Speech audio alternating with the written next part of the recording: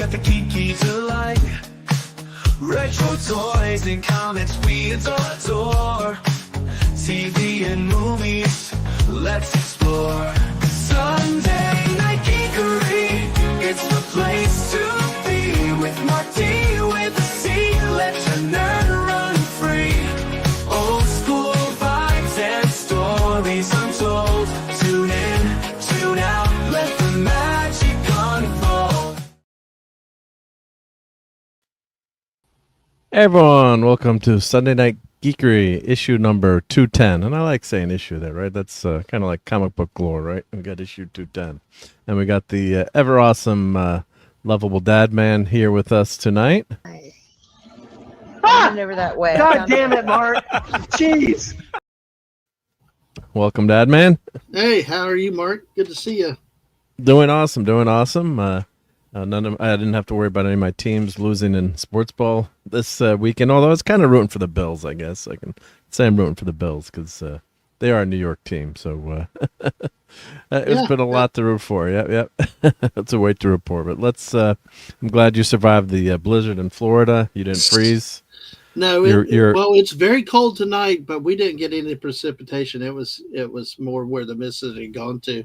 They had about an inch, but it just didn't stick on the ground all day. It melted when the sun came out. Good. So your oranges didn't freeze, right? Nope. Well, they're freezing now. They're freezing now. It's cold. Yeah, I'm joking, but yeah, that does add a lot.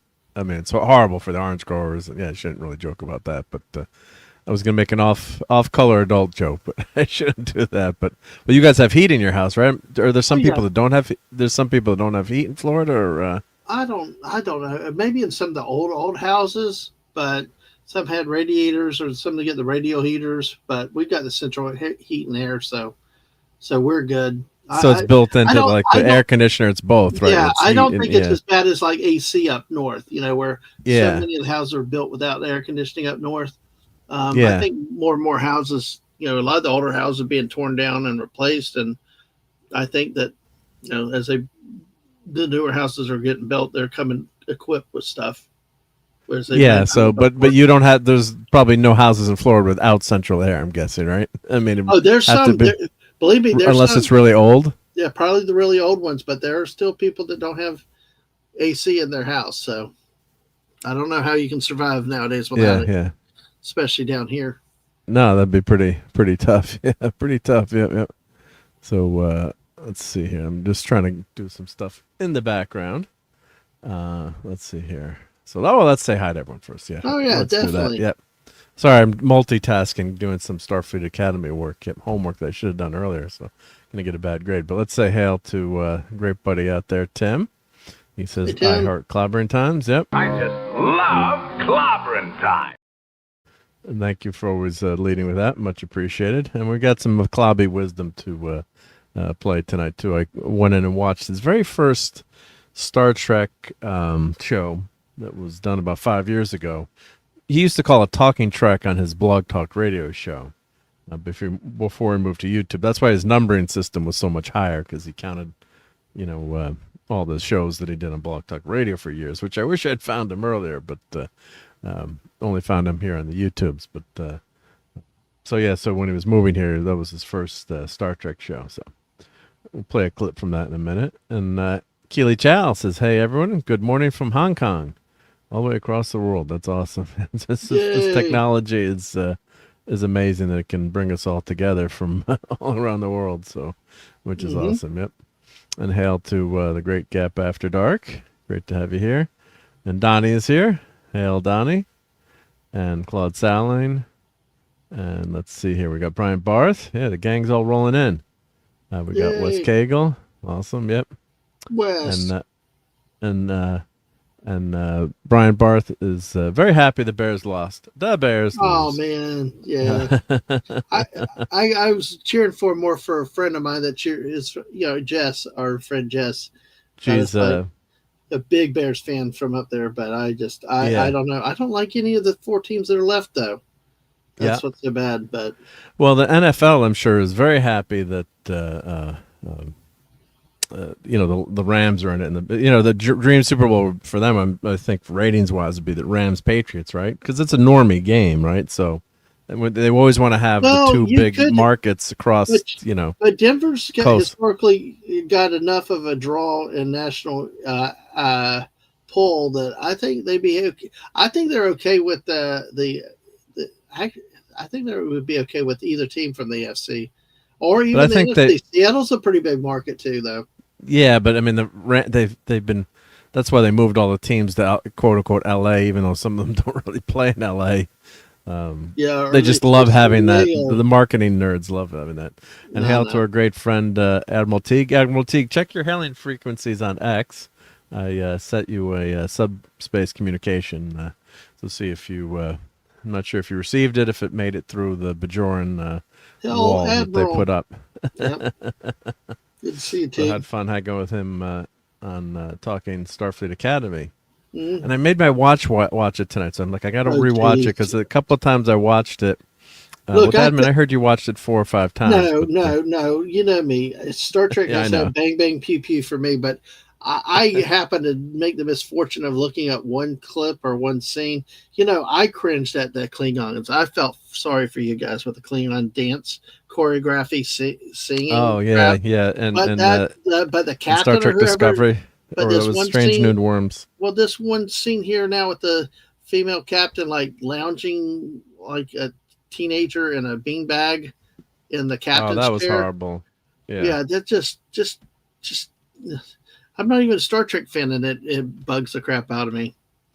Yeah, I just why just. Oh, I heard a ding here as I'm typing on the other screen. So hold on, it's like hopefully it's a hailing frequency incoming here. Let's see. Oh, it's the great Admiral Teague is joining us. Hey, Admiral. Hey, Teague. Good to see you. What's up? I'm just sitting in my command chair. I'm not skidding. What the? I think my your legs are not high enough up, and you're not leaning enough off to the side. You really got to do it right, and you got to grow your hair out a lot longer, Teague. When I listen to our commentary, I think my comment stands. It looks like Jennifer Aniston drank from a false grail. Oh God! But I did make my wife watch it again. See, I'm drunk on Starfleet Academy. I had too much decaf coffee today and hot chocolate. But yes, we'll get to that in a second. But she had some comments. I'm like, you're a normie, right? I mean, other than putting up with me. And she's like, you're really gonna make me watch this? I'm like, yes, I'm gonna make you watch this so I can get your opinion on this because I'm too close to it, I think, in some way. You just want to get like, what is someone who's only watched like 3 episodes of Star Trek, and been dragged to all the movies think of this. So, but great to have you here, Admiral Teague. Let's keep saying hi to everyone in the chat here. Honor to be here. Thank you for letting me be on to talk about all these great shows. The only one I haven't been watching is Fallout. Yeah, but I didn't get to Fallout tonight. That was on my list to watch. But good. So I'm up to speed. So you're okay. And Dad never watches any of these shows anyway. But we just bounce off each other, and there will be no quiz. It won't take you 3 weeks to get into the Starfleet Academy. But you could finish the exam on the way on a shuttlecraft and get into the 98th percentile. But you never know. I had the second episode. Someone told me there's yet another episode. I thought what we saw was 2 episodes welded together because at the half-hour mark, the Klingon is like, I could have a friend like you, and I'm like, oh, that must be the end of this episode. But then it just keeps going, and I'm like, huh? So nope, there was another one you missed. 2 episodes welded together. Is it equally intellectually challenged? In a lot of ways, it is. Yeah, it got slightly better, which is a very low bar. Caleb is uber annoying, but they had someone that looked like shorter makes it better. They had an actress that looked like Anne Hathaway, so like a very young Anne Hathaway. So that was easier on the eyes, but that's my Toxic Tuesday self coming through. But every once in a while, an attractive background actress slips through the vest on Kurtzman. He's like, damn, who allowed that pretty woman on there and didn't ugly her up? How'd that happen? Yep.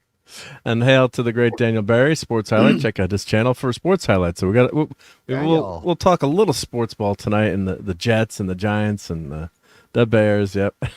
I know Teague is a Jets fan. Big Giants. I can tell you the whole Jets thing right now. You know what? I am rooting super hard for the Seattle Seahawks. I don't care if they have to cheat. I don't care if we have to give like one of their offensive linemen a pistol with like 3 rounds in it and he spins the cylinder before every play to keep people back, to give Darnold the pocket. I don't need a repeat of that 10-sack knockdown from the Vikings game. I want to see Sam Darnold, the guy whose jersey I own, hold the Lombardi trophy over his head, only because I hate Woody Johnson so much, and that's what it comes down to when you're a New York Jet fan. I mean, I'll Could take you imagine that poison pill. Could you imagine if Darnold? Because then the Giants got times, but he was wearing but and then the Giants got rid of Daniel. Their quarterback was doing awesome this year until did he tear his ACL or the old Giants quarterback? Right, Daniel Jones. Daniel Jones, yeah. So he was doing. He played in he was doing Indianapolis amazing. This year. Yeah, he was doing well in the Colts. Yeah. Then he got hurt. And he got hurt. Yeah, tore his ACL, but they were headed to the playoffs too. So they were always. F the Rams, says Keely. And we proved that the Jets can do no right because our other backup quarterback Flacco didn't do so better than any of our quarterbacks that we held on to. 4 years ago when we had Flacco, we just keep holding on to him until he turns into dust. Right. He's going to take a sack one day and just it'll be powder. Powder, yep. And hail to we got JT Kirk. They say hi to Buddy. We got Finity. We got Lemon Pie. We got Wes Cagle.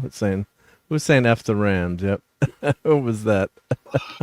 I don't know. That's I don't like in some states. I don't like any of them though. I don't like any of them. I mean, the whole Super Bowl is going to suck this year between the 4 teams. I just don't like any of them. But maybe they'll have good commercials this year again. Yeah. I just know that I have to start taking more vitamins and increase my cardio if I'm going to live long enough to see the Jets win a Super Bowl. It's going to be a long road, as they say in the world of Star Trek. Well, Dallas under its ownership is saying, "Here, New York Jets, hold my beer." Yeah. I mean, Jimmy Jones is having a terrible end to his ownership, but he did have a great appearance on Landman. Oh, good. Yeah. Landman was awesome. The Landman season finale was awesome, I thought. Raised the whole season an entire grade because in the middle we got real lost.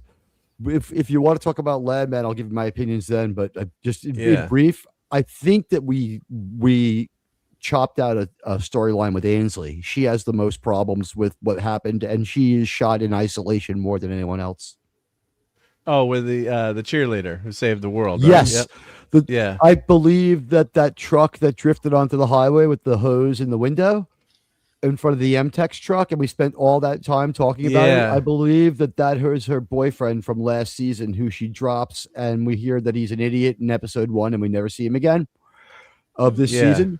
I believe that was her boyfriend, and they were like, "This is too dark." And at the same time that happened, they got beat up with the this show has all horrible female characters, to which I say, show me the admirable male character. Even Cooper is a blithering idiot. He's an idiot. He hired 40 dangerous oil riggers with no means to pay them. Yeah. Why is he still alive? Well, he thought he was getting a loan. That's why he thought he was getting he was going to get the loan, but he made no provision for payroll when the loan was going to give him money, and he didn't find out when the loan was going to be deposited in his bank account. He just told people he was Tommy's son and got them to work. Yeah. He's committing serious fraud until Tommy bought his claim, and then idiot Cooper says, "So I got nothing." It's like, dude, you're not going to jail or going to get killed by a bunch of people you screwed out of like 4 weeks rigging pay. This is not an easy job. Your first crew blew up day 1. Yeah, remember they didn't make it out of the neutral zone alive. Poor crew. Yeah. What was really cool about that was Michael Pena is such a big actor. You were completely fooled. No one is ever safe in Tower Sheridan. You never know. Yeah, you thought he was gonna make it. Yep. Yeah, I'm trying to get my tabs organized here. Sorry. My favorite character, I just want to say he didn't get enough credit, was the guy trapped on top of the oil tank during the H2S leak. What happened to him? His name was Teague. I don't know, but his name is Teague. So I think great things are in store for this character. I think next season he comes back and solves everyone's money problems. And we find out that he's like, in the time that I've lost my sight, I've developed a real flair for cryptocurrency. I'd like to help Cammy out of her current position. And by the way, Cammy looked like an idiot tonight. Oh, the lawyer, right? No, Cammy is Demi Moore. Oh, Demi Moore. Yeah, Like definitely. Yeah. I wonder why Monty kept all of his records on easily destroyable, hard to find stuff. Because we're going to jail. We've got the great JT Kirk here in the house. Hey, JT Kirk. Good evening. Good evening. Hey, awesome. I saw these great three to have fine you, gentlemen on the screen, and I said, I have to get in on that. I don't know if we call us fine gentlemen, but here, let's play. We got to play something Star Trek for JT coming in here. Sweeney for sure. No, we're definitely not Sydney Sweeney. And hail to the great Steve Mitchum, and we're going to play his intro.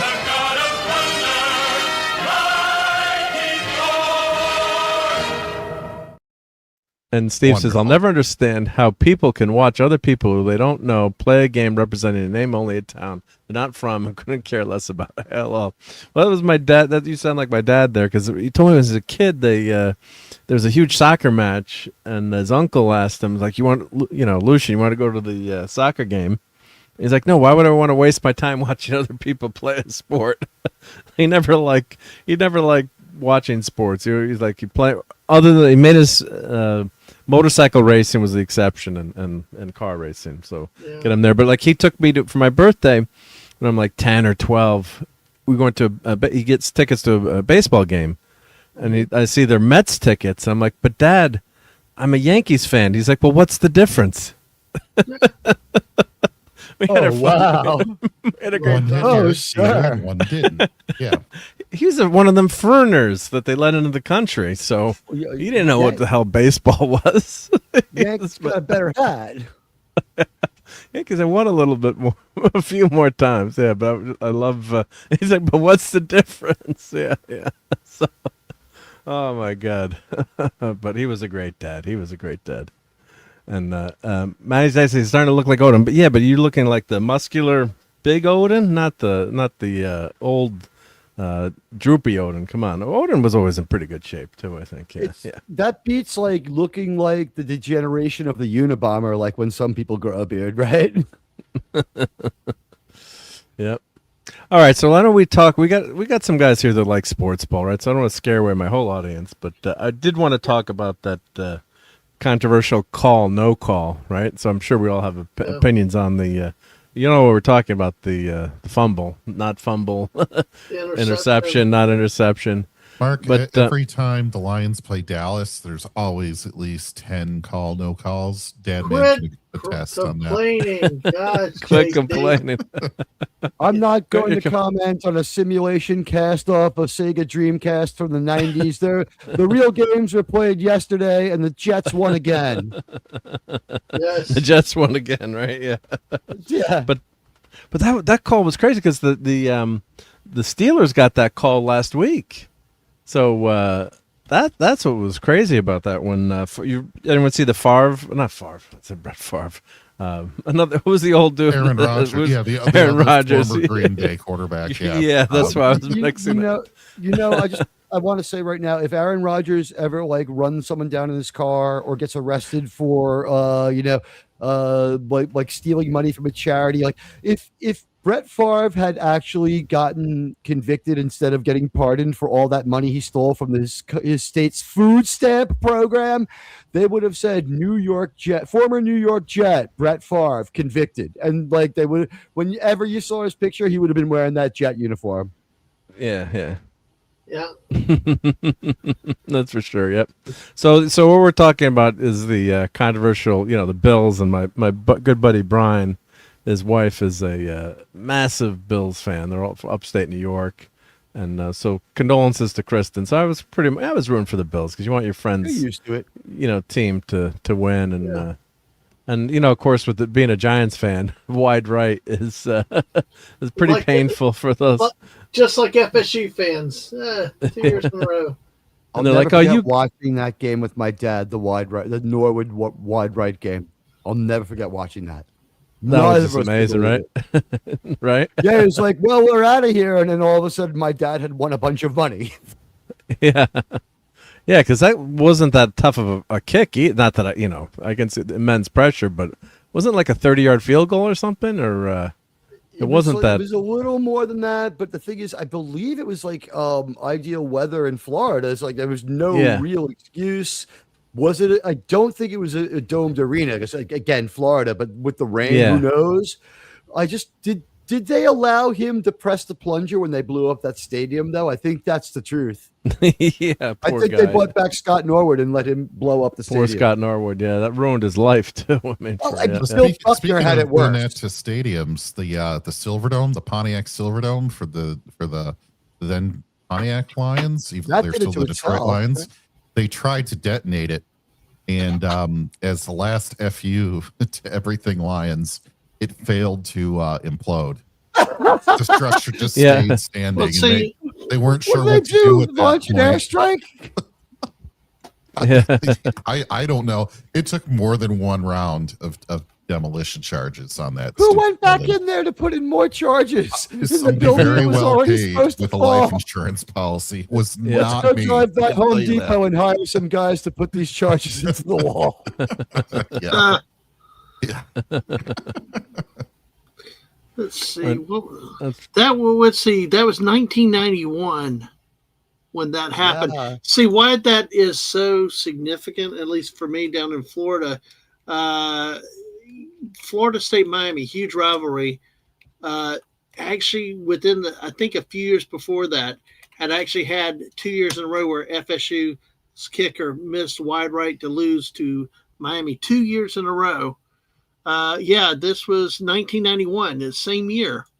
Same year Scott Norwood. See, no, that's the same. It happened the same year as Scott Norwood's miss. So that's why I always related it, Scott Norwood's wide rights, to the FSU, because it happened back-to-back years in the FSU Miami game of wide rights. And so you just how it happens like that. The reason I would bring up the 1991 wide right is this. If you're a fan of the Broncos, you might be a little disappointed. But in 1991, Phil Simms got hurt in the first round, knocked out, and a guy named Jeff Hostetler came off the bench and beat Frisco and then beat Buffalo for the Super Bowl. So don't despair. You've still got a chance, man. Oh, well, listen, I think Mark's about to dominate the NFC East for a while. I think you getting Harbaugh, getting a real legitimate coach, when your ownership stays out of it like Dallas's, you're going to win Washington's you'd at least compete again. Dude, I think you're going to dominate. I think you're going to turn around really well and be more than just competitive, but by having the head coach, a legitimate head coach finally, not somebody that attacks the injury tent and all the other things you've had with coaches. Not casting stones as a Cowboy worse coaches. I'm sorry. Yeah. You have not had anyone like Gase. Hey, listen, it doesn't matter what we have in Dallas. Even when we had Parcells and good coaches, the owner took care of that. So. Former Jet coach Bill Parcells, I know about how he can be hamstrung. Yeah. But I will say, though, I did not mind when Leon Lett got stripped by Don Beebe. That was one thing that Buffalo did that made me happy. See, I could care less if Buffalo was that wins. Was that the game in the snow? No. That was the game on Thanksgiving Day with Miami. No, this was in the Super Bowl. Don Beebe chased him down from behind. That one. Yeah. When the game was they weren't going to win. Yeah, exactly. They weren't going to win. Because theoretically, I won some money on that because of a square thing. So, but we don't condone gambling. But it was a good result for this Cowboy. We didn't need the extra points. Yep. Who needs the extra points? Yeah, no, but that's when it came up behind. Yep. Yeah. And so that was such a cool play. And hey, it's good. It's Don Beebe. Don Beebe got my respect after that. It was like, dang, you don't see professionals hustling like that. especially in a blowout game. But I'm trying to find a clip of the call that I can show here. Yeah, somebody did say in the chat too. Somebody did say in the chat too, and about the current playoff situation is with Bo Nix broke his ankle in the game. Yeah, that's crazy. But second, it didn't even look like it was anything that weird that would have knocked him out. I heard they amputated today. Are you allowed to show anything from the NFL? Well, I want to know. I'm finding something that I can just show clip, like just show what you call, like just move it and not show it. Yeah, super copyright people like the Walt. Oh yeah, I'm just going to show the screen, not the. I'm not going to move it. I'm not going to play the video, but I'm looking for something. I played copyrighted material. Listen, I played and talked over to make it fair use transformative. The old Egg Bowl, Mississippi State with the dog piss game where the guy got the touchdown, crawled in and acted like a dog urinating on a fire hydrant, and then they got a copyright claim for that. Yeah, claim, but then again, a claim is all right. Yeah. Then 15 yards back and they missed the extra point. It was one of the great endings of things because there's so many great calls and plays that it'd be just cool to show for people. To see, not to make money off it, but it'd be nice to be able to just show people how some of the great moments in sports. I mean, we have the announcers today are not like they used to with Keith Jackson, Vin Scully, Dick Enberg, and all. I mean, we got all these drama queens trying to take over broadcasting. Too much. It's about them. Yep. Yeah. So I'm not gonna. The best one out there right now, in my opinion. Tony Romo just runs circles around Joe Buck, and I can enjoy Tony Romo broadcasting almost any game. I get what's his name from the Patriots every single week. It's Brady. Oh yeah. Oh, it's hard to remember because I mute the TV. It's better to listen to it silent. Yeah. I agree. He's been moved down to their C team. He needs development. It's as bad as when Joe Montana or Dan Marino showed that they could call plays, but they couldn't talk. It's like, Joe, what do you think? He's like, I think they need to run, red 31. It's like, Joe, no one knows what red 31 is. Yeah. It's like what he needs to do is laser to the left and then look for his deflection man. The third pickup is like, something as complicated as throw to your own backs is beyond most of our audience. They're drunk already. Just Dan, please. Well, my current favorite announcer is actually in college is Brad Nessler. He's been around a long time and he's moved up into some things. Although, mine's Mark Sanchez. Innocent until proven guilty, by the way. Oh, he's actually pretty good. Well, yeah, he was pretty good until he got had his troubles. He wasn't bad on announcing. Yep, he was a good announcer. I always remember butt fumble though. Yeah. We're gonna have to hear about that till we win the Super Bowl. Yes, you do. It's never happening. You never even tried Tebow quarterback legitimately. Rex Ryan couldn't have handled that. He's like, I'm sorry. That's Bronco playoff game with him as quarterback is painful to watch. That is painful to watch. But he won the game. He can throw the ball. Look, Josh Allen could not throw the ball coming out of Wyoming. And look what they've done. And look what they've done with all these quarterbacks. Spread option offense. If you'd have run the Tebow type offense, these modern offenses now. Back then, when he came out, you had to take snaps under center. All the scrap you had to do, but the league then for everybody after that changed the offenses. They didn't force everybody under center, pro style. They adopted the spread options and stuff like that. You put him in a legitimate offense to these states at his prime, he would have done well. I still submit it. Yeah. Well, and Terry Bradshaw was one of the worst friggin' quarterbacks statistically, and he threw ugly passes. But you know what? Terry Bradshaw won how many Super Bowls? Give me a 50% Franco Harris got that Hail Mary for him. But no, there were Lynn Swan, John Stallworth killed the Cowboys in the Super Bowls. Give me a quarterback that may not be ugly, but it can perform in a game, and especially in the big games. Like give him.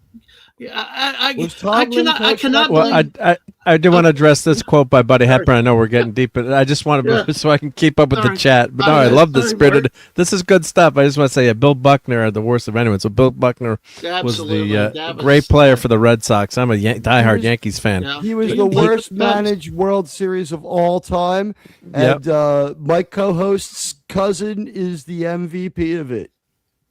Oh yeah, that's right. Yeah. So.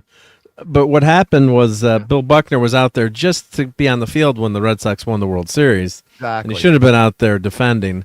And, of course, as my Red Sox friends, big fans say, the game was already tied at that point and basically lost. And you had wild pitches. There's a lot of stuff. But, Bill Buckner became the scapegoat. But did he make the Hall of Fame? He should have been in the Hall of Fame. Didn't he have 2,800 hits or amazing career? But there's a cloud over his career because the pitcher he hit the home run to take them to the World Series 2 off the Angels, that guy self-deleted. Oh yeah, he did. Yeah. Over it within a couple of weeks, maybe a couple of months. Oh wow, that's right. Okay. Yeah. Jeez. But so Buckner. If only Alex Kurtzman had these kind of feelings when he. No. We're kind here. We're kind. Yeah, or at least I am. But yeah, I don't want to have to go to confession. But it's Saturday is only a few days away. Yeah. But so Alex, if you're listening, it's okay. Just retire. But Buckner was to him. Apologize to his wife. She takes the questions. Did you watch the press conference? They addressed her first, and she answered all the questions. And he just said, "Yes, I have made a show my wife can be proud of," and he just slinked away.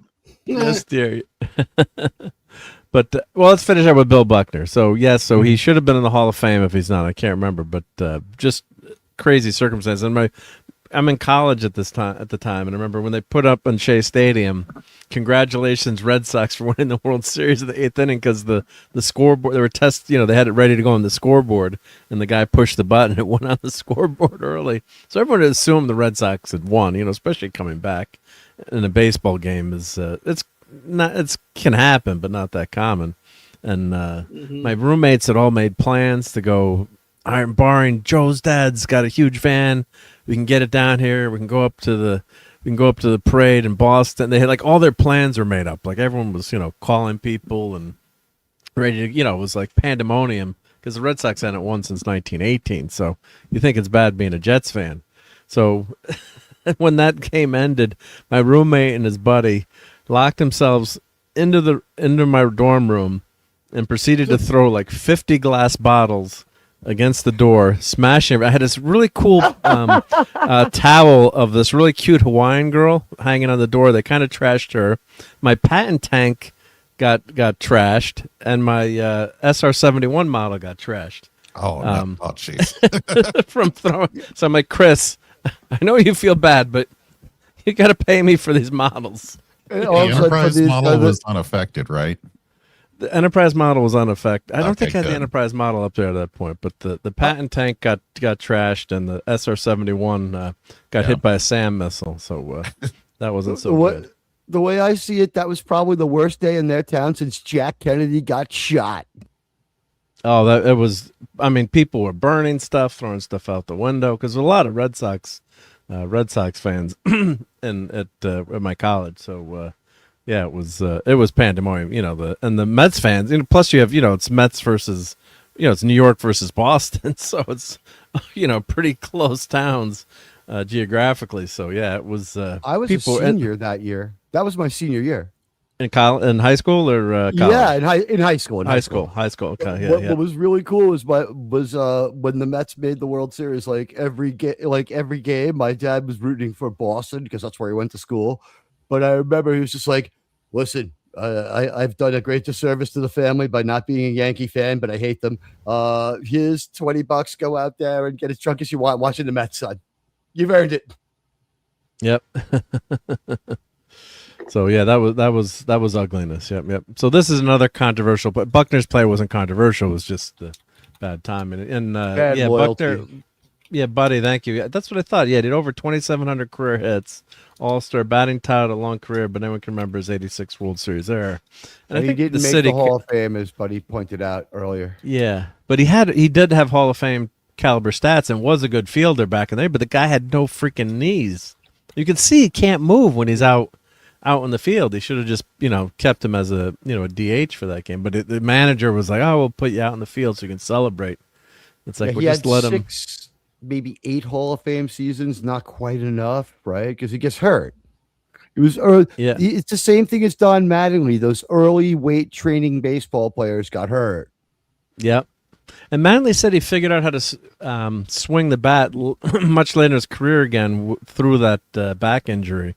But for 4 years, Mattingly was one of the best players in baseball. He had really didn't last final 2 seasons, though.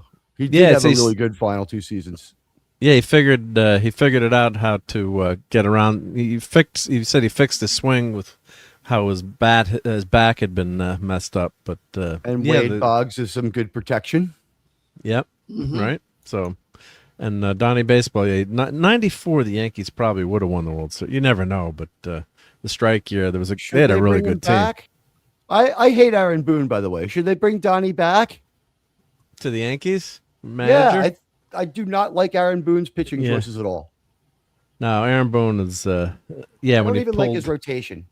Yeah, it's not good. Yeah, not good. Well, I can tell you there was a funny. He lives kind of near here, so a funny thing was the parking lot at the high school was closed, and he waves. Not that he was asking for anything special, but like he was coaching a game for a kid, or going to see his kid play in a local game, and one of the moms is like, "How come the cop let him through?" And like, well, he is the manager of the New York Yankees.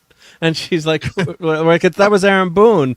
And she's like, Boone who? Boone what? Like, Boone's like Farm Apple Wine? Yeah, Boone Daniel. He's like a nice Boone enough Daniel. person. Yeah. I have nothing against him as I've heard he's a nice person. Yeah, I know. I'm joking. He has a good October because he's married to Miss October 1997. Maybe that's why he had such a good. But that was no one expected him to hit that home run. I was at that game. Oh, you were at that game, Aaron F. and Boone, because my brother-in-law is a massive Red Sox fan, and he was I was killing him over that. But of course, the 2004, we never get to live down 2004. I believe that Jorge Posada won that game by starting that rally by whacking one right over the head of Big Papi off the wall for that triple. And that when Grady Little came out to pull Pedro, everyone in Yankee Stadium was jeering and going nuts. Yeah. It was absolutely insane thing. I'll also say, as the huge Wakefield, God bless Wakefield, just passed away from cancer. He would have been MVP if they had won that World Series. He was heroic. Did he pass away?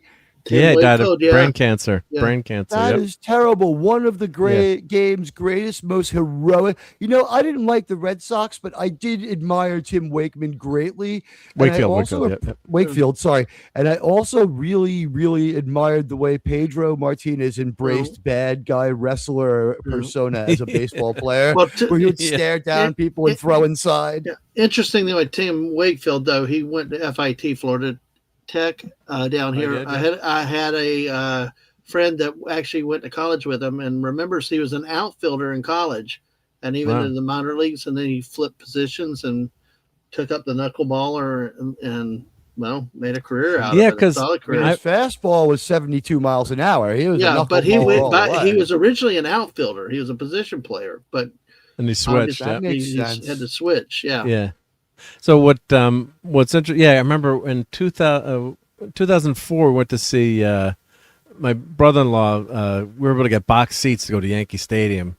Oh God, that was so nice to have those seats. The only time I've ever been a luxury box behind home plate, like through one of the you get it through like a company, or I don't know how we got it. And it's like we had these really big tickets they gave us, and I'm like, I don't think we have to wait online with the rest of the peons here. And so we get the tickets. They're like, no, come right here. We're at the, and it's like we're on the elevator, with Jordan Steinbrenner going to see the game. It's like, I'd like to. So we went to the game. Wakefield's pitching. The Yankees destroyed him 14-2. But of course, then when it was playoff time, they couldn't hit Wakefield. So I'm like, I was ragging my brother-in-law that day. He's like, remember when you were ragging me about Wakefield not being able to get the Yankees out, and Strawberry I think it was Darryl Strawberry cranked a couple home runs that day, or at least, it was a fun game, and then the Yankees couldn't touch That's really a them way to watch a game. I've got into a suite at Comerica Park here in Detroit one time back in 2000. Wow, it's been 26 years, but I still remember it so vividly. It's the best way to watch the game. In that suite we had, next to Joe Dumars in his suite on one side, and then speaking of that, on the other. Yeah. Well, speaking of that, Mark was telling me earlier he's his own boss, so Mark needs to rent out a skybox at Yankee Stadium. There's my budget for the year. And treat us off to a nice event there. Everybody buy some doomsday machines. Buy a lot of doomsday. Yeah. You know what, Mark? Here's how we could do it. Here's how we could do it. If we co-invest on a table together at next year's New York Comic Con, you could sell off enough of your old swag, and I could talk enough bullshit that we could get enough money to go to a skybox with all of our co-hosts together next year. Yeah. The plan is we're all going to meet at the Paramount Theater in New York for the premiere of the Star Trek movie next year. Awesome. Year. Yeah. I can tell my accountant. Yeah. Good news is I had a lot of revenue. Bad news is I had a lot of expenses too. Yeah. Well, hey, $20,000 for a table at Comic-Con. What the hell is this? Keep your profits down. Keep your profits down. Your tax liability down. But right. Yeah. Who wants to make money? Well, here, let's go over this play. Let's go over this play since I have it up on the screen. But so this is the catch. And what I'm going to do is I'm going to turn off the. Keep removing and adding it. X-Files fans, this is redemption for if you believed the Smoking Man. The Smoking Man is always right. He said that Buffalo would never win a Super Bowl while he was alive. Oh, he said that, yeah. Oh, yeah, and that's why the rebels against the aliens wore Buffalo Bills hats. Yeah. Wow. So here's the. I'm forgetting that. I forget a lot of stuff. To me, looks like so I was going to say, ball and he's bringing it down. He completed a football play, is what it looks like. So he has complete control of the ball. I thought that this was a catch too. Yeah, so he's got it now. The way this rule works, right? I guess say he had taken 5 steps, right? Mm-hmm. And the guy hits the ground. It's instantly down by contact, right? So what's under review here is this down by contact, right? Basically what it is versus... Have steps been added to a football act now? Is that they changed the definition of the football acts? Oh, that's what I think so too, because when I saw it at full speed, I thought it was an interception. I didn't think that he actually had possessed it enough to make the football move. They both went to the ground simultaneously, but unlike simultaneous possession where they're both holding the ball, the defender ripped it away very quickly and took the ball away. That's why I felt like the interception call was probably the right call. But, that was at live speed, live action. Yeah, so I think... But then again, but this is also here's the crappiness of the NFL officiating. Right there, they ran that through and called it interception, right, instead of him down by contact. Last week, with the frickin' Bills getting the cooking from the league's officials at Jacksonville, they went to the shin on a 4th down and short, a shin on Lawrence being on the ground when he was touched to spot him short of. I'm sorry, I don't give a friggin' care about the shit. It's always been the knee. I mean, the knee, your forearm your elbow, wrist. I've never seen them go to the microscopic looking at the shin. But I guess if that's the rule, if that's really what it is, then they need to make it clear, because all I've ever heard over the years was the knee. The knee is down. It's never been shin or anything lower than the knee. Didn't they change the rule as well, Dadman, in terms of when it doesn't a tie reception goes to the receiver now, the offense? It's supposed to be that way. It's always been that way. But a few 4 or 5 years ago, there was a controversial play in the end zone where a player was stripped from the play, and it was kind of like this play, I think. And they had refined the rule so it went to the offensive player. But what's crazy about this was it seems like he's always got the ball. There's no obvious juggle, and there's nothing going on here where you'd say the ball was juggled or it fell out of the air. Like when he makes those 2 steps, his knee goes to the ground, and let me go back to this. Roger Goodell already here. had his phone in his hand before the play. He's like, now you're going to find a way to stop this drive. Yeah, because if he comes to the ground with this, I guess this is new survive the ground bullshit that's been part of the league now, where you can't, like, if you're playing on the playground, right? If you cross the line, we'd always call it, that's a catch, if you just juggle it just a little teeny bit, now it doesn't count. But I don't see any juggling or anything to overturn this. But the other thing that was controversial was they didn't go to replay on this one, correct? No, I don't think they did. I don't remember that. Didn't even call a timeout to get an explanation, and they never. Did they not review it? Yeah, it was pre-explained to them by Roger Goodell who was going to win this game. Right, exactly, like Buffalo, Jacksonville. They're almost becoming WWE, where they're wanting and I mean, like JT will tell you, the officiating against the Lions so many times, you would think. Oh yeah. I mean, it's hideous in these leagues, and except on Thanksgiving.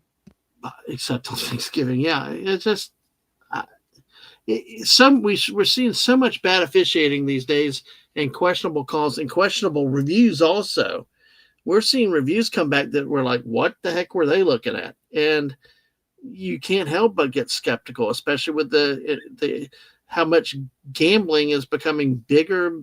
Yeah, more open and endorsed in the league and everything else. Yet we now have college athletes on trial for point shaving and dealing with gambling. Weren't there like 20 players that got? Yeah, it was indicted. I remember. Yeah. People huge can't number. afford to drink anymore. Watch the NFL commercials. Yeah, right? Alcohol is too expensive. The only good news is that the commercials in a couple of years will be less stupid because they won't be calculated for people who are drunk. And that maybe, and I don't know why, when it's on the East Coast, it starts at like 11:30 in the morning.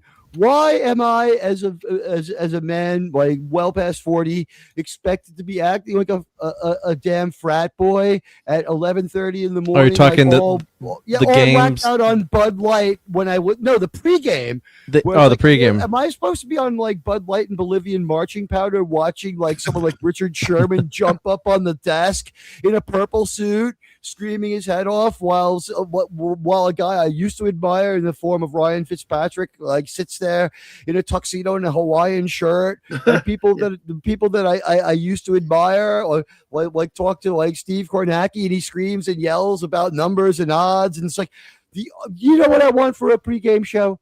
I want Bill Belichick and his girlfriend. They're involved. It's infectious. It makes me feel good about my goals long term in life, and he's going to give you a pretty good interpretation, and she can just hold up the numbers for the scores. Yeah, the crazy thing is how much gambling they're showing now too during the games. It's like, just bet on the games, and alcohol consumption. Sound like I'm drunk now. Is way down. It's down by like $750 except on YouTube. Yeah, $750 million. It's a mess. I mean, it's for the companies that sell alcohol. I guess the youngins have gone much more healthy, and I pretty much don't drink anymore. Isn't that, Mark? But they said the young people aren't consuming alcohol like they used to. That was I read the article. Mm-hmm. Yeah, I think it's financial. I'm going to ask you a question. You think it's financial too, right? I think it's financial. This is my question to you. I think the football thing's financial too, because think of how much that affects our economy. But for a moment, we're not that far apart in age. Let's think about this. It's the 80s. We have a plethora of good movies to go see. Early 90s, whatever it might be. It's Friday night. It's a lot easier to get away with stuff where we are. We have mass transit, right? We take the subway or whatever to go see a movie with our friends beforehand. We go out, we have a bunch of drinks, we see a movie. Maybe you go to a club afterwards, you go nuts. And you know what? You could get through an entire weekend on like $60. The bar. My son lives in New York City now. Drink. Yeah, he said it's $100 to go out at night if you're frugal. Absolutely. If you're frugal, you're not going to catch a buzz. You're not going to catch a buzz. This is why I enjoy having a couple of drinks after my show ends with my crew. where we talk about future ideas and positive stuff.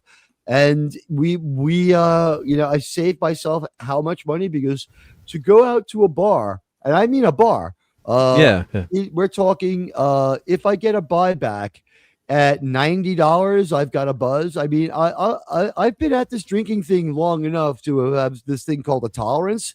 So what am I to do? Drink alone at home, like, and just suck down like I drink alone, so much money with nobody else but myself. There's plenty of guys like that. I had gosh, it was this past fall. I had something scheduled for the electricians to come out and upgrade my electrical service and a bunch of other stuff. I won't bore you with those details. But they were scheduled to come out Monday. Did you get a 200 amp panel? We always need more power, Scotty. I got a static transfer switch. I got a generator bypass added, and then I got a EV plug. Way to go there too. So yeah, it was a good enough deal. They were going to make some money on me, right? And they called me 20 minutes before they were supposed to show up, and the office called, and they said, "Yeah, all of our electricians are sick today." And I thought about all sick. They're all sick. The Lions were playing this was back in like October. I think the Lions were playing like Dallas or somebody, and the game was starting at earlier. It was the late game on Sunday, so it was like 9 o'clock. Oh, okay. So no one made it into work. Yeah, no one made it into work. They all had the brown bottle. They had the Monday bug. The Monday bug. Yeah, $20 call. And she said we need to reschedule. I said okay. And she's like, how about next week on Tuesday? I said, no, because the Lions are playing on Monday. And she just was kind of quiet on the phone for a second. She's like, good point. Let's good point. On a different day. She knew that I was just irate. So, I mean, people still do it. Why would she make that mistake and have you doubly angry? It's like, I've just burned 2 days, like I have a vacation here, for your goddamn drunks. It's like, one of them hit AA after losing the money on yesterday's game, sir. We expect him back in time for, did they at least win the game, JT? It was early enough in the season. I think they were still winning. Yeah. Mark, I think the real issue is they're not drinking as much, but at least in my state where, your Jamaican weeds are totally legal, except for when the feds get involved. The amount of kids, like I'm talking high schoolers with vape pens. It's huge, probably. Trash bags of the stuff that the teachers catch in a high school every year, and they're not catching most of it. So I think a lot of young people have switched into the vape habit, and that's instead of drinking. That wouldn't surprise me either. Yeah. No. You know what? It makes sense because there's no smell to it. When I got told I can't smoke anymore last summer, I had to quit like right away. And I've been dry herb vaporizing, and I still get the effect, but I don't get as confused anymore. Like remembering my point, it's like I don't know what I meant. Like that doesn't happen anymore. So you stop watching Discovery, so it's kind of hard to line that up and say the one thing. Liquid is nothing like the dry herb vaporizer, though. The vape pen liquid, who knows what you're getting. Oh, okay. There's a difference. I don't know anything about vaping. There's been a lot of kids that have bought like knockoffs on that kind of stuff and gotten very, very sick.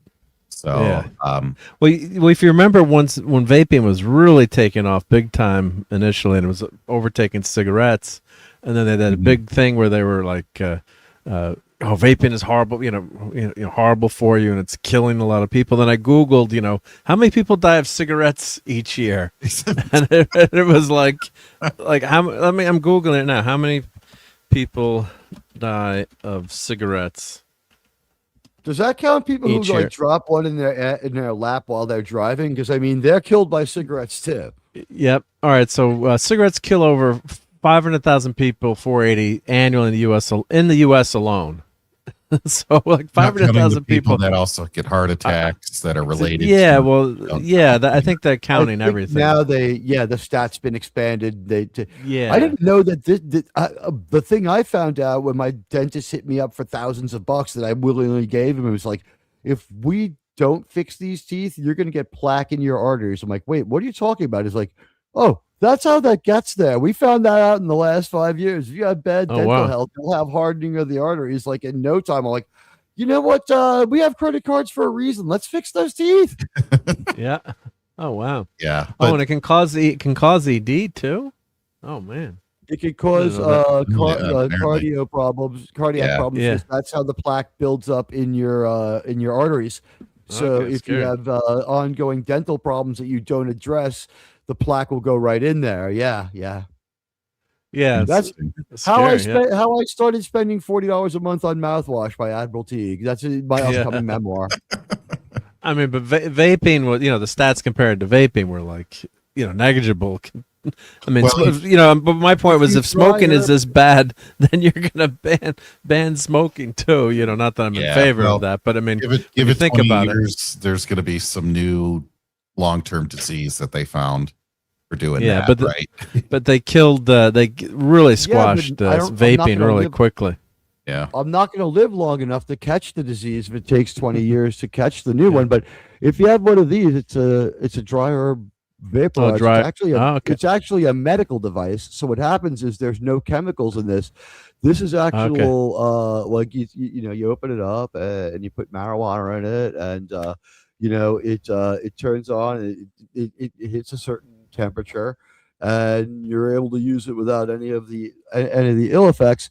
And also the convection heating keeps it raises the quality. You don't get any of the benzene or other things that are so bad for you that are in marijuana. But like, why should I have to be in pain when I've been double prescribed this? Like, that's a medical prescription. Yeah. That's That's a really nice electric tea kettle there. Yeah. I don't have one anymore, but when you needed one, I did have. I was one of only 1,000 medical card owners in New York State to live more than 1 year with the card. Wow, it's really hard to get. But I recommend the stores in Bickle Mighty. I'm not that disabled, but it can be pretty painful. Like you've got to be kind of convincing to get this one, especially back before Cuomo was found out to be grabbing every ass in sight and just made it legal out of nowhere. And we woke up one day and you could I think it was on 420 too. It just happened to fall 420 on that day. Yeah. It was just like you wake up that day. It's like marijuana is legal in New York. You're like, wait a minute, I went to sleep and it wasn't even a big discussion. What the hell happened? And it's like, you see Cuomo on TV. He's like, please don't impeach me. Just smoke this and think it over. Like, they're just a bunch of chicks. No one cares. Yeah. The other thing too, Mark, is like you start thinking about this football culture and all of this other stuff. And we're talking about, people that would drink before this and the younger crowd can't do it. Yeah. I think the younger crowd's been pushed out of even being able to afford to get into these stadiums. I know tickets to these games have never been cheap, but I know going down to the Lions game is like a once a year treat at best. Yeah, almost everyone. It's a fortune, and I know New York can't be any better. No, because it used to be. I fly to Florida and go to spring training games rather than go to a baseball game here in New York. And it's cheaper, right? Same price. It's about the same. Well, with the vacation that I get, maybe $50 more expensive. But it's hotel room. But it's you get the hotel. But if you stay for a week and it's a vacation, the games are cheap. Yeah. And the beers are dirt cheap, and they serve you to the end of the game because it's not a Major League Baseball game. So I remember going to see the Yankees play the Phillies, and I was up in the upper deck where all you do is drink. And by the way, that's the Tampa Bay Stadium for the next couple of years. That's right. That small stadium. Yeah. It's actually the field is the same size and dimensions. No, I mean I should say the stands. That's what I meant. Yeah, 10,000 seats, I believe. Yeah, the roof. However, the roof got ripped off Tropicana Field during one of the hurricanes last year. But they were only selling 10,000 seats per game anyway, and now they've jacked the price up, so it's perfect for everybody. What sucks is in Florida, you're only allowed to charge $2 to be a scalper. But so I ruthlessly bought my ticket. Yeah, and all the professional things like all these resale markets get. Never mind. Sorry. You just have to register as a reseller for $2 and you're legal. No, you can only resell for $2 no matter who the hell you are in Florida. Yeah. When I was there, now this was before. It's been a while since I was there, but when I went to that particular game, I was up in the upper deck of Steinbrenner Field just getting wasted. I saw David Wells throw batting practice. But while I was there, Rex Ryan showed up and started buying beers for everyone because he was still Jets coach. Okay, awesome. That's awesome. I had the best time. Yeah, I like what Buddy's saying. Go see a banana ball game if you've never. I am in Savannah bananas are awesome. I entered in for the tickets. They should be in my area at some point this year, and hopefully the drawing is soon. It's not just Savannah. There's at least 3 other teams. They've actually making it more of a league in a way. Yeah. There's not just 2 teams. And they kind of rotate between the all 4 playing each other now. So. Yeah, it's a right of return to see Havana, so that should be a good game. But yeah, Mark, this play, I don't know. I think. Yeah. I don't know whether that's the problem. If you slow it down. It gives you one. And I can't play it to show anyone, but watching it in live speed, you can look at it a different way. It just the fact that they didn't really stop and review, and that's the other thing in the NFL. That should have been reviewed. Well, in college they review everything nowadays. In the NFL, I think they're more the scorings get reviewed, and then you have to challenge. And I don't think they had the review every play. Well, that was an overtime. They have one challenge flag left, right? I would have thrown the flag on this one. Yeah, I mean, I don't know why it wasn't reviewed. That was got a better insane. than 50-50 chance when you throw the flag. Just anything could happen because even the officials took so long to figure this one out that you have to throw the flag. You're compelled to throw the flag. I fire my coach, honestly. He's proven to be a failure in big games. F him. I don't know why they weren't going after Harbaugh secretly and quietly because I want an upgrade in the coaching position. I know Josh Allen can kind of get it done. Yeah, this was, and then even if it doesn't go your way, at least you can say, well, I threw the flag, right? You know, I went for it, right? So, you know, even if it doesn't work out, that's okay, right? This is one of the most debatable calls in all of football. Like, how critical was their timeout situation that he couldn't have done it? I don't know. I mean, I don't think. Then he ended up calling a timeout. Apparently, he called a timeout to get an explanation.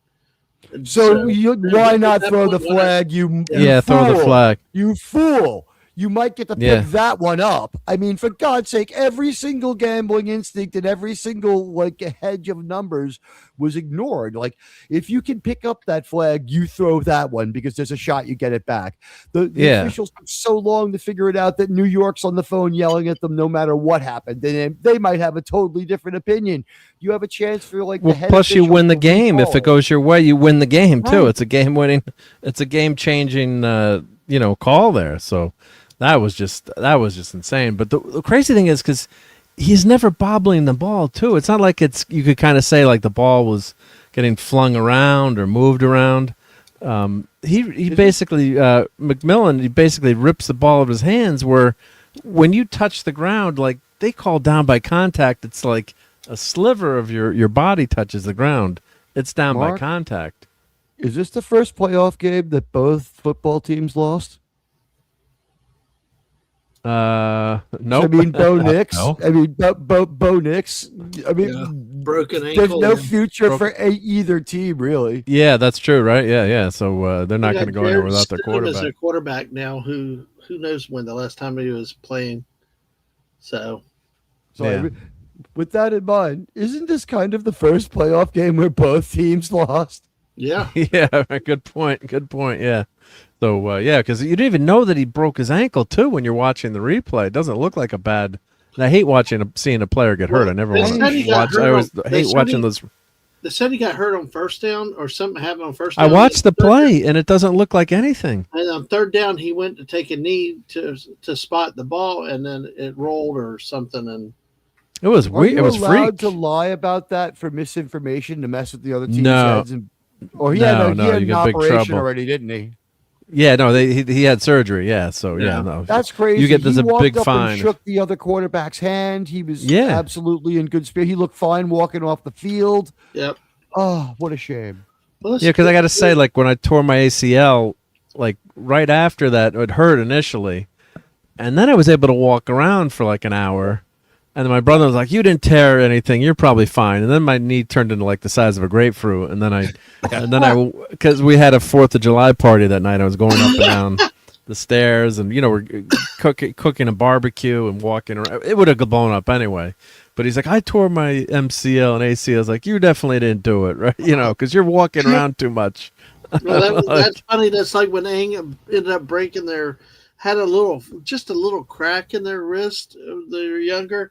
Mrs. is like, "Oh no, you're fine," and whatever else. And I'm finally looking at it that morning where that thing's growing in purple. We need to stop. Like, fine. Yeah. I broke my leg as a little kid, like a 3-year-old, and my mom kept feeding me candy and chocolate and ice cream, and she's like, "And Mark won't stop crying," and then like, why is he still crying all the time? And then she finally took her. It was Dr. Kitchen was our family doctor back then. He like helped everyone, and Dr. Kitchen's like, "Oh, I'm sorry, Mrs. D, but Mark actually his leg is broken." Like, that was another. I was talking about how she broke down crying last week, doing something with me, and she was distraught too because she's like, "Oh my God, I had him like on a broken leg for like 2 days or something," Because he won't be hypoglycemic for another hour, ma'am. By the way, you guys inspired me earlier. I went and got me a bowl of lime sherbet, so thank you. There we go. And me, if I have plenty of ice cream, I shouldn't be crying, right? Right. So exactly.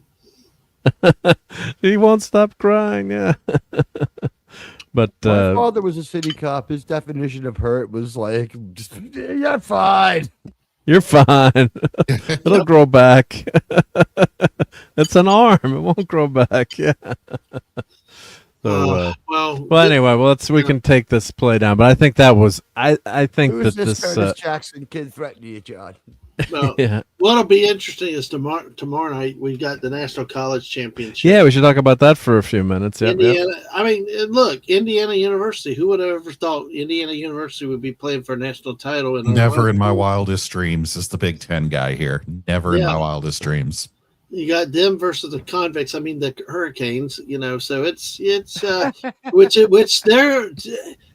Look, listen, folks. This is where JT and I will be talking about a lot more stuff over the next year as we do sports. College football is not what it was before. It's not. It's just a pro game now. It's beyond. It's even worse than pro games. You got people under contracts now trying to get in a transfer portal, breaking contracts. There is so much undecided, and I mean, Miami's now pulling off a quarterback from another team. Lane Kiffin has pissed everybody off in the world. You got all these allegations of tampering. It's really kind of heartbreaking to see what was once a great game, college sports. Like, everybody's on a 1-year contract essentially. And if you want to pause that, Mark. It's thank you. Thank you. Yep, thank you. I didn't sketch that. Thank you for telling me. Yep. Even if you sign just 2-year contracts, they're actually having people now going into trying to get out of their obligations, going to other schools. And that's where I've always said, look, sports is not just sports ball now anymore. It's not just the game and whatever. It is becoming much more multifaceted. It's a lot of legal stuff, contracts, becoming more difficult, JT. I mean, I know you and I've talked about it, how we never would have thought that they're not amateurs anymore, for one thing.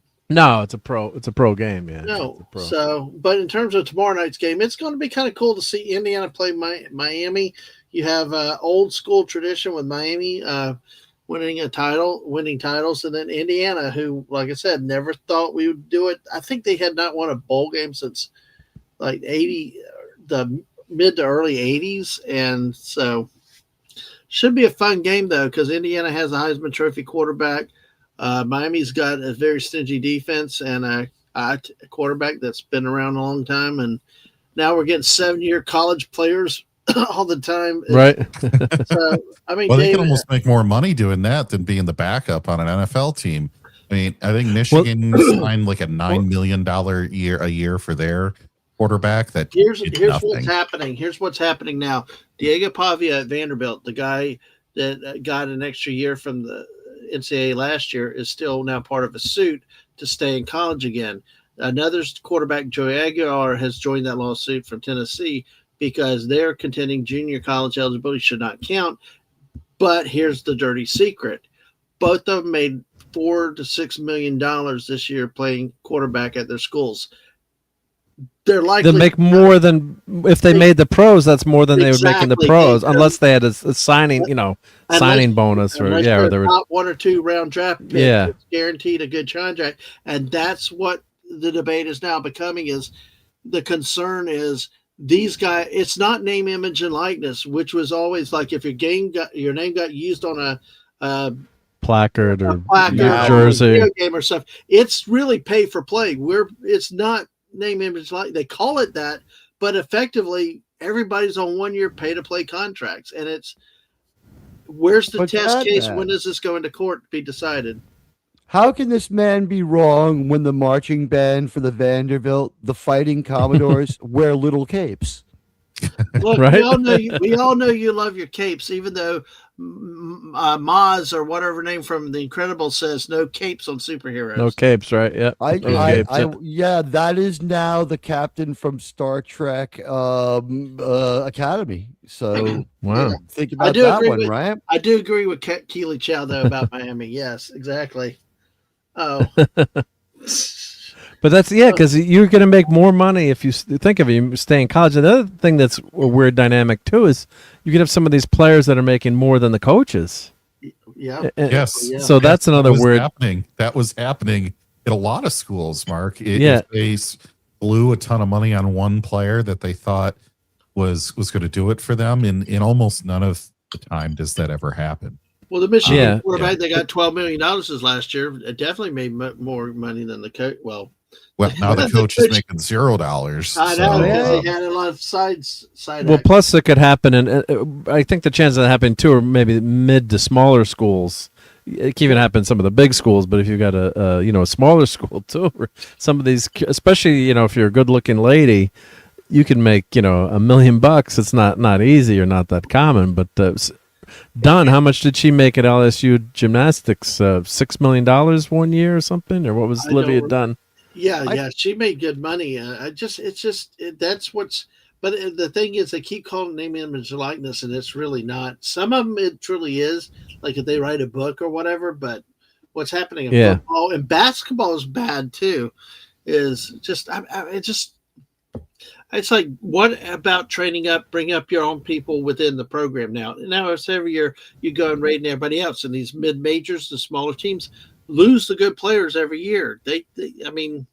Yeah, or if you're good, if you have a breakout year, you're going to one of those big schools. So, exactly. I mean, I'm in favor of these players getting something, and I think they were getting screwed.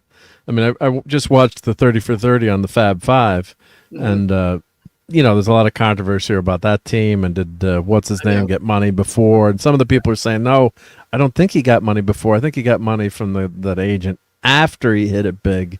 Yeah, because the guy was like, I've watched how this guy lived in college, and the famous, what was the guy that called the timeout by accident? What was his name? The Fab Five player. Oh, Chris. I'm doing Webber. a brain for Chris. Yeah, Webber. He wouldn't be interviewed for the show, but when you think about it, like, they're selling my jersey with my number on it. I can't even get afford McDonald's, right? So one of the coaches was like, I saw how this kid lived in college. He's like, if he was rolling in money, he's like, trust me, these kids know how to spend money. So they show them money. So he's like, I think he got his money. He's like, I can only speculate, but I think he got his money from that guy. After as a kind of like. Well, the dirty secret in SEC is the fake used car lot jobs and stuff. And what a lot of people have been saying is now what's happening now, everybody can do what the SEC had been doing years ago, and why the SEC was so dominant. And now you look at it, the SEC has nobody in the final game. They really didn't have a lot of good representation in the playoffs this year, or even any of the bowl games, really. I think we can solve the problem easily with something that I brought up a couple of times. Mm-hmm. I think it should be illegal for the highest paid state official to be a sports coach. I find it disgraceful that for the price of what, like 270 state troopers in some of our highest crime states, we have a football coach instead for a university that's a diploma mill and a failure factory. How many of these big football schools are any good? There are 53 campuses for Penn State. Only one has a football team in Happy Valley. Well, our highest paid official in Connecticut is definitely, I think, our basketball coach. Right. Yeah. Highest paid official in Wisconsin is their football coach for sure, right?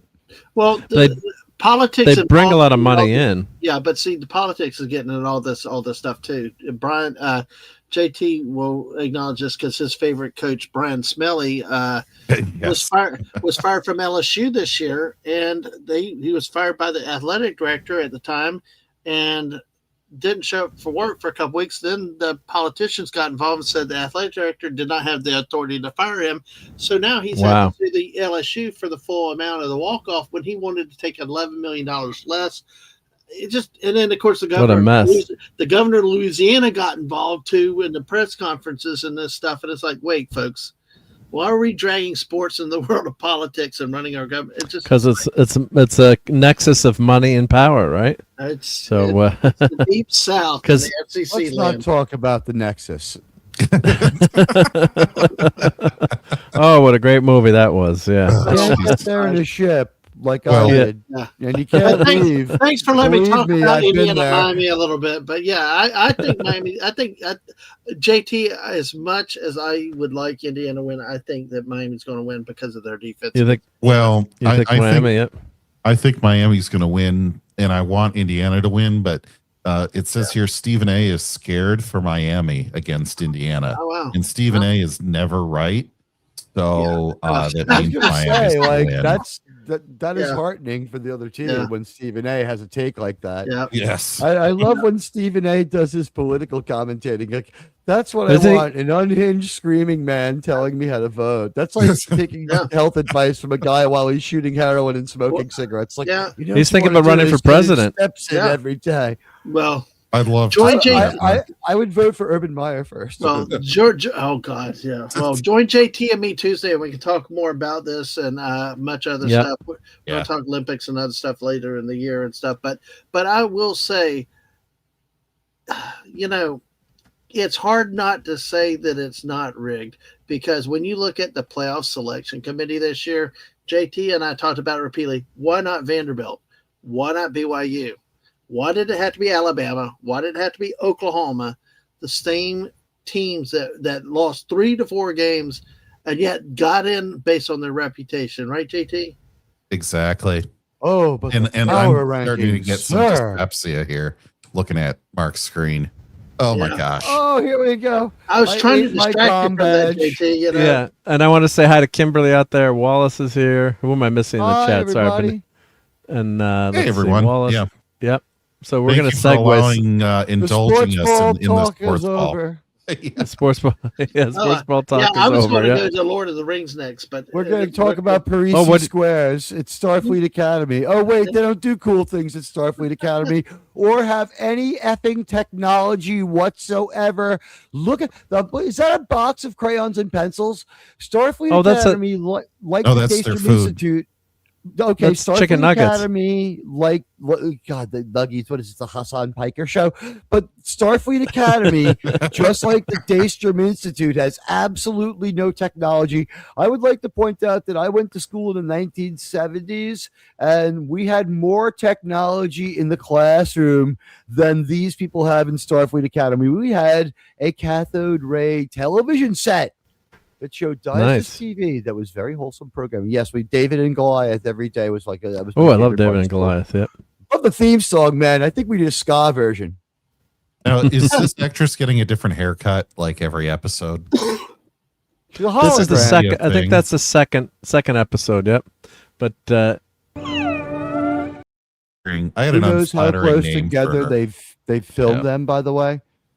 Well, they probably filled them back from Lizzo to make the actress. That was disturbingly not delicious. I was going to say, I think Tilly probably put something in there in the bylaws to be the Academy that says you may not serve mac and cheese to the student. You don't look that way no more. Have you? I know, Teague. I don't think you've seen this clip, but you may not have heard this. This is one of my favorite scenes in Discovery. Sorry, I ordered mac and cheese on purpose. I'm trying new things because my comfort zone has become uncomfortable. I do remember that one. I just tried mac and cheese. Demonstrates to me, and I'm not a Star Trek fan. Is that because like mac and cheese is by some people considered like a black thing? No, I think it was just out of her comfort zone. Yeah. I don't think anything edible is outside of Tilly's comfort zone. Okay, including like things that are trying to run away. I thought it was supposed to be like a joke that we were all supposed to laugh at, but the joke is not with us. It's at the character. It's expense, not with the character.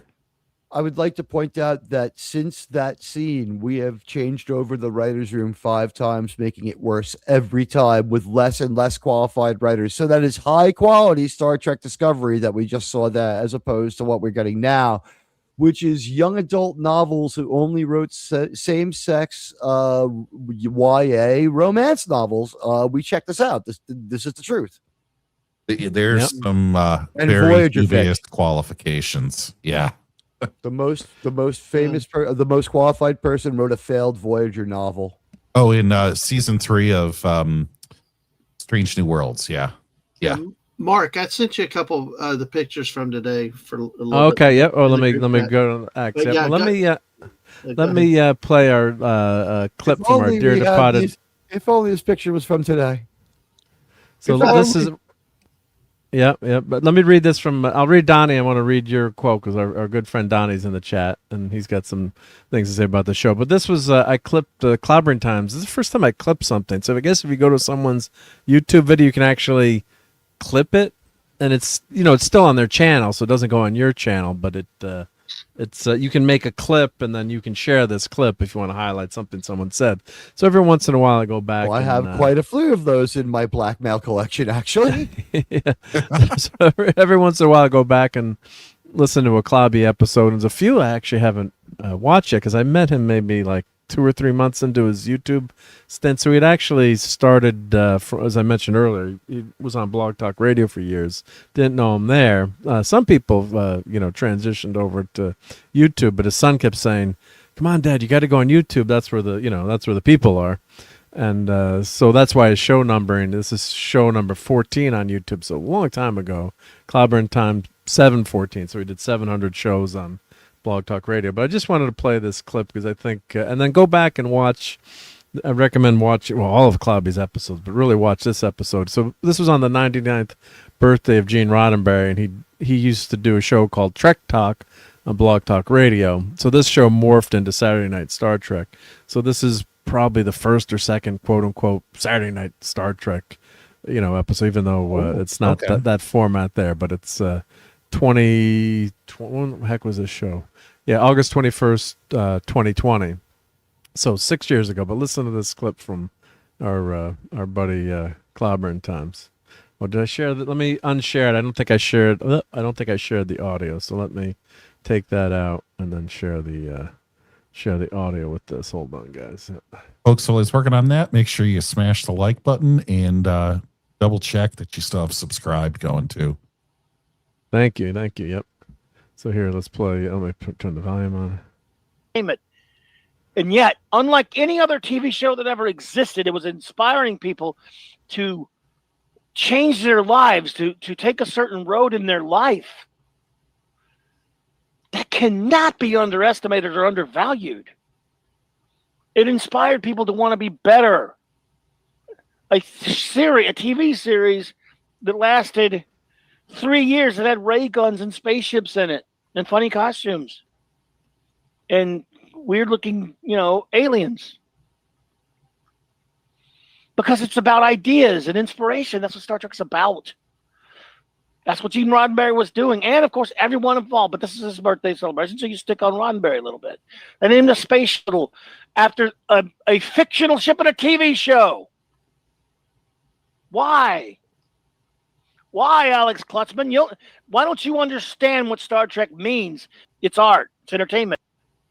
So yeah, like the clip just keeps replaying when you clip something like that. But yeah, I highly recommend everyone. He was just on a brilliant, as usual, brilliant speech there. Why does Star Trek matter? And it's the it's the imagination and the I would do anything the exploration. to have him known how many dramatic positive events have happened in Star Trek so quickly after we lost him. Within months, Kurtzman was in deep jeopardy. Months after that, we got what looks like a viable New Hope, like Star Trek United is being supported by CBS Corporate now. He had been through so much of the worst of it, and a very possible new day that could include the original continuity coming back. I wish you'd seen it. Yep. Oh yeah, but this Mike was so brilliant, and God, you don't realize I was listening to a show the other day, or some quote came up, and it was just wish someone would tell me when we're having the good times. I think it was in The Office or the TV, or was it Seinfeld or one of the TV shows I was watching. Could someone tell me when we're having the good time, the good old days, so I know these are it? But yeah, you don't realize sometimes what you got. We all appreciated Mike, and I love the guy, and we had a great time together. But everyone respected his opinion, and he just hits the note right on the head. As I was listening to the show, I'm like, wow, he really nailed it there. I mean, just 100% correct on. That's what this show was. Main thing I thought it was missing. And a show that starts out, it has a lot of flaws. I mean, first and second season of TNG were not good. Star Trek, TOS didn't really have that many clunkers. You got to say they started off pretty strong on TNG. I think they were good Star Trek. They just weren't great to watch. Yeah, well, I loved the encounter at Farpoint. That opening was really well done, and then they just tried to copy the Naked Now, but the bones were there. And it never felt like it wasn't Star Trek. You were just saying, this wasn't that good. When I really fell in love with the series was the conspiracy episode towards the end of was that the first season or the second season? That was a really good episode. I think it's the end of season 2. Two, yeah. Most gross phasing of all the neck time. Aliens. Blow the guy the neck aliens. Yeah. So that was just there were snatcher bugs. The body snatcher. Yeah. So I'm like, wow, that episode was good. That was really good. That episode did have some kind of cheesy bits, like the phaser beam going so slowly you could see it coming and jump out of the way. Yeah, there's some things, but I mean the story. I'm like, oh wow, that story really grabbed me, and that's what Star Trek needs, is a really good story. But let me read what our good buddy Donnie says here. That was a TOS level phaser blast. I'm sorry. That's okay. Yep. Donnie says, I must confess about Star Trek Academy. It was a mixed bag for me overall, despite a few aspects I adore. At least better than Section 31 movie. And then part 2, I want to make sure I get part 2 here. Okay, yep. I don't hate that show, nor do I have anything against those who do. However, I have an issue of my own, perhaps too much use of computer-aided imagery. And then part 3 from our buddy Donnie says, as a fan of all generations of Trek, including Prodigy, I stand with those who find Section 31 worse than Star Trek Academy. I thought Section 31 is an abomination. It's just and it doesn't stand for anything that Star Trek stands for. The other night, we were split the other night on which was worse. There's at least 6 or 7 other things we could name much worse than Section 31, although they're all after Section 31. Well, I just don't like. Well, the concept of Section 31, I can't stand that concept either. Oh, sure. That's what I kind of meant by it too. But yeah, watch Strange New Worlds episode 3 where they do the holodeck murder mystery and tell me that's a concept that's even that somehow can't be. But that is the most offensive concept ever. We're going to just trash Gene and William Shatner for an hour. We're just arguing which horse poop smells the worst, and we're cleaning out the stables here. It does it really at the end of the day. Yeah, I didn't finish. It's not desecrating a corpse anymore, though. We are cleaning out the stables. There's going to be fresh horses. And then part 4 from Donnie says, I'll give episode 3, Starfleet Academy, a shot, but from my opinions of what remains of season 1, On any day after the finale shall remain neutral. Well, thank you, Donnie. Yep. And as Clobbering Tom said, if you listen to the rest of his quote there, or keep listening. I couldn't, you can only play. You can only play 1 minute, but he says like whatever you want to like, right? So he's like, I'm never going to tell you what to like or not to like, and I subscribe to that too. Listen to us for your opinions, but if you like this show or don't like the show, I mean, you make your own opinion, make up your own mind, and if there's something you disagree with, throw it in the chat or something you agree with. So, I don't want to just be, an echo chamber. And that's what I love about our group on YouTube. We all, give and take. And I would argue with Clobby all the time about certain things that I liked or didn't like. Or The Watchmen, I famously joked, like, you ruined that movie for me. I loved the movie until he explained, like, why the ending was. I'm like, Clobby, the ending's not that bad. And then he went into, like, explain to me why the ending really was shitty. And he's like, I'm like, God damn it. I got mad at him, like, in a joking way. I'm like, oh, shit, you're actually right. God, you jerk. We're laughing. I'm saying that, we're laughing. He was laughing. Oh, yo, buddy. Yeah. It's like, you could like it if you want. Yeah. I know. It's like when I liked Marvels, I was okay with Marvels, or, Shang-Chi, which is when Shang-Chi, right? Yeah. I liked better than he did, but, that's what it is, One of the things that any of my Star Trek theories, a lot of people will get like crazed and offended, and he never scoffed. He always gave them due thought. He didn't accept a lot of them, but he never scoffed at any of my Star Trek theories, and I'll always be grateful to him for that.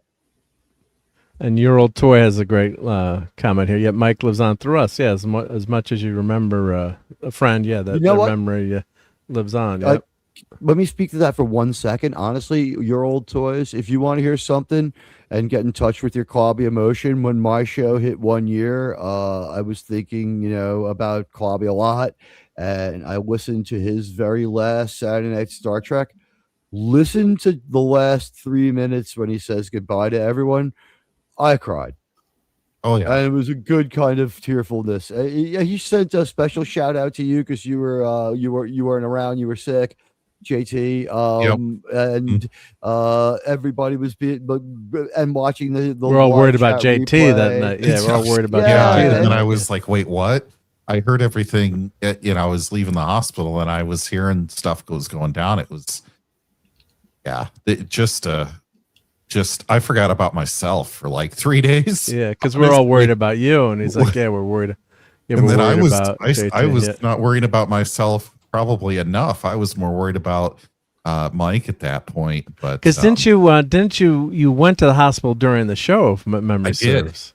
I did. Yeah, right, I poured a glass of water, and then I just had like 10 out of 10 pain in my abdomen, and it was kind of central to the right side of your body, which ended up just being a gallbladder thing. But that's where your liver is, and so so you anytime really worried. And I was like, my wife is like, I'm calling the ambulance, and I'm like, no, they're never gonna take me. I was doing one of those things, and then 3 minutes later, they're coming in the house, and there's no way, you couldn't move, probably, right? Oh no, you couldn't walk. Yeah, I couldn't. So thankfully, that whole thing is well behind me. But gosh, it was such a shock to hear about what happened with Mike, and I remember it was. We all remember how awful that week was for I think the whole community. Because I was doing he never missed the Sunday Night Geekery. No. And by the end of the show, I'm like, that's weird. Like was always the person that would always reach out to you. Oh, buddy, I can't make it. He would always go see his parents every Sunday for dinner. He's like, oh, I'm gonna be late tonight, buddy. Or he would always check in, and I'm like, shit, I didn't hear anything. So then when I got a message the next day, and it was this is Jonathan, I'm like, oh fuck, something happened. Hail to Phantom Outsider. So but his wisdom lives on, and listen to those shows, and especially that show when he's talking that when he got into Star Trek. That's about let's say, actually grab the transcript of that show so that I could. Throw it into Chat GPT and like do a summary of it and find find quotes or find things. So it's actually pretty wild that this chat stuff, how this AI stuff. It's good for, you got to be able to think on your own, but it's nice to have something like this where it can summarize something, and it's like here's a quote that the AI picked up. Yep. It's sad that, on what would be Roddenberry's 99th birthday, that Star Trek has been sucked down the sewer of 3 pieces of sheet J.J. Abrams moving, 2 garbage bad reboots, Secret Hideout, our Klutzman, bleep bleep garbage shows, and a bleep bleep animated piece of trash lower Drex. Yep. A blunt, unfiltered expression of disappointment with modern Star Trek. Yeah. Meanwhile, we have a few defenders for Lower Decks, and that's I've watched a couple. It must have gotten worse before it got better, if there's anything to be said for it. And the worst episode I saw of it was also the up to that point. Keeps getting supplanted every time they make a new one, but up to that point was an outlier worse than usual. Strange New Worlds, where they crossed it over with Lower Decks, showing they don't care and they'll do anything. And the episode was horrible. It was the worst episode of both shows. I watched that. I didn't watch all of Strange New Worlds. I didn't watch all of season 3. I had to watch the Gorn episode. You did yourself a favor. You really did. That won the award for best Star Trek episode of the year. The second one, not the first one. Terrarium, where Ortegas decides to wait about 8 or 9 minutes after they shoot the Gorn to say, "Hey, wait, the Gorn's friendly." That was so dumb. Dumb. That episode could have stopped that so many different ways. No, that was just horrific. One of the things Bobby was talking about in that clip that you played was this show with ray guns and spaceships wanted people to be better than they were. It also made people think about the future and what technology could do for us. I remember even by TNG, you had inventions like the pads, or even Picard's laptop in his office, right? Yeah. And those things, that laptop was super futuristic. It looked nothing like the big things that we had back in the late 80s, early 90s. Those pads were pure fantasy. Keys. And that became the iPad, right? Yeah. The comm badge and all that wireless communication inspired a lot of people doing stuff. Yeah, because people are mad. People are mad there was no communicator, and you think that makes sense that technology would get so advanced. I mean, my buddy and I are one of my buddies is into 3D printing like me, and he does a lot of modeling. He's a great artist and uber talented making models, and he loves radio remote control, so he always loves motorcycles. So that gets him a thumbs up from me. The previous picture you just had up, I wanted to tie that into the difference. If you can go back. So what I just want to say was he's 3D printing motorcycle parts. I'm like, wrote him today. I'm like, Chris, could you imagine 20 years if you told us we could make, have a box in our basement they could 3D print, with resin or filament a part that you don't have to, he's a machinist. You don't have to go to CAD or go to your CNC machine or go to your lathe. You can just push a button, and 99% of the time that sucker is gonna come out. And yes, it's not as strong as a metal part, but for a lot of things you're doing, it works. It's pretty good. Yeah, it works, and especially if you're doing a radio remote control bike. I mean, the bike fails, it's it's not gonna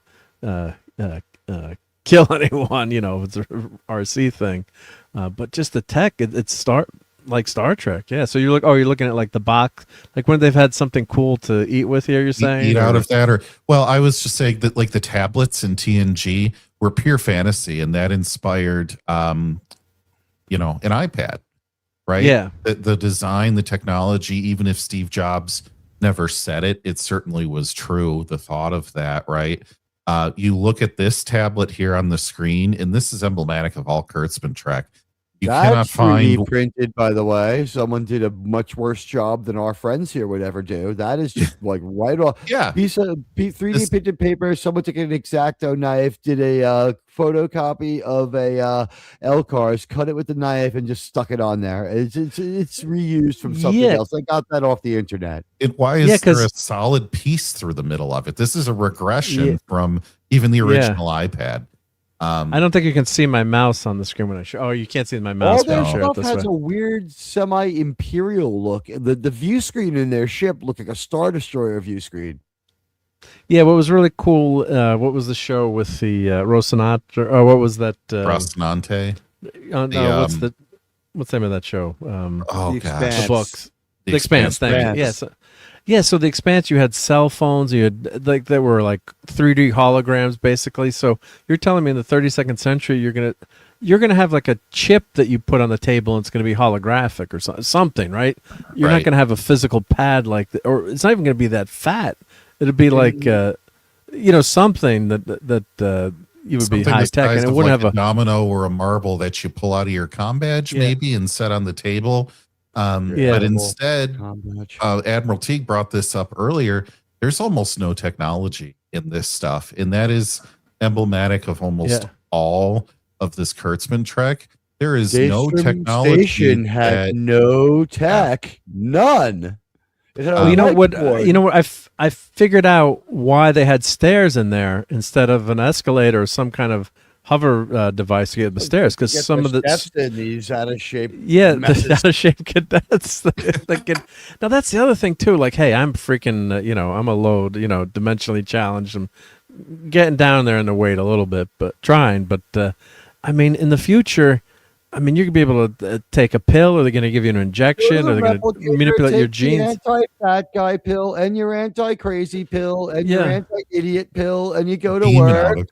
Just beam it out of you.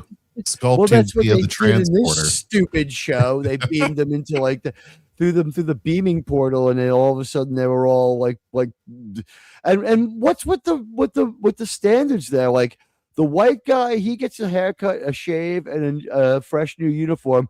The Klingon comes through with a bunch of piercings and like pink and purple hair and dreadlocks, looking like he's going to start singing Electric Avenue. Yeah, no, it was ridiculous. Yep. It was totally nuts. And hail to Scotty. And not uniform or military in any way. Like no, and the way would have been interesting to have him come out of there looking like season 1 Worf. You know what I mean? Like this. Until you've proved yourself in Starfleet, you'll have like regulation hair, because we've seen that. Like Ensign Rowe is already proven herself to a degree, but she's not held in high regard. And when she steps off that transporter, Riker's like, I usually make moves on women as hot as you, but you're going to take that earring off, lady. I don't know who you think you are on my ship. Wasn't that a big controversy with Rowe, like you said? It was. She couldn't wear the Bajoran earring. It was. At the end of the episode, he's like, why don't you go put that earring back on? And that was the thing. She hadn't proven herself, and also she was on the outs with Starfleet, and she was too cool for school, and she was being a jerk. And Riker took one look at her, and he did something that I don't think he would have done with a lot of other people. His friend Worf's walking around with all his flair. In Starfleet, once you get somewhere, like it's the general Patton dress code. It's like, I'm going to carry a pearl-handled phaser, sir. Yeah. No problem. I thought the cadets' uniforms didn't look that bad, compared to some of the other uniforms, the Discovery uniforms. So I'll give them. I don't think they're great, and this angle is not a good angle. Yeah, this does not look good here, but certain angles of these track suits with Nehru collars. Yeah, I mean, this is like 15 straight. This is very the Jutsons too. Yeah, well, that's always the problem, is trying to look futuristic, and TOS, did it with those simple shirts and the pants. Yes, they're very 60s. There's a huge 60s influence there. But I like when we have societies that have gone back to togas. Like that's what my preference. When we get all this tech, I'm gonna walk around in a toga all day. And this dude is a big dude, so he does look height-wise impressive as a Klingon. Except when you see him interviewed, like his voice, shoulders. Now, but his voice has totally changed. And look how skinny he looks there. So I guess, but that fits with his character. But one thing, all right. So I don't like making fun of how people look, but I do think Genesis. I agree. Yeah, she's semi cute. I think. Yeah, her. As I'm watching it, my wife, I'm like, do you think she's cute? Like, yeah, she's. And this dude, once he got his hair cut, he looked a hell of a lot better. And presentable. He has been working. Caleb, and he had been working out a lot, so I'll give him that. He can make it up and down the stairs. So is he the gentleman that did the Mike Tyson maneuver? I think so. With the ear. The ear. with the ear. Oh, yeah, he did that with the ear. Yeah. Yeah, I'm never going to forget that about that character. So for as long as the one season of this show ever is, because I'm confident season 2 will be canceled, we'll never see it. I will never forget that he's the guy that bites people's ears off, and he got into the Academy with a felonious record longer than my arm, and yet that was didn't the make Crusher sense. like the 200-year backlog of candidates. Yep. Well, the one thing that you figure the first class to be some 25 and 26-year-olds who were just so exceptional, but we needed them in the Academy because we had so many years had gone by. Like they said, it had been closed for 200 years. And by the way, and then imagine the conversation talking Kurtzman into having the guy bite the ear off instead of suck his eye out of his socket. Yeah. Well, the big mistake the Vulcan made, if you watch, some of you guys didn't see episode 2, but the Vulcan mentions, we took this study, I think, of extraterrestrials out of the curriculum 100 years ago. I'm like, wasn't this school? I think they say it's out of service for 120 years. It wasn't there, but the Vulcan, that was just bad writing. We get a lot of immediately self-contradicting dialogue that doesn't work with what they said.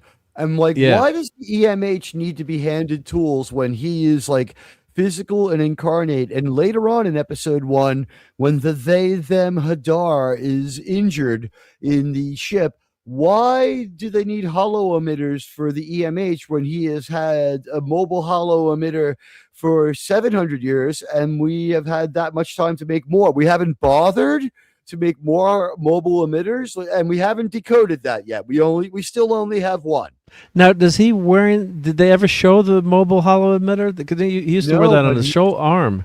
No, but so they don't show it at all. That he is they don't show it at all. They don't mention it. Too expensive. They didn't have the budget for that. After the 21 producers all got their take. Also, he's not the doctor from Living Witness, which would have made sense and been a little bit more interesting because he would have had a gap in his memory of what happened to the Voyager. Possibly. Yeah. So I learned a little bit about the Ship of Death in one of my favorite Voyager episodes. Yeah. There's a lot of. Are they showing the Battle of Wolf 359 in the background, or what's that picture supposed to be a picture of in the background? On the screen here, like maybe an Akira class. It's kind of hard to tell because they are Kurtzman ships. Yeah, what the heck is that? Yeah, it's not Wolf 359. They're in the Delta Quadrant. They said that this is the Badlands. Oh, this is they're showing the Badlands there. Okay, all right. And now it just looks like a badly filled septic tank. There's like fecal shaped objects just floating by in the murky water. It is terrible. And they look kind of sharp though. You don't want to get that anywhere near you. Yeah. It looked like it was painful to pass. I don't want to be too profane on your show. Yeah. But and Wallace, the Motorola flip phone, it was definitely inspired by the communicator. The inventor said as much. Yeah. But the big, the foundational flaw of this show too is it's set in the Discovery universe. So Discovery thought they would be free from all the constraints of canon when they set the crew into the future to solve the burn. And we're not going to get into Discovery and all the crazy plot points there, but they send the ship 1,000 years into the future, and they thought, or is it 900 years, whatever it is, and they thought that we can get rid of we don't have to worry about canon then, but the problem is they're laying all this groundwork. None of this stuff counts for me, but they're stuck in this universe. So for years I remember reading all my Star Trek Communicator magazines, like someday we're going to get a Starfleet Academy show. We're going to see Kirk at the Academy. And, of course you probably wouldn't have had all the group, the core 6 together, but, or you would have thought, we thought we're going to get, another show set in Academy days. Or maybe it would have been a little bit after Kirk. That in Trek 09. But so we got that in Trek 09, which is a disaster, and we didn't get if they'd set this, and maybe in the TNG era, go back in time, or maybe go like 100 years past TNG, right? That's what they should have always done. They couldn't do it. Yeah. Well, not really having a dog in the fight and not knowing much about Trek, this does seem like the one area, potential area like for the Academy days that they could have really done a lot with and done a lot well with, especially if you'd gone back to the original characters and had it focused as like a throwback Trek show following the rules and all the parameters that were set, instead of doing this once again, bringing modern life into whatever. And we see the captain like laid out over the bridge chair, just like a teen in a beanbag, you know. So it's a shame that they could not take advantage of something that really, even I, not being familiar with, think an Academy days thing could have been a really good show to bring a lot of people in and actually introduce them to an early day Kirk or her. I mean, in a way, in a good logical way that actually respects the past, respects the characters and who they were and who they became over the years of watching the show. Yep. I think Trek also 09 proves you're right, because people accepted the cast even though the movie was terrible. Mm-hmm. Yeah, so people did like that the 09 movie, and that's one of Mike Clobbertime's bone. And you're not a long time Trekker or Trekkie, but that's why he would always say that Star Trek Into Dumbness was his favorite movie, quote parentheses, because of how people really saw the light. And actually in that clip I played, if you keep going into that clip, let's see, do I have let me see if I can call it up here. Well, see, 09, I thought that they did okay, and I everybody can disagree, but in but terms I thought at least not knowing much, I thought the characters were respectful to the old characters. I thought that they did okay with it, but I mean, compared it to what Star Wars did when Star Wars went and created all these new characters, the future Han, Leia's, and Luke's, and it was just like, I didn't like any of the characters. I mean, Rey's the one they pick on, but they left so much. Poe could have been better. Finn could have had something to do other than yell people's names. Yeah, exactly. Yeah. I mean, they could have. I mean, but I think at least in 09, that Trek did better than what Star Wars ultimately did, which was the Trek really movie just a that waste got of time. The movie that actually gets the characters right is the last movie. Okay. They act correctly in it's not a good movie. It's a better story than the other stories. They at least go to a planet, but they won't go there to explore. They have to make up some dumb rescue story. They should have just happened onto that stuff and it would have been cool. But at least they had the compassion to mount a rescue.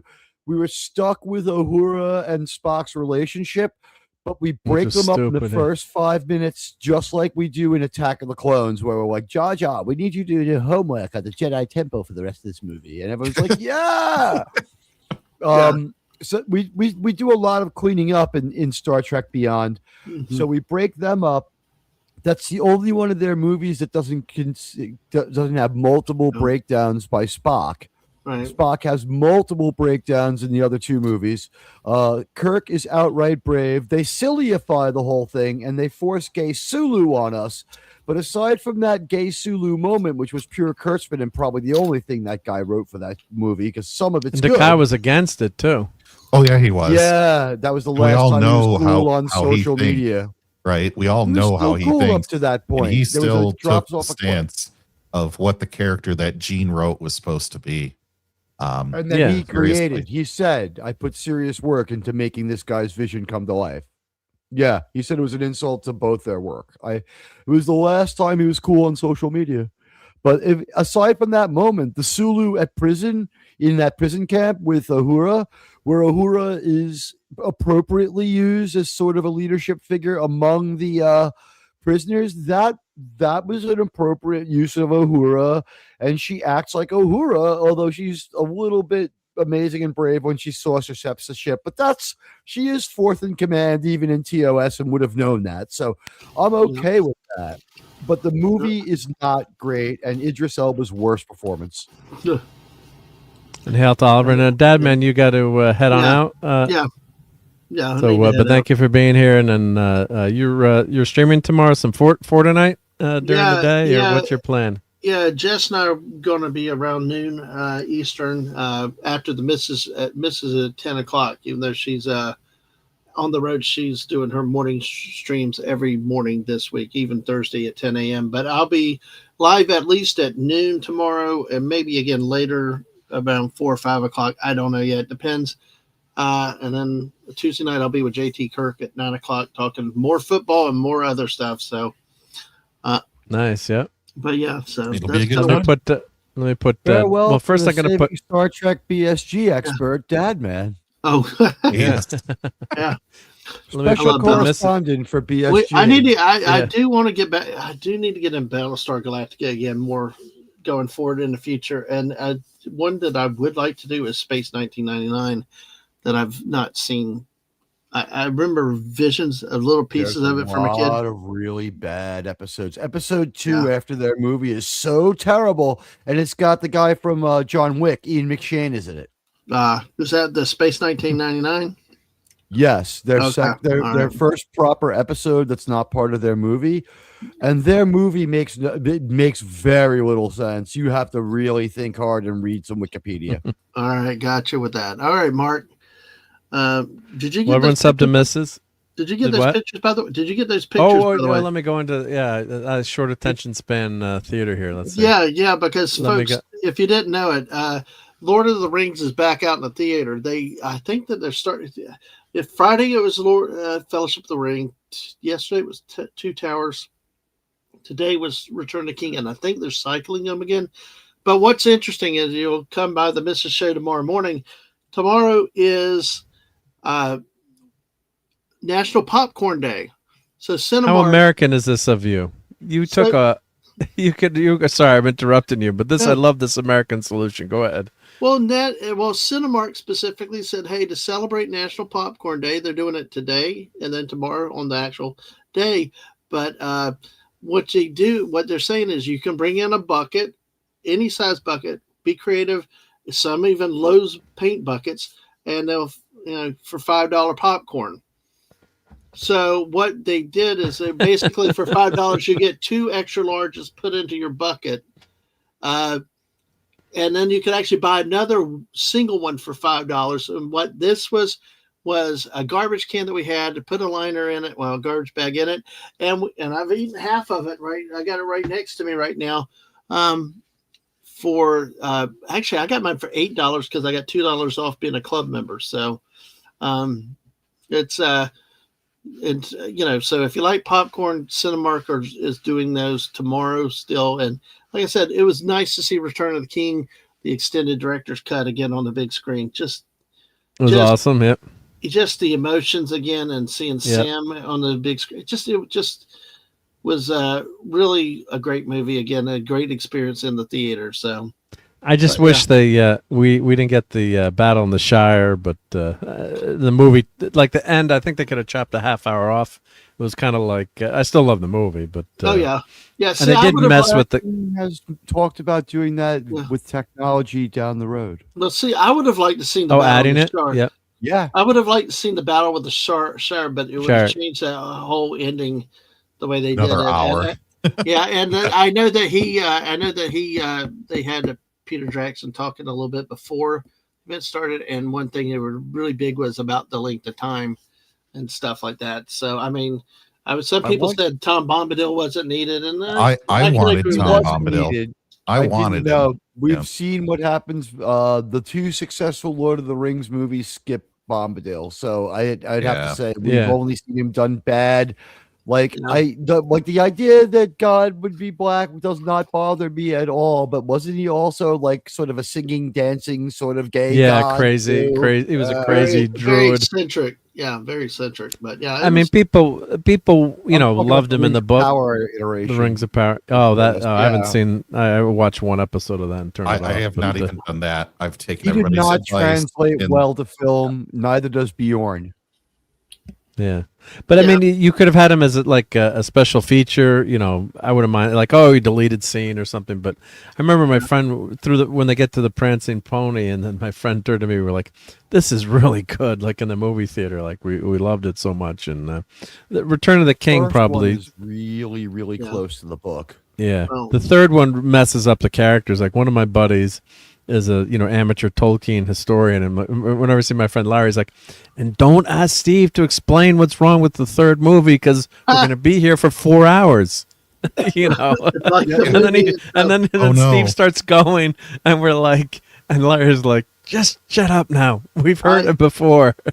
That was the one time I didn't mind reorigining something when they gave them the knives in Lothlorien, and she's like, "These are Noldor knives," and I'm like, "All right, cool. Like we're not going to take our time and double back to Bombadil. He's not part of this story because you can't have God show up and be like, yeah, I'm indifferent to what happened to you guys. See you later.' Only a whimsical guy like Tolkien could write that. That is a book story, not a movie story. That part. Yeah. Well, like I said, I what I like with this one is that we get to see the mouth of Sauron at the gate, which I thought was important to have in the book.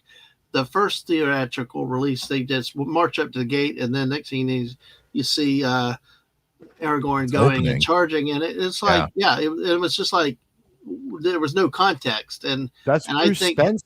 I think having that one scene really helped me enjoy that movie a lot better. So. Well, I love the extended cut, and Dadman, I gotta appreciate the idea. If you eat too much, I don't want to get too gross here, but you've got a bucket here for Mr. Creosote. If you eat a Thin Mint, if you eat too much popcorn, it's like exactly. But you know what? One of the other, I love it.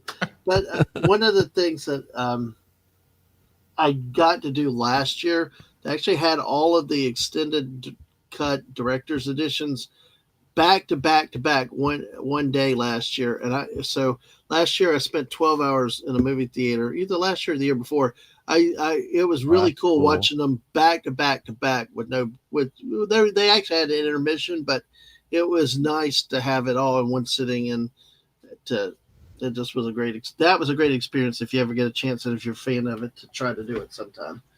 But we usually watch the extended edition for Christmas break with the kids. We didn't do it this year, but yeah, always people looking for special events. Yeah, T. Did you know that Bruce Spence is the mouth of Sauron? No, I didn't. But who is Bruce Spence? Bruce Spence is also the guy from Revenge of the Sith who's like, if you have warriors, now's the time. That very tall alien. And his most famous role, where you see him in his real face, is Beyond Thunderdome and in The Road Warrior as the gyro captain. Oh, okay, all right, yeah, I remember the character in Revenge of the Sith that you're talking about, though. So he's the gyro captain from Mad Max. He's a legend in his own right in that franchise. All right, well, cool. Well, on that note, I will say goodnight. I'm going to bed. You guys have a good rest of your stream. No. He's really going to go watch Starfleet Academy now. I think that's what Dadman's doing. There was something just so captivating about that blonde chick's laying out in that captain's chair like that. So I got to go study how to do that then. It'll make you feel better about your own life. Exactly. All right, guys. Have a good stream. See you. Thank you for being here, Dadman. Say hi to the missus. Will do. Yeah. Now, Mark, if we're going to switch back to Starfleet Academy here, Yep. I was trying to think, what did they really do wrong on this, and how could they have really helped themselves get out of some of this? Well, I'm going to play a clip that'll fix that. Go ahead. I think they need more better alien. They needed more of this. Time, with its infinite sense of humor, will always fold upon itself like an origami chicken. We needed more chicken. Origami chicken. I hate his wordplay. Alex Kurtzman is a fountain of terrible dialogue. No wonder all those co-writers left him. It's like, could you imagine trying to suppress this instinct to write this way? It's been in a nosedive. It's always been bad. The nosedive starts in the middle of episode Ghosts of Illyria for Strange New Worlds. On this show, the nosedive starts when she does her version of the Captain's Oath at the beginning of the show. I was sick. And Holly Hunter, after 35 years in the business, we find out that we're wrong because she has a disability that she's had since birth. Well, how come it didn't affect all our other work? We're supposed to fucking feel bad. I'm sorry, Mark. We're supposed to feel bad now? Yeah, it was. I mean, it's fine if you have that disability, and God bless her for And if anyone doesn't know, I believe she's deaf in one ear, so she had mumps. I think left or right ear doesn't matter. Deaf in one ear too. I mean, it didn't affect his pronunciation. I don't know what's going on. They're not giving her enough takes.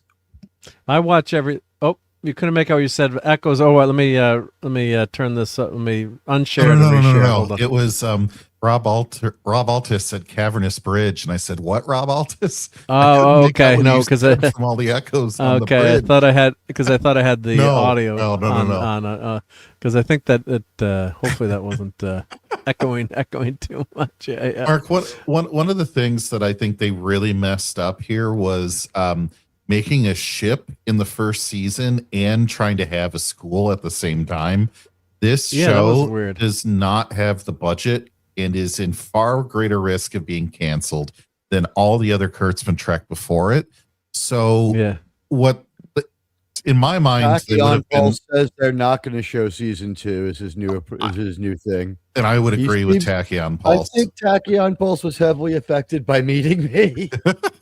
The thing about this is, schools, universities, those are big capital investments, right? Starfleet is not going to reconstitute this facility that's been closed, and I'm sure it's a giant facility from the hundreds of years it was open.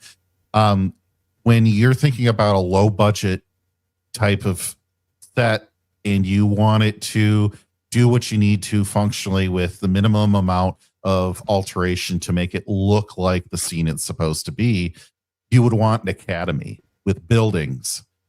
You could film in backlots. You could film in office settings, which is what they did in TNG for the Locarno incident with the Starburst and the whole Tom Paris getting kicked out whole deal. Colbert Starburst. Thank you. So when you think about that, they could have saved so much money having it just at Starfleet Academy in a physical location on a planet.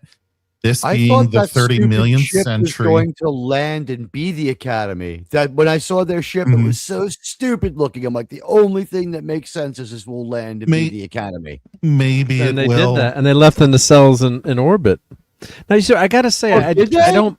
Yeah, the nacelle stayed in orbit. Now, I don't. The wings of Jupiter or the from the Journey album stayed in orbit, but I gotta say, if they had designed the ship so it looked really cool, and like just like that central bridge with like the neck of the Enterprise had gone up into space and then docked with another Enterprise that looked really badass, and not like these 31st century disgracery ships that look horrible and then model builders can't make because there's all these gaps in them. Who designs all these ships with huge gaps in them? But if they designed something, model contracts anyway, these idiots. Right, but if you had designed something that looked kind of like a retro, and the cool part of it would have been if you had done that in Starfleet Academy, and like the end of the last episode or something was like, the Earth is being threatened. We've got to call up the the old Academy ship, and it goes into orbit and docks with like a battle, like they have the battle station and the D, right? It's just the engines and the battle bridge there, and it docks together, and they have to do something to save the Earth, because typical Star Trek, all the other starships aren't within range. But that would have been really cool, I thought. But you've got to have a nice design too. This design looks so unappealing, and there's really no good angle. Like, it doesn't even look like a ship. And someone said it looked like a specific video games ship. Oh, multiple different video games. My whole thing is, don't even take the Athena out. They should have all just traveled and never had this ship that morphs around, because that they want to take this ship out every 10 seconds. And these are first-year cadets. When you talk about Red Squad that took out that Defiant-class ship, they were fourth-year cadets. When they make a reference to an Academy ship on that episode, also fourth-year cadets. You don't send... I'd point out they are 0-year cadets, well, yeah, right? they haven't even nothing really has seen... happened yet. A morbidly obese woman in charge of their physical training had to be saved by them already, and she was bleeding replicant blood, the alien replicant blood all over the place. Yeah, like Bishop when he got killed. My wife actually mentioned that. She's like, didn't they just get to school? It's like in our Navy, like we have had some friends, their kids went to the Naval Academy, and but during the summer they would go out on a training mission, but it was it was a very basic training mission. And then when you get up and years gradually you progress. So like the first, summer there's training missions, but it's, the most basic stuff. You're not going anywhere near combat or anything like that. In this episode have to run and hide under their cots because they have absolutely nothing that they can do to contribute. And yet we're already taking them into areas of space we should not be taking these basically passengers at this point.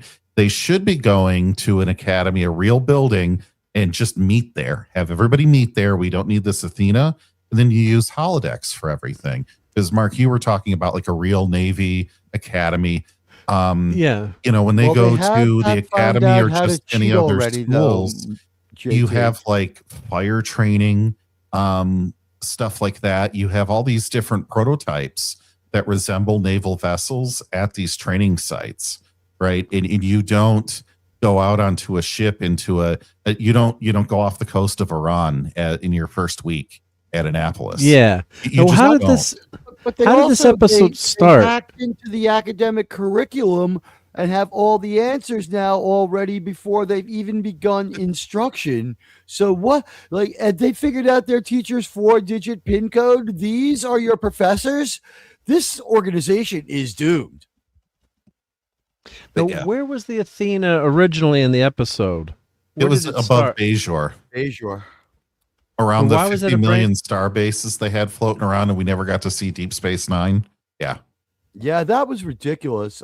She was there doing basically think of like what Hoshi was doing, except that she's some kind of a social worker because she feels bad about the one case out of the thousands she might have taken part in where she separated She-Hulk from her kid. Yeah, so we'll get into that. But she was on. So she was on Bajor. Yeah, that's right. I remember that now. And it's like a finishing school for like. Yeah, but where was the? I'm asking the AI to check my check where, because I fed the script into the AI. And says the episode doesn't explicitly state where the Athena was docked at the beginning, based on context clue. Now, Hollow retrieves Caleb from the Tarathian prison. Tarathians have a treaty with the Federation-aligned prisoners to commute sentences into the Starfleet service. Go figure on that one. They then travel together to rendezvous with the Athena. When they arrive, the dialogue indicates Starfleet Shuttle 6. This is Athena Command. We're locking you on for rendezvous, or we're locking you for rendezvous and docking you at Shuttle Bay 7. This suggests the Athena was already in space, likely in orbit or at a rendezvous point where cadets from various locations were picked up. The ship was gathering its full complement of new students before heading to Earth, San Francisco. This episode mentions they're traveling through space near the Badlands when Baraka attacks. Commander Thok notes the subspace instability may be creeping in from that region, which gives us their location during the ambush, but not the starting point. So somewhere in space, collecting cadets from multiple locations before the planned journey to Earth. Now, typically when you go to a school, the students make their way to the effing school, and the school doesn't go pick the kids up. That's what kind of struck me. This sounds like the Jedi Academy. This is like the magic school bus coming to pick you up. Or going around checking people's midichlorians. Right? Like, hey, who's the stupidest people you have here who are very unmilitary and idiotic? We're looking for them. Mark, the other thing is I looked at a map because, these things do exist in the universe. And the only place, unless the whole galaxy completely rearranged between 2005 and 2026, is the only way that you can go to Earth via route of the Badlands. There's two possibilities. One, you draw a straight line with 3 points, and you started Cardassian space, deep in Cardassian space. Okay. Or two, you just take the Janeway navigational computer out from the USS Voyager and throw it in here, and you drive the ship around in in circles for about 3 seasons. Dump some coffee over the interface. Yeah, exactly. Yeah. And those are the only two possibilities. Yeah, and we got some comments here on the bridge. All these TNG bridges just look so horrible. When you finally go on P-Hard Season 3 to the old D bridge, it's just so welcoming. This is just so antiseptic. And, I mean, okay, I like the Delta as the seat base. Okay, that's okay. But the colors, as Phantom is saying, Wallace is saying, I'm going to watch this Unification, its original version, for 11 minutes. You're going to be very happy that you did. It's only about 8. Unfortunately, I think it's only about 8 minutes, but it's perfect. It's absolutely perfect. There's no criticisms of it at all. In fact, I think they tried to replicate the location for where we meet Holly Hunter. It looks very much like Unification, with like she's on like Planet Golf Course and she's got that structure behind her that's reminiscent of it. Mm-hmm. One of the things I'd agree with that. And we just heard Kirk's voice too, because we saw all the ships. We have a new member buried beginning for our Star Trek show. They're admitting failure. What do we see? The 1701. Then we see the D. Then we see the Defiant. You're talking the opening scroll. Yeah, but they don't. I did like end, that. Right? I did. We see them in the order that we. It was cool. And the order of the series. Rules, but like that's their whole effects budget. They're going to show that before every episode, and they're still trailing. Right, you can still taste the rainbow if you're following. I mean, like, trailing the rainbow freaking lights. I mean, it's just a little much, but. Like they're really hard member burying it, and they're using both Star Trek fonts, the one from the show and the one for the movies. Yeah, I saw that too. Yeah. One of the things about this bridge that I mean, we've all said it's way too big. The lighting is all off. I mean, we've loaded criticism on 90s this. Nightclub energy. You think it's 90s nightclub? To me, it reminds me of a 50s diner. Like I'm wondering where the jukebox selection. Nightclub. I want that jukebox selection device that's on every table to be right at the end of this op station. I think it screams 50s diner, and that is not the idea or visualization of the future that anyone wants. I think they also picked the wrong design by making 0 corners on anything. Or everything having a rounded corner. It's all round, yeah. I think that's just imagine the 2000s look of the future, not a 2026 look on the future. I just imagine you could put plenty of wine and champagne glasses on those things on the ceiling, and there you are with your nightclub aesthetic, and just put someone behind that blue area serving drinks. I mean, this looks like the VIP area. Yeah, so let's answer this question from Oliver. If Shatner would reprise his role for Starfleet Academy to instruct and guide the next generation of cadets. Well, if Bill wants to do it, far from me to say it, I'd watch it and, love anything that he does. But, I mean, I guess it would bring him back maybe as a hologram. I mean, the crazy thing is, by now. Yeah, we probably would have heard about it. But what's amazing now is, they're putting people's writings and things in AI. Look what I just did with the text, the script. I threw it in AI. This new AI called Claude. I don't know if you guys have heard of Claude AI. Mm-hmm. Yeah. Freaking amazing. So you can upload the article and or any text, and it actually you can make a chat and you can analyze the article quickly. And that's what AI should be used for too, not creating for you, but to help you do your research, and then I use mine you as a create stuff. Yeah, use a lie detector. Yeah, it works on video. It works like on video, right? Detected. Yeah. Grok did it for a few months, and then they took that away. They took it away, yeah. But like this, I asked it to summarize the episode, to rate the episode. I'll show it after maybe, but it's just wild, how it could analyze things, and so what I'm thinking here is just how much above the tech should be, 1,000 years in the future. Now, we had TOS. It was groundbreaking ideas, the computer that you could speak to. We all have that, or maybe you have one of those Echo devices, or, you can talk to your phones now, right? So, that took it to that next level. That's common today. Like if you'd gone back in time just, to me in high school in the 80s and shown me, what you could have for a cell phone, and you could talk to it and say, play Deep Purple, right now. Play me some deeper, and it'll it'll play Highway Star, and it'll do it right. So this just looks like retro futuristic, and it's not doing a good job at it, and it's too busy. It's distracting. Like, think of how you would design something to be functional. None of these bridges look good. Ever since Loki, the best sign that there's no ideas and they're just trying to fool you is retrofuturism. Look at every project with it. Loki had it. Fantastic Four, that movie. Anyone want to even talk about that thing? Oh my God. I did like the look of that. I did like the look of that, though. I have to say, I did like the. But we all thought that I thought going to the '60s look. I thought that's what we all wanted, like a retro movie. We didn't get we got the female Silver Surfer. Actually, and it was very out of shape Reed Richards, who could use a diet and maybe trip to the gym every couple of days. He couldn't do cool shit either.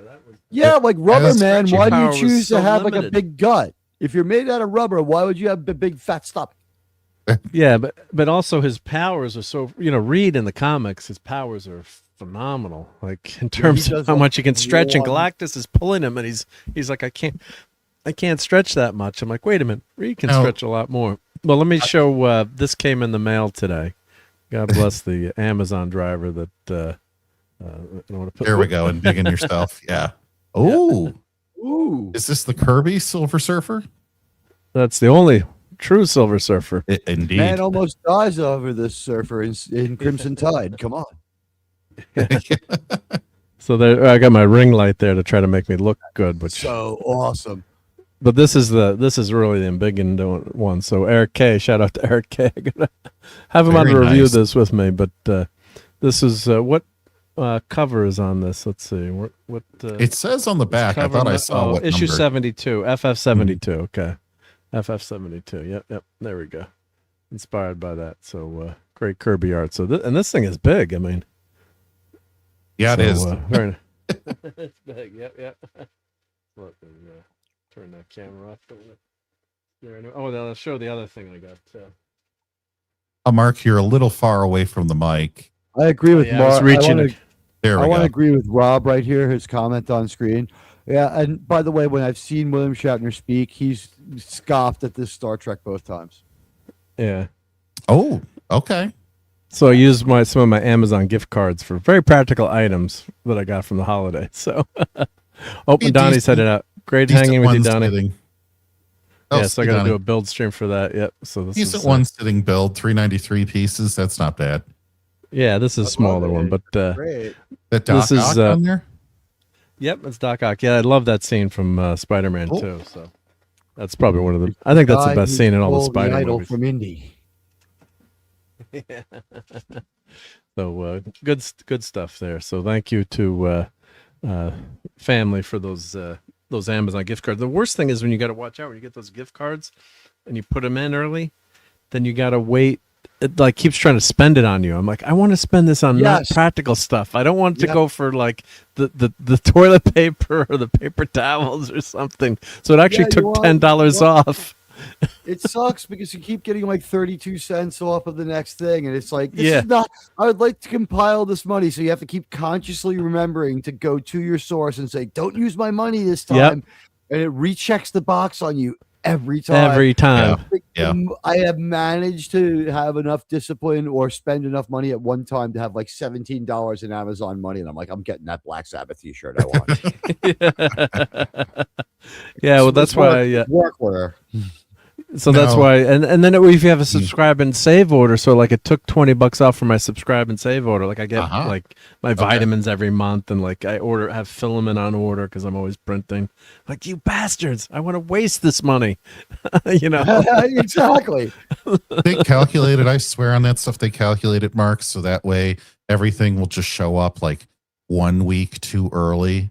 So no matter what it is on the subscribe and save, like their default schedule, you end up with like just a closet full of whatever it is, because by the time you realize it, it's already on its way. You don't remember to go back and extend it, right?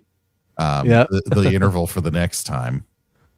That's right. And you get nailed. Yep. Or like I have so much tea in my basement, I could throw another tea party because I kept getting like, and the tea was actually really cheap. But I kept, Boston's not that far from Connecticut. I mean, you could make it happen.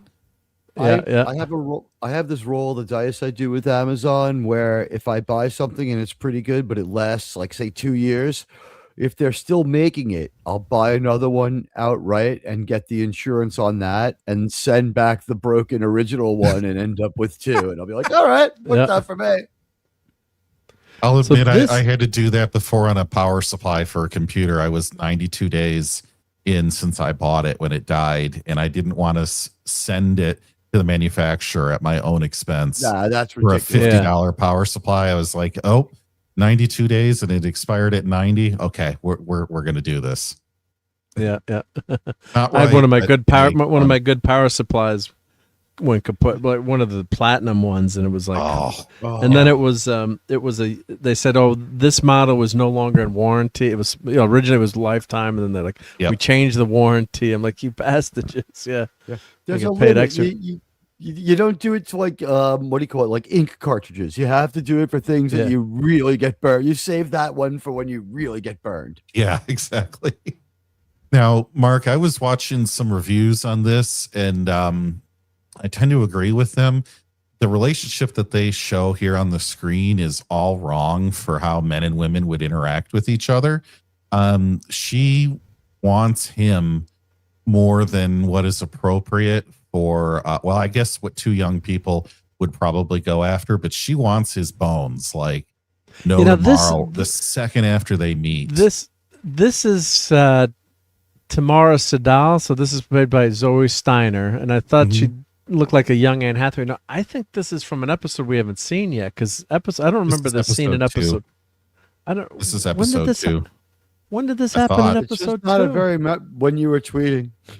When the show made you have to take out your phone and start sending tweets. I'm going to check episode. I thought this was episode 2. I'm not. I just don't remember this scene. That's pretty bad, but I guess I got to check my. The way I would summarize it this way is she wants him so bad from the second that they meet that this guy has 2 options. Okay. You either learn what your dad told you, which was never stick it in crazy.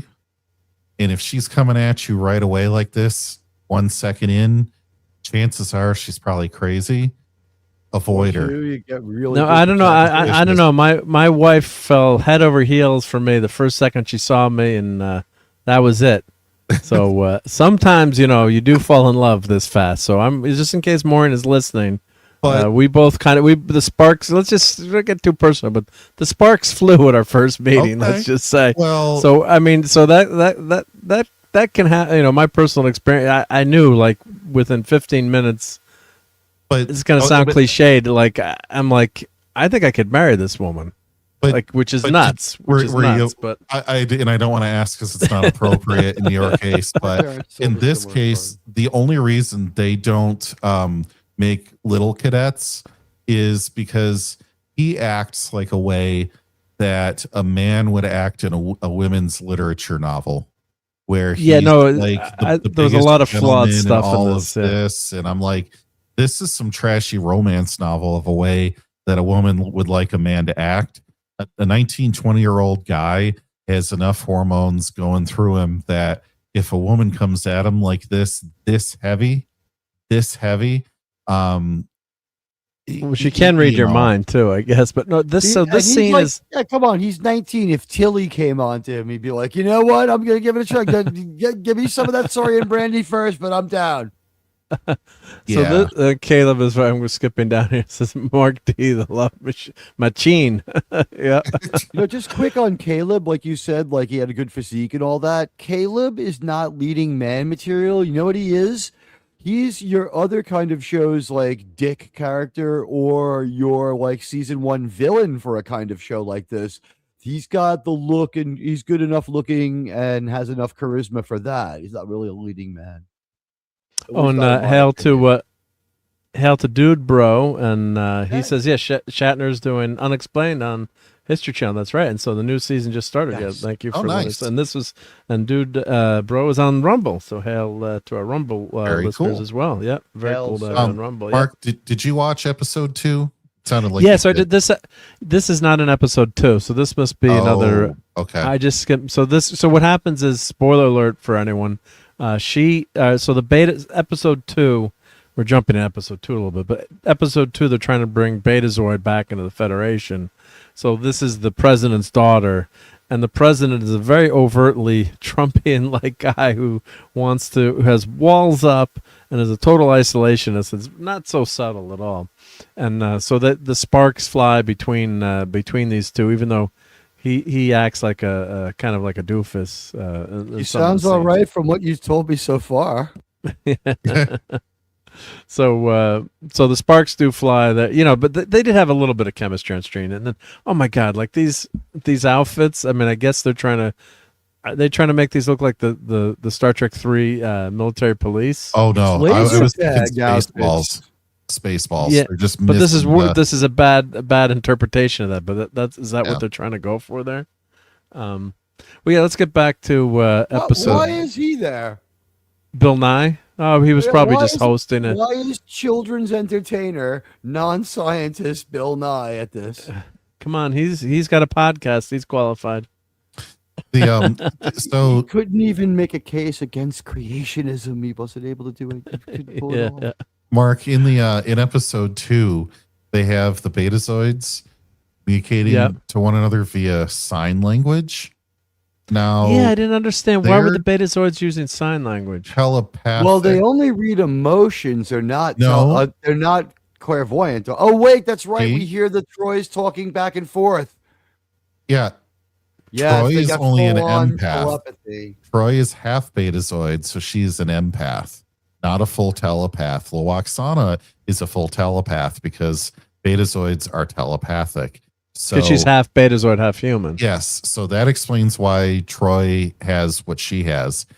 Why then are Betazoids talking to one another with sign language when they're telepathic? That was one of the things I had in my show That notes. makes no sense.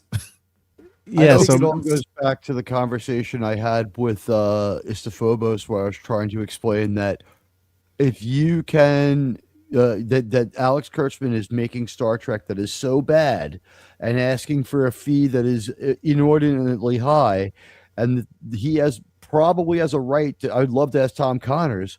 I think that if they pass on it, they can sell it to other people. And Star Trek Prodigy would show that sometimes it shows up in other places, right?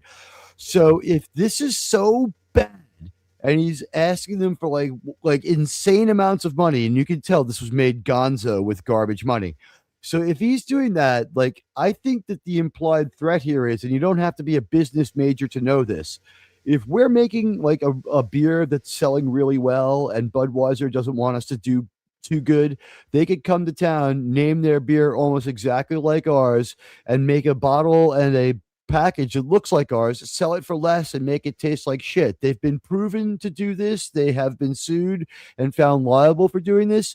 If I sold this Star Trek project to Amazon, if I sold this Star Trek project to Warner Bros., to whoever, they could whip this out and absolutely confuse and destroy your relaunch and make Star Trek forever unviable. They have to have control of this. So I think the deal is he's making it so bad that they don't pass on it because he knows he can't sell it elsewhere. I think it's purposely bad. It's the only thing that makes sense. Yeah, so it's the first episode, it starts off with the kid being separated, right? So I'm going back to my show notes. Oh, sorry. Yeah, I didn't mean to lead you too far away. No, it's all good. No, this is all fun. This is casual. Yeah. But my wife was like, "What are you doing?" I'm like, "I'm taking show notes as I'm watching the episode again." And that was funny. We had someone accuse us of not watching the episode when we were doing the watch party on your channel. The first person to have bothered to making. I mean, I watched it a couple of times, but yeah, that I went and looked at the guy's channel. Let's just leave him alone. He really that's fine. But that was no. I mean, he really truly believed that was good. It was making an impassioned case. I doubt whether or not we should really bother him. Too much. Yeah. YouTube's big enough that we can all have our own corner. Yeah. But here my some of my notes I'll read. Yeah, Giamatti is way too over the top.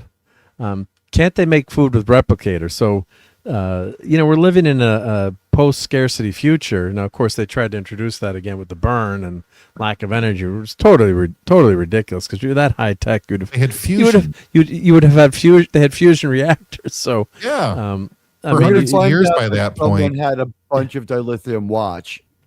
Yeah, I mean, they probably had miniaturized fusion reactors to the point you could have just driven around in cars powered by the darn things. And replicators. So the whole premise of this show starts with you're separated a mom who is a criminal who helped facilitate the death of a Starfleet officer, indirectly. But if say someone's robbing a bank, right, and you're the getaway driver, if you're in the car out in the front and one of the robbers inside, shoots one of the guards and kills him, you're getting charged with murder as an accessory to murder. You're not getting charged with just murder.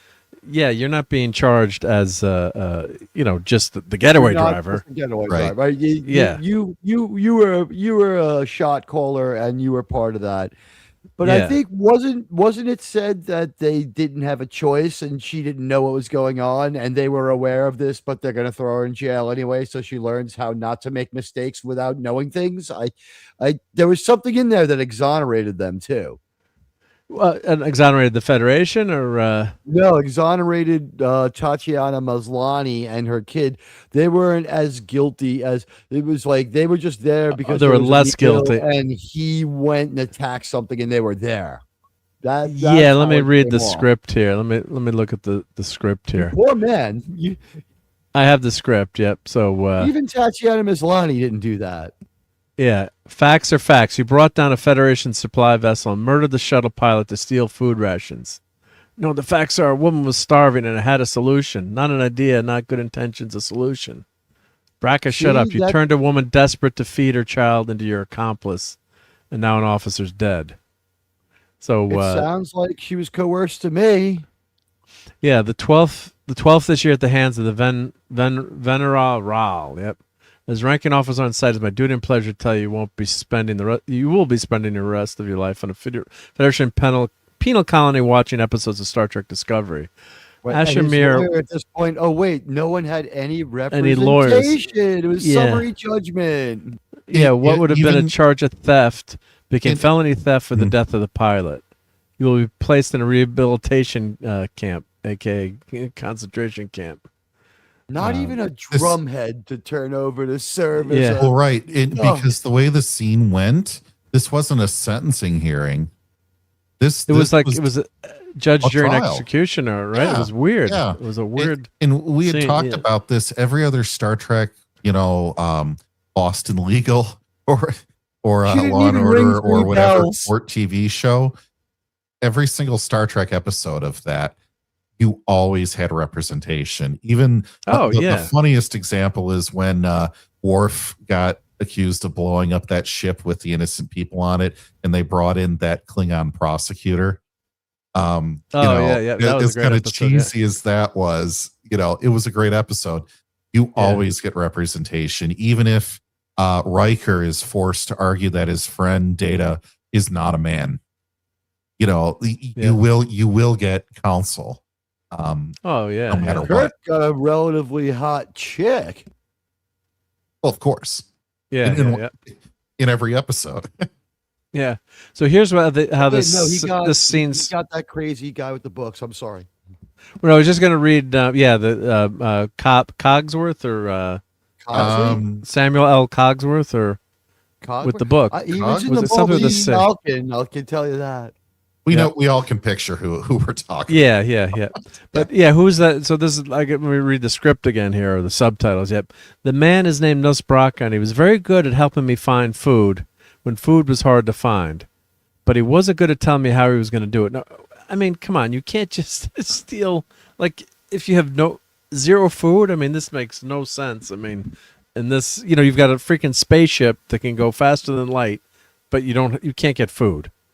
he's a pirate. You attack a runabout if you need food, you know? Yeah, but you're going to be able to get food, or you're going to have replicators, or it makes no sense. You wouldn't be able to sustain a spaceship and society, space flight, and not be able to have a scarcity of food. I mean, it makes at least when Kirk was on the the planet, the Conscious of the King, at least they explained that there was they were stuck on the planet, and they were starving there all together. So that made sense, but this setup does not make dependent on Earth. Yeah, they were still dependent, and this setup makes zero sense. So that, and they're the kids trying to excuse her. So right away, I think they're going after Orange Guy Bad again here with the child separation. Although if you listen to a quote from Obama, a quote from Obama said, "Well, that's people get separated all the time if your parent commits a crime, and they get separated. They think they're being clever by half with all this stuff." So, well, we've heard that they have to get their production money from the Democratic donor base. So it doesn't surprise me, but I mean, not too far off. It wasn't well couched. Right? It wasn't well couched. Yeah. So what happens in the beginning of the episode? The kid is in the room with Caleb is in the room with Holly Hunter, and he looks like he's 8 or 10 years old. He's pretty, or 5. He's a pretty darn young kid in this scene. And by the way, Mark's probably correct, and Tachyon Pulse is probably correct. This is, but that is something I discussed with him too. Yeah. Their assignment is incorrect on every single one of these, I guess, starting lineup bios here. It should be assignment Starfleet Academy. Right? Unless I guess they're changing it now to be the ship, but you would think Starfleet Academy. Okay, so yeah, she does look a little like Anne Hathaway. Doesn't she look a little bit like Anne Hathaway there? Yeah. It's the teeth. She's cute. Yeah. So, so this is the kid. The kid's pretty young in this episode, and this is She-Hulk. And the kid is pretty darn young. So they arrest the mom and send her away, which, makes probably almost the best considering who she is, but okay. In the story, she's innocent. Yeah, it doesn't make any sense that this setup just for food, trying to get food, and Starfleet is going to do this. Of course, they're trying to say that they're in war with these Venra. What the heck they call these people? Vecna, Venros, or what was my script? Incredibly similar to the name of the monster from Stranger Things. Yeah, the Vecna. Let's see, I'm trying to find it, but anyway, yeah. So this is a really nice Star Wars shot. Like I would expect to see like the Slave One flyby, or maybe some. It's called Living Wage One now. Oh, you're right. Yeah, Indentured Servant One. Yeah. Yep. That's not bad. But bad shot there. Well, give him credit. Sure. Yeah, we'll give him. When things look good or bad. I think they would have better chairs in the future, but this is the part where he yells, "Oh, Captain, my Captain." And then everybody else starts standing up too and shouts, "Oh, Captain, my Captain." God, look at how horrible these props. This is the cheapest IKEA chairs and the most. This is horrible. I didn't see this episode. This is Glee. I'm not remembering this scene right now. That's weird. I was referencing the Poets Society, Mark. Yeah, okay, thank you. Yeah, no, but I'm not remembering this scene. Protective amnesia, Mark. I think this might be episode 2. Your executive decision-making functions have decided that this is just too painful to live with. Yeah. This is not episode 1. Yeah, it's definitely not episode 1. Yep. And hail to Gen X guys. We're trying to get Hood here. Yep. Murder bad. MK. Yep. You feel the burn. I recommend tough acting to acting. Yeah. Great to see a Gen X guy, my Fortnite buddy here. So some of my other show notes I had. So then what happens is Caleb is talking to Holly Hunter, and he steals her comm badge. So right away they're building up as an uber smart kid, which I guess is fine. But he goes out into like City Alpha 6. in a sandstorm. There's like a level 6 sandstorm or something going on. I guess Khan comes and saves him because I don't know how the hell he survived on that planet. And like an 8-year-old kid, how the heck is he? Where's he getting? I mean, as smart as you are, I mean, the kid was like 5 or 8. It's like someone's going to say something. So they're the Federation on this planet, and they can't catch this 8-year-old kid. And he gets off the planet. And he's, was searching for his mom. His mom's last words to him were, "Don't trust them." Yep. So it's because the dad wasn't around to give him conflicting instincts about how to escape or be responsible or turn yourself into the authorities that he was able to escape so easily. Yeah. Yeah, they don't mention a dad. Instincts. Now that you mention, they don't mention a dad at all. Or of course not. Of course not. Kurtzman won't have that. Yeah. Kurtzman won't have good father figures in it. I actually can't think of a single show where there's been a good father figure with Alex Kurtzman at the helm here. Yeah. So this is episode 2. Run off and been killed trying to betray the entire family or sold their family for drinking money or whatever it might be. Yep. Yeah, so which who wouldn't do it? I mean, come on. I do relate to the idea. So RJ Godzilla, wait, is She-Hulk in the show? Yes, Tatiana how do you say her last? Maslany, yep. And so she's the mom in the beginning of this beginning of the episode. So she's hard to recognize because even though she still has that same kind of wild hair, they don't ugly her up as much as they did in She-Hulk. They don't look she looks does cute. Not look like she rolled around in an ashtray. Yeah, she looks cute in the looks episode. like she rolled around in an ashtray. In this, she can sometimes looks okay. Yeah, Robert, it's just like your left hand, Robert. It's just you like gotta see hands. And it's just like he's a hologram, so he can put his hand wherever he wants. Oh, yeah. You can't touch anything. Yeah. But she's pretty cute. This girl is pretty cute. I'll say that's Steiner, I guess. Yep. Zoe Steiner. Now, does she have 4 breasts? Is that why she's wearing that outfit? She does. She's actually a Return of the Jedi creature. Yeah. She's gonna start singing into the floating microphone. Yeah. The Klingon guy forgot his shirt, but I'm not a fashion plate either. So yeah. He's tall, but then he was wearing like 5-inch platforms. He was also wearing a purple shag jacket, which evoked the comment from me, "You bastard, you killed Grover." Yeah. And hail to E. Clay Thompson. Great to see her. Yeah. I actually like these shots where they're putting on makeup and all that kind of stuff. I don't know. It's just endearing. Yeah. They're fun. I mean, I know we don't like these characters, but it's just as the actors having fun. I like them. And God bless them for going through all that, like hours and hours of makeup. So I don't have a problem with the cast. What are they going to do? Someone's going to throw you some money to do like 15 days. I'm doing it. Oh, yeah, it's like, you know what? I can get another job as a waiter when this is over. This will be fun, and I'll work with other people. How many of these people, like with the way Alex Kurtzman hires, it's like, well, there's not a lot of work for musical theater, so I'll just do this drama. And I don't have to worry about competitive pay either.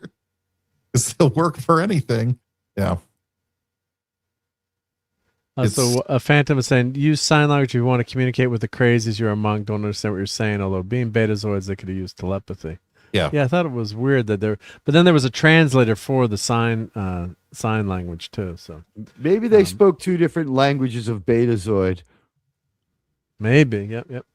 But the droids could talk right into each other's heads. So we know you that could even hear half a betazoid, even if she couldn't transmit too well to other betazoids, her and Luoxwana and her and Riker have a limited empathetic thing, which negates the plot of Picard 3, where she has sex with someone for days and days, knowing it's not Riker, knowing it's some low life founder. Yep. So here's some of my show notes. So the kid's not likable at all as a young kid, right? Yep. The plot is to find She-Hulk. Go ahead. Sorry, Mark. And then they get to Starfleet Academy, and then they say, "Hangar." So the mess hall is now open. Hangar is your enemy. So it's like, hunger. Like, why would you use slang from over 1,000 years ago? So a lot of the language in this show they're using common day vernacular and I'm living my best life, that kind of stuff where, if you'd heard I'm living my best life like 10 years ago, you'd have cringed. I cringe now. That would literally be like if two people got into a car accident in front of you and one jumped out and screamed, "Thou black tongueth bat." Yeah, like, what are you saying? Yep. So, yeah, it's just putting that slang in there is just there's a lot more examples of it too. So, and then right away they have that scene where the Jem'Hadar Klingon character is tells Caleb to like give me 200 push-ups. Like no one can do 200 push-ups, and the captain, what's her name, Captain Akel, whatever the heck her Holly Hunter's character's name is. She's laughing in the background at this. Captain Aki. Aki, okay. She's freaking laughing in the background at Caleb being disciplined here. Now, she shows no command face at all. Like, yes, maybe like you would have had that, like if they had like met in the mess hall and the officers hall after, and then they had a heart to heart and said, "Oh, I loved what putting the screws down to this Caleb kid. He's an arrogant SOB." That was awesome. I had to laugh about it there, but you wouldn't laugh in front of everyone else as a commanding officer while you're making this kid do sit-ups or push-ups, I should say. So that scene, just she doesn't act like a captain. And then this poster, it's like Starfleet Academy 90210. I mean, you're going for I guess they're going for that young audience there. I'm an old fart now, I guess, but. This is really not when I think of Star Trek. This is like the last thing I want to think of is Archie, Betty, and Veronica at Starfleet Academy. Let's be honest. If you're David Ellison and it's at your desk, you're like, if anyone else ever gets control of this, he wants how much? Just give it to him. We'll burn it later. Oh my God! This is frightening as a Star Trek fan because this experience, if this was a few years earlier with a show this bad, he has honed his edge to making some of the worst Star Trek ever. A few years ago, he wasn't this good at making bad antagonistic Star Trek. If he were to have the full confidence of this network, and by the way, we all believe that this was put on YouTube so that it could be ratioed and humiliated, and Paramount could use it as part of the justification to let him go. So everybody, good work on that one. It got absolutely ratioed, and Nerdrotic beat it in concurrence. And what is it? Drinker's Dog still laps it for watches. So good for you. But I mean, this looks to me like this is the kind of when this was dropped on David Ellison's desk, like what was said. Nice Star Trek you got there. Drops the picture. Be a shame if anything happened to it, huh? We can prevent that from happening, right? Imagine if Amazon got this while you're trying to launch your movie and did a limited theatrical release at the same time. You absolutely cannot lose control of this dangerous product. But if it's designed to be bad and to destroy Star Trek and make the contract affordable to whatever he can get to make young adult novels and comics, that's what I think the mission of this show is. It's not to entertain. Yeah, they're not going to sell any, big time merchandising with this, but you always hope you're going to catch lightning in a bottle. But there's no Star Trek. The Star Trek is about ideas and exploration and space, and it's not about seeing these students at this academy. So I don't know how. That's one thing I was worried about. Their starship, right? I mean, you can't even do that about merch. Yeah, because I was like when DS9 came out. Oh, we're gonna be freaking stuck on a not on a ship here. We're gonna be stuck on a space station. How is this gonna work? And I think it ended up working out pretty well. And then they added the Defiant and the shuttlecraft, and not my favorite. That helps. Show. You know what? Let's be honest. They had more tech in the mall area of Deep Space Nine than we have in Starfleet Academy, where they at least had a turbo lift. They have stairs. This was a worse set than Deep Space Nine ever. On its first season of Deep Space Nine, this set looked better. Did they ever show you stairs on DS9? I don't think so. Maybe they just had that lift, you had a right? ramp. You had some stairs to run up to the next level in Ops because you had that control. Yeah. Pit. but that's it. In this, they have stairs. They don't have a turbo lift. It looks worse than Deep Space Nine. And again, there's just so little technology anywhere. Like I'm waiting for them to seal the airlock, and it's like a portcullis. Oh, I'm here at this one. I'm here. This is because Canes. This was where he told you New York Comic Con, like Star Trek. Yeah, I was at this panel. Yeah, I was at this panel. He lied right to you. How do you feel about that, Mark? Yeah. And I got to say, people are kind of making fun of this actress, the Sam, the hologram. But she was generally happy. She's like, I can't believe I'm working and I've got this opportunities. I'm from the same neighborhood as 50 Cent, and she outblacked everyone I've ever met when she had that grill that she popped out before. Did you see the premiere? Well, this was this is before the premiere. So, but she generally did seem, and all these actors seem pretty happy, and they think it's going to be their, God bless them, their big break. But she was crying, and I can see that too, where you make it. So none of this is directed towards the actors or actors. It always goes down to the writers, or we'll call you out too if you're a really bad actor. But when you're working with some of this material, but they all seem to, of course this is on a Comic-Con stage, but they all seem to get along and be excited about being at the show, and. Yes, this was at Comic-Con, but Giamatti had some fun. I actually put up a couple of videos of some of the stuff that I clipped from the show, and actually maybe I can play my clip again of. Let me see if I can find it in my YouTube studio here, but yeah, I mean Giamatti seems excited to be there, right? I mean, so, but.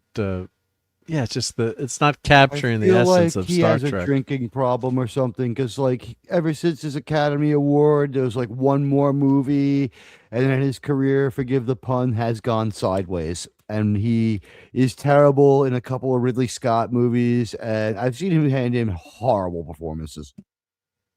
Yeah, so I'm trying to find this. Whenever you're trying to do two things at once, I mean, New York Comic Con.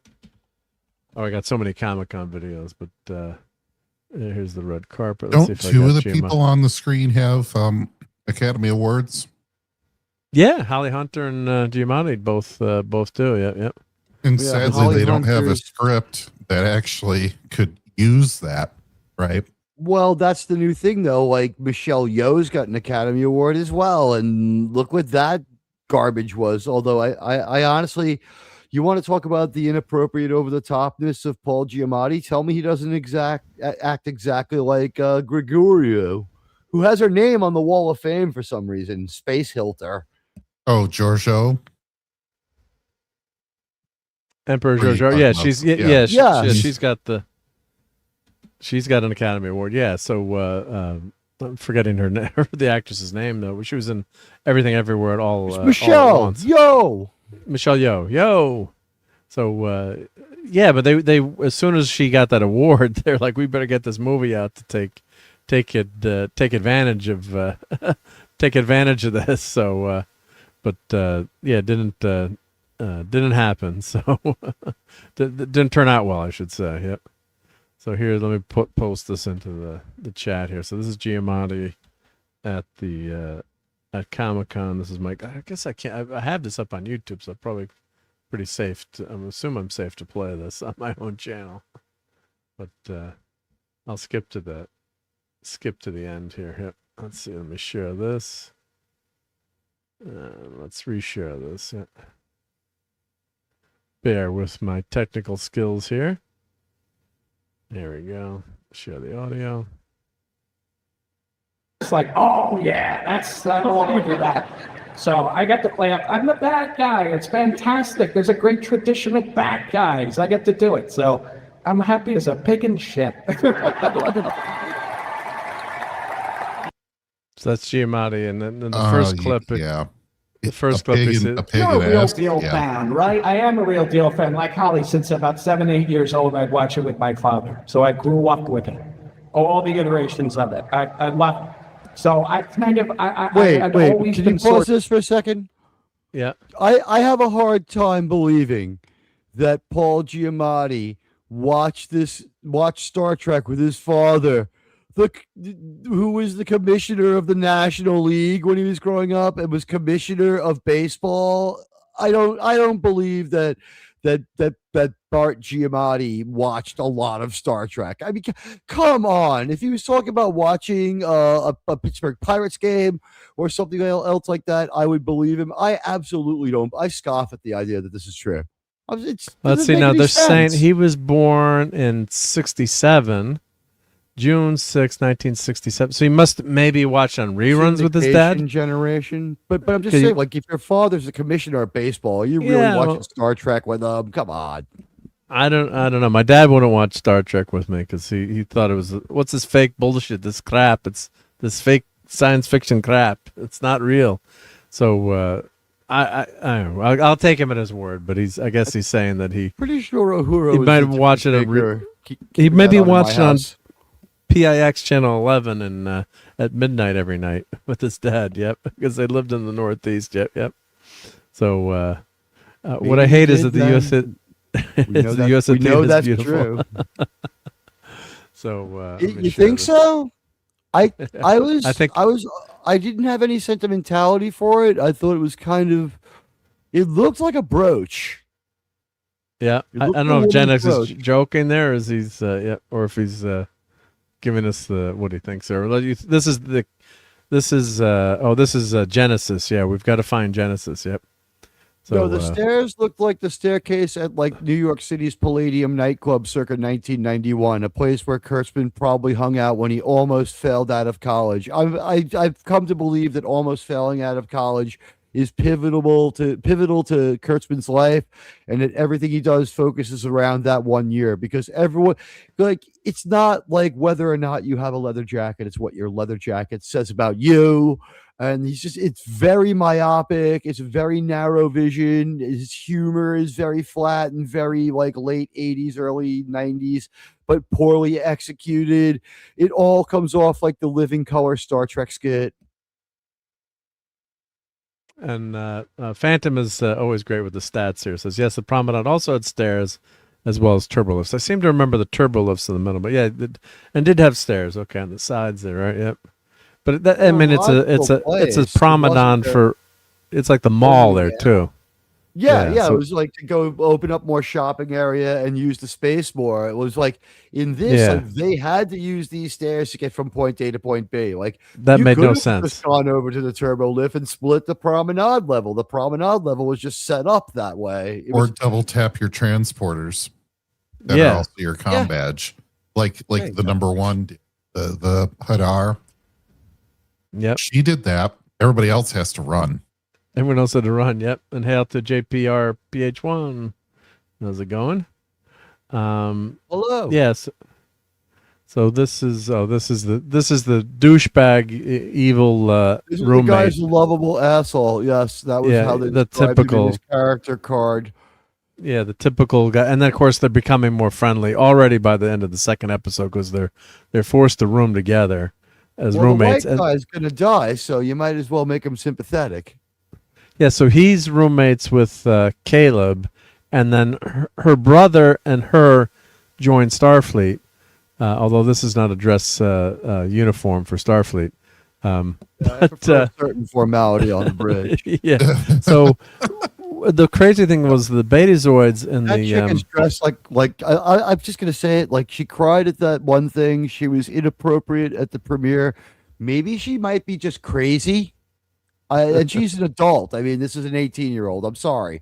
This is erratic behavior. You show up at a posse with your posse, out blacking everyone someone from the middle of Queens knows, and have to pop out your grill to talk. That is classless. I'm sorry. Hail to Jonathan Conroy, and thank you for reminding everyone to smash that like button and enjoy the show. Thank you, Jonathan. Much appreciated. Ricardo fits right in there, huh? Oh, he was in Billions. Mrs. Tonic says Giamatti was in the show Billions. I haven't watched it. I hear that's a good show. Yep. And the Holdovers, we played a schlub. Big surprise. Yep. Challenges performance of the Rhino, Amazing Spider-Man 2. Oh God, that was bad. But yeah, it's Pig Vomit from Private Parts. Pig Vomit. Right? You think that the writing is done to do a disservice to Giamatti and was it Hunt? I keep getting Holly her name Hunter. wrong. Holly Hunter. I don't Thank you. think they know how to write well at this point. I don't think they can do anyone a service. People they try to show favorably look even worse. Example, Michael Burnham. I just wonder if he's doing it on purpose as a disservice to these people. Because I looked up Kurtzman's award history, and he won something in 2010 that I have no idea what it is. He won a daytime Emmy for a Transformers cartoon in 2012.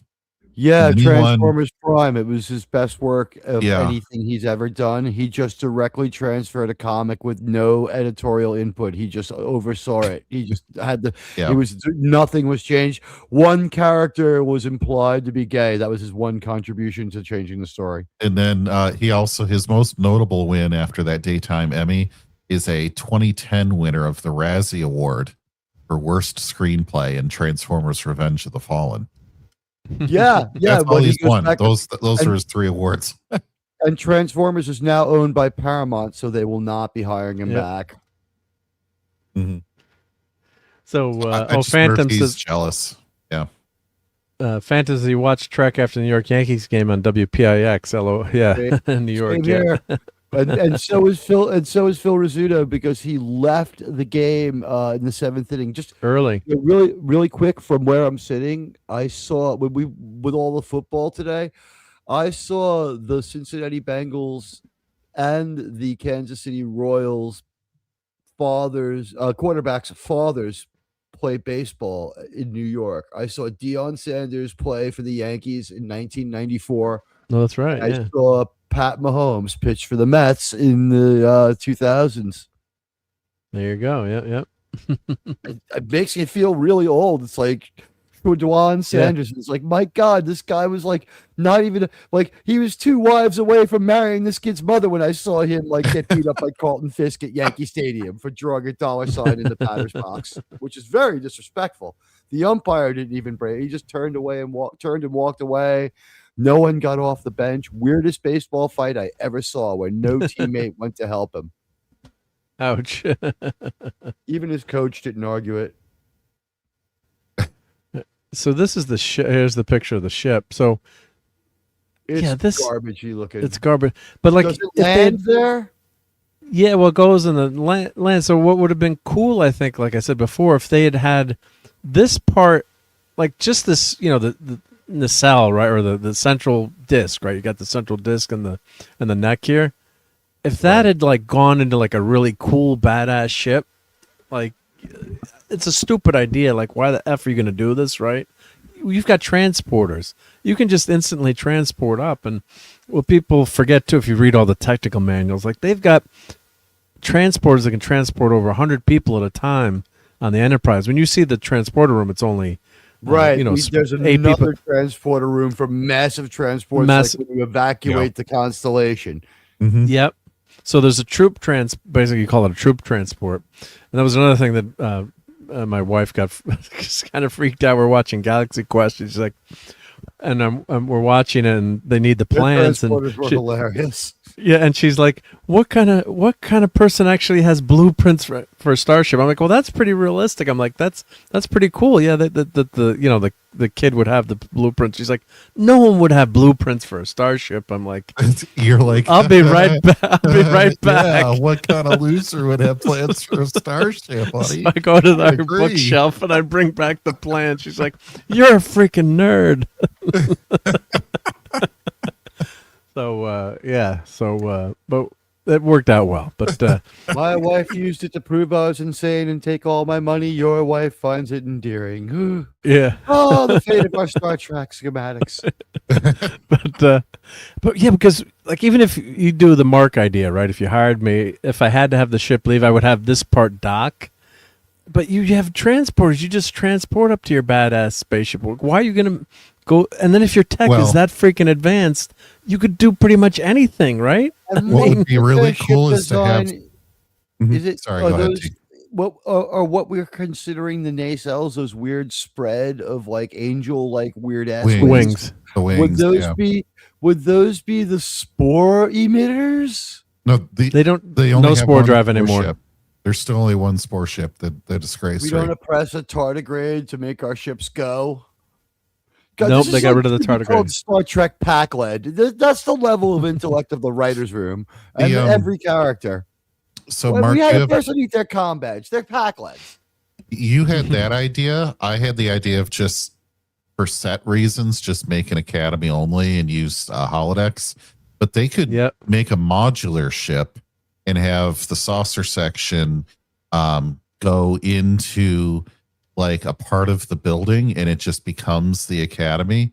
And then they can have like multiple engine sections.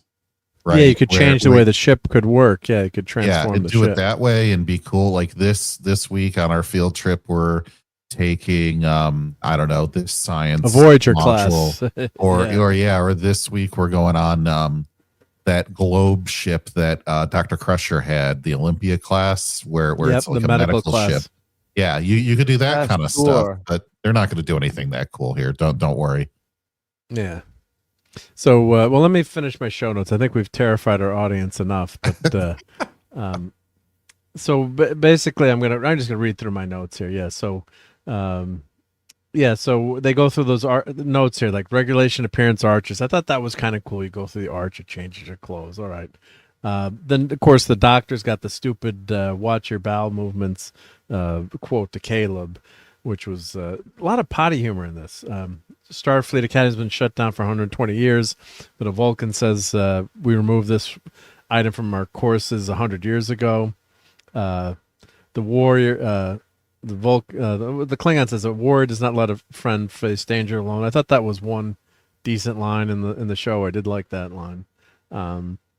Let's see. What does a starship need with stairs? Making fun of the stairs. Yeah. All the ships are fugly. The Veneri Royale ship is fugly. That's generous. That's generous. Generous, yep. EMH emitters are down. Avoid a direct hit would be super helpful. That was a quote from Voyager, from Picard. Of course, then they have to explain why there's no EMHs yet. Red Alert Girl. And why are there no mobile emitters? Yeah.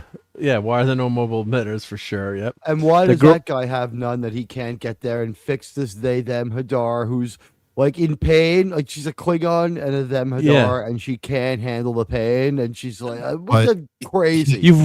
Damn it, you Teague, you read my show notes. He jumped. Picardo jumped. No, I'm teasing. That's awesome. That's one of my show notes. Is exactly that. Yeah. Picardo couldn't jump to the medical emergency, but he could jump to that council where main female character love interest is trying to override the security protocols. Yep. Didn't make sense. They do that earlier. They have like got their whole curriculum. All they have to do now is cheat their way to the top, like everyone else in a Kurtzman story. Yeah. Let's see a couple other notes here. Let's see, what did I have here? The origami chicken light. They need lights when they're stuck in that corridor, but there's lights freaking everywhere on the set. And no painkillers in the med bay. Why does Nurse Braca care about Caleb? Like, why does he give a shit about him? And they keep using Holly Hunter says he's a shit businessman. Quit dicking around. It's like, who's going to use dicking around 1,000 years in the future? Isn't it funny that he's exactly Han Solo from Force Awakens? He's a shit businessman who semi-kidnaps people, who's conning everyone, and maybe kills people by mistake. He doesn't know. Yeah.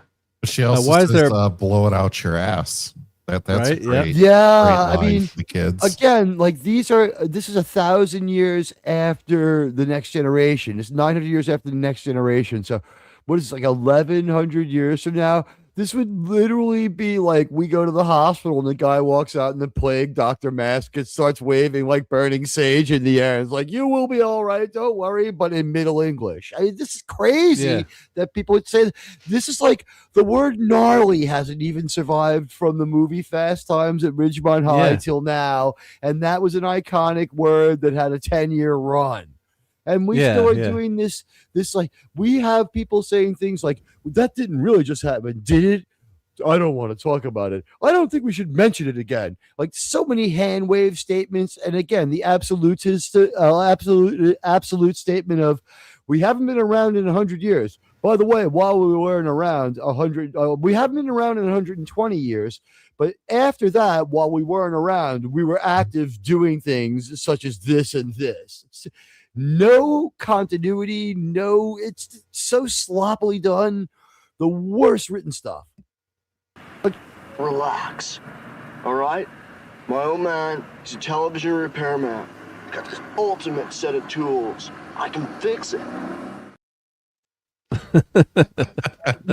That quote survived 1,000 years in the future. I'll have you know. That quote will survive, and that's the last king of Scotland is the guy whose car they wreck. That's Forrest Whitaker's car, right? Yeah. Yeah, it's just that vernacular they use is just ridiculous here. Yeah, but why does Nusbraka, Giamatti's character, give a shit about Caleb? It makes no sense. So he hears this message, and he's a pirate. I guess he's going to grab this ship. Very, very weak. Let's see, what else did I have? Very easy for him to take over a Federation ship too. Like they send that out there with all that assets and all those vulnerable people, their best and brightest, unescorted. Yeah. Oh, that was because they just forgot how to raise the shields. Yeah. Well, she did tell him to raise the shields, but yeah. Yeah. People are better at raising shields. The other kid says, "I'm Canhonian, bitch." It's like, like when he turns into the purple Smurf. It's like, so he's using the bitch. That was so ridiculous. That was so bad. Let's see what else. That's another Star Trek species from something else. They had to change the spelling a little bit to make it something else. Yeah, there's two other species with one letter changed. Did it change? Yeah. Then I heard I'm sorry, the Star Trek memory alpha thing had to be messed with glitched. Again. Yeah. Why can't you watch when he transitions to save money on the budget when he turns into so he can last out in space? And they played it like a callback from Star Trek Into Darkness. Turn around. Yeah. Then they go, then the comm badge are like asshole 1 to asshole 2. It's like they're supposed to be cadets here. Couldn't they send a robot out there to scan the freaking matter there, right? They have a million robots on the ship. Robots are mundane. It's like more than in Star Wars. It's like, where's your identity now? Like not having many robots or androids at all was a very Star Trek thing. Now they're everywhere. Now they're everywhere, and they're not using them. Yeah, and to a greater extent than they have them in Star Wars. Yeah. Why isn't the right there? I mean, San Francisco scan. The other note I had was, why doesn't the hologram Sam do the freaking surgery? She's explaining to the Klingon how to do all the bits of the surgery. It's like, why doesn't when they're operating on her? Why doesn't she just do the surgery then? She's got all the knowledge of everything, right? Wouldn't she? She's a hologram. Wouldn't she know how to do everything all at once? How do they have a hologram when there's no holo emitters online where they are, and that's why they have to fix her. So more direct contradictions within your story. It makes counter sense because they say they can't do it, then they go ahead and do it, but it's just limited in its power enough by the plot to keep from completing the test, so that they have to do it and put their hands in that gross yogurt that makes up her blood. Well, no, when does Jem'Hadar have blood? Since when do they have blood? I seem to remember this guy named Julian Bashir saying they didn't have blood. she's really she's an alien android. What was that show with the set in the future German sci-fi TV show with the space vampire and the really hot lizard girl? Stanley was the I'm forgetting the name of the show. It was like a German sci-fi TV show. Und der Nosferatu? No, it was, and then one of the main characters was like a vampire. Someone's gonna get Lex. Dracula 3000? Lex.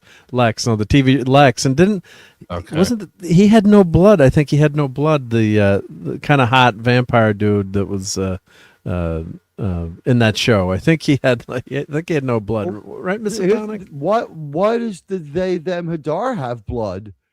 And why is it white if she has it? Like the Jem'Hadar don't have blood, and the Klingons' blood is purplish. Yep. How does the cadet talk in a vacuum? How does Nightcrawler talk in a vacuum? They actually tried to explain that away. There was a device that they put on the vocal cords of the actor, so that way he could communicate with them when he was out there. I actually did look. They did say that in the show. They did say that in the show. Yeah. I missed. Okay. I believe that was a real invention one day. That was brilliant. They didn't want to get caught doing the same thing that Star Wars did with having a fire out in space. Yeah. They didn't want to make that mistake, so they did try to explain that. I did look up that could you actually make a sound in a vacuum? And there are some experiments to basically say that like speakers don't work at all in a vacuum, which we know because there's no sound to vibrate. You could try to still say that he was moving his vocal cords in a way that maybe the computer like readable could interpolate that. It is still a bit of a stretch. I feel like you're not going to be weird to bother doing any sort of It was weird to give it any deference at all after the and this is what the fourth time we've seen in these series people just walking around on the outside of the ship with no EVA suit on. It's getting to be mundane. Yeah. Oh, and Lex is actually Canadian and German, but Germans love David Hasselhoff and sci-fi. So, yeah, Lex is a funky show if you want to watch it. Some cute lizard girls in that show. Crazy late night show to watch. Yep. Yeah. So what else did I have in these? Oh, yeah. Klingons can't handle pain without screaming. You don't have to thank me when she punches the kid across the room. That was a stupid laugh. Marvel superhero level strength. Yeah. Yeah, and fatal. What should have been fatal consequences? That should have been like when Wonder Woman threw that guy up against the wall and we saw the brain splatter. Yeah. Klingons can't handle. Sorry, she should have to apologize to that cadet in front of the entire Starfleet Academy, and in front of all of that division of Starfleet, just like Patton did. That's right. That was out of totally ridiculous. Or apologize right. Oh my God, I didn't realize how strong I am and how weak you are. Yeah, you don't have to thank me. How would Giamatti recognize the kid 15 years later? Like there was right away he knows that's Caleb. Let's see. Never fit a fight with a Klingon. My nephew grow up, I might not. You know what I mean? I look at nephew 15 years when he was like 9 and he's like 8 and he's like 23 now. So it's like, I don't know if I. And he wasn't his parent either. It wasn't like it's his mom or his dad. Like nor was he particularly nice to him. He got him thrown into Federation Reform School, and I mean again, there was he was deceiving everybody, and they were kind of forced to go along, and they were almost slave labor for food, and they get punished too. So I thought, when we were watching Star Trek, the Federation freed people like this. They're in bondage, for God's sake, but you're part of it too. It's like, what the hell Southern Law School did you go to, lady? I'm 300 years old. It's like, tell me something I don't know. Yeah. So, just ridiculous setups here. Yeah, because you wouldn't. Yeah, if it's not maybe it's your own kid, you're going to recognize as someone you knew really well, or you see someone like 20 years later when they're an adult. But now when you look at baby pictures, you say, "Oh, that's." Even I mix up like some of the baby pictures of my kid, and I'm like, "That's Eric." And my wife's like, "No, that's Charlie." I'm like, "No, that's Eric." So you're looking. My niece at 10 and at 25. Like, I don't know. I just don't know. Yeah. Some of my other notes here: the captain lost her son in the burn, and the captain thinks she's acting like this kid's Caleb's mom, and so it was really creepy. 270 years to get over this kid dying. Like, my mom really likes me. If I died in 2 years, she'd get it back together and have a purpose for her life again. 270 years? I mean, come on. Yeah, they say she says she's 422 years old, I think, right? Right, so it's 300 years since the burn, right? Yeah. Starfleet Academy closed 200 years ago because they ran out of the lithium, so... Don't worry about the math. Just she's 400. She's a lanthanite. Yeah, she's 422 Yeah, is that years the old. same species as Admiral 3-Pack from Strange New Worlds? No, they're somewhat different, I think, but So we similar. have all these Looks different exactly like super humans. long-lived Yeah. human, and they've lived among us. No one considers them spies or traitors or weird. We make them admirals and we put them in charge of training our future. Yeah, good judgment, Starfleet. How'd you break up again? Now, Mark, this was something we didn't talk about the other day on Admiral Teague's channel. Did you have in your notes that the Honian Juggernaut bitch was pulled back into the ship just like General Leia, Mary Poppins? Yeah, with a kid. Yeah, what was that? How did they explain that? Was that a tractor beam? Or It was a that, tractor beam. It was a tractor beam. So why didn't they just use the tractor beam to bring the move matter him in really quickly into the spot where he could pick up the matter and then bring it back really quick? But he was transported just straight back into the ship exactly the same way that Leia was in the Ryan Johnson abomination. And I wanted to, it was uncanny. It was. Well, I think the way she couldn't get control of the bridge commands, so Picardo had to give her control, and then she had to run all the way up to that other level to get a functioning Because console. nothing's near each other, like in a logical manner, so that you could cover someone else's station. You need 4 minutes to get there. Freaking Uhura covered Sulu Station in like 2 steps. Everything was fine. Yeah. So, you know, it's just they're creating that as a plot. Crazy plot device. Mark is being very patient with us. JT and I are having excited outbursts, even though we already have supposedly worked through this. It's the drama of the That's new killing Trek. you. We have really watched is. so much new Trek. Every time we watch it, it is a little harder to watch, and I'm angrier sooner. And it takes smaller bites. It's like the section 31. It was like 4 or 5 minutes at a time. Strange New Worlds. It was like 1 or 2 minutes at a time. This was like a minute or 2 at a time, and I'd have to like walk away, just like take a sigh. We'll look back at the phone, watch another minute, then put it back down, like think about my life, pick it back. Yeah, it was terrible. I ended up actually backing it up in playing the same sections multiple times. I had to rewatch because I would lose track of what was going on because it was so disengaging. That, or I couldn't believe what I thought was happening on the screen in front of my eyes. It's like, no, this couldn't be. And then you see it again, you're like, oh.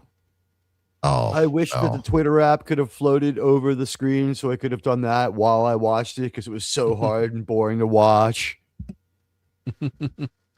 So let's move on to episode 2. I'll finish up my show notes because I feel like I wrote them. So the good news is I didn't see this one, so I won't be interjecting as much. I'm really sorry. It's horrible. It's all right. No one can sit next to the captain of the turbo lift. She's moving around to the turbo lift. You notice that, Jay?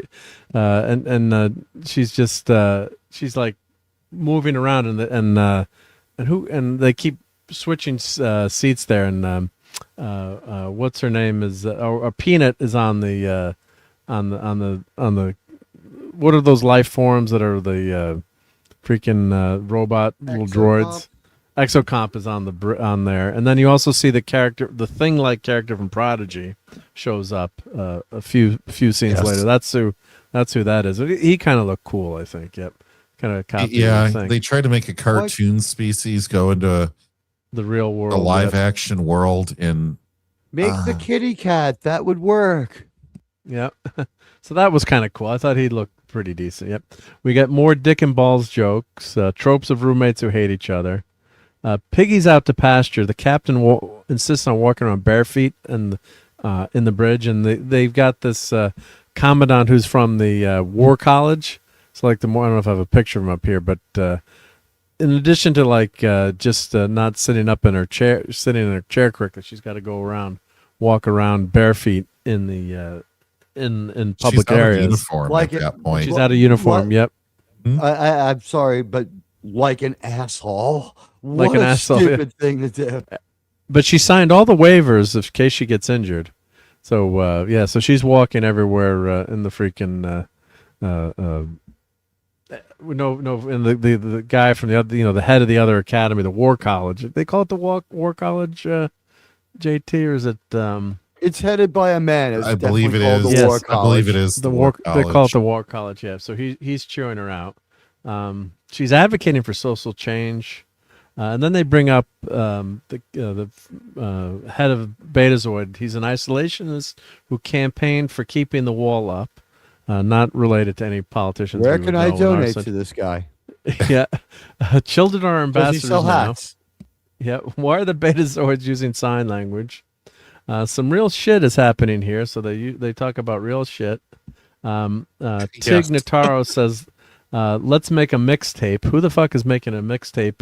No, the mixtape is 1,000 years in the future. Now, when you say like it's like you drop the needle on drop the needle on that, no one would know what you meant anymore. Yeah, that's when Tig is giving her. There's a person being bullied in one of the classes, one of the science classes, and he's got to act like Caleb's got to act like big time a-hole, and then she chews him up, and then that's one of the things, like, don't you we've got to be open to things, and one of the lines she says is make a mixtape. Yep. Like 25 people. If you scroll up, there was the one accidentally attractive woman in the show. She slipped through the vest, but they gave her the wig from Section 31. No, not that way. That's right. Isn't that Raffi? There's that lady wearing the Section 31 wig. Yeah, what a good idea to put the head of West Coast SAG in your show. I'm sure that helped them out a lot. There she is, right there. She's cute. Yeah, she slipped through the vest. They're like, "What? How did this attractive woman get here?" It's like, "We're sorry, sir. The overweight woman couldn't show up. She had to go get medical attention for obesity." It's like, damn it. All right, fine. Give her a stupid wig and try to ugly her up a little bit. That's Becky Lynch. First look at Becky Lynch in Star Trek Starfleet. No way. That's the man? No way. I didn't recognize her. You're kidding me. Hey, scroll down a little bit. I think they have her in a different uniform. Oh, no, that's the other actress. Okay. Rebecca Quinn. That's AI right there. I think that's AI. Right? It looks like an AI of the chick who's actually a wrestler. But that's Becky. Yeah, that's Becky Lynch. But they're saying that's Becky Lynch here. Wait, someone got to Google this for me or find out. Yeah, it is. That actually... I remember because they had that professional wrestler in the at the gala, the kickoff. Yeah, the premiere. Thank you. And we were like, why is she doing this? She's walking around pumping the belt over her head because it has more relevance than Star Trek, and people are cheering the belt. Walking past Star Trek people to go see it. And Kate Mulgrew is just shaking her head in resignation. Wow, I didn't recognize her because I've watched a lot of wrestling, and I didn't, not that that's her, but with the hair, I didn't expect it to be on Star Trek. They uglied her up. Yeah, like I said, that's the one attractive woman who slipped through the vest. And she could kick everyone's ass on that show too. Yeah, she's and her stick is she's the quote unquote the man. Yeah, and her Marc, Starfleet Academy Lieutenant. I can't remember, but when the captain was out of uniform and barefoot on the bridge, did we ever get like Brie Larson level attention to her feet? No, like, we didn't get that much of a disaster. I think it's at 68. She might need a foot double. I mean, what must they look like at this point? My God. I mean, 422. Yeah. Yeah. She looked great in Oh Brother, Where Art Thou in 1998. But I mean, she was beautiful in Raising Arizona in 1988. I mean. Yeah. No, she's a very pretty lady. Very pretty lady. She was beautiful when she was young. It's just like, I mean, like I said, now it looks like Jennifer Aniston drank from a false grail. You get to be 422. See how good you look. Look as good. You will not. Yeah. You know what? No, I get you. Yeah. Sorry. Yeah. There's a certain point where you have to let go trying to look young, though, or it just becomes increasingly preposterous. Think of Lucille Ball towards the end. Yeah. Now, and she is a gorgeous lady. People always make fun of the head prosthetics that Michael Dorn had to wear as Worf, but at least it always looked like it was a part of his skin and in his head. It doesn't match taped on like somebody's doing a Comic-Con type of cosplay, doesn't it? It but doesn't Worf match his didn't color. look as good initially with his hair and makeup, but I think they really Uh-huh. nailed the makeup, and he looked a lot better with the long hair at the end. He I did. have He to did. say, but I don't know if maybe it's because it's the HD TV or it's the coloration. No, or it's maybe they're because making they the don't Klingons have look good the artists. skill. They just didn't spend enough time doing it, and they didn't have the best artists. They don't care that much. They're like, it's good enough. People are gonna watch it on their phone is the assumption, honestly. Yep. All right, let me finish these show notes. So, Fensonomic class, there's a joke about Caleb's trying to get out of here, and he's like, I'm going to Fensonomic class. My dad would have liked that corny joke.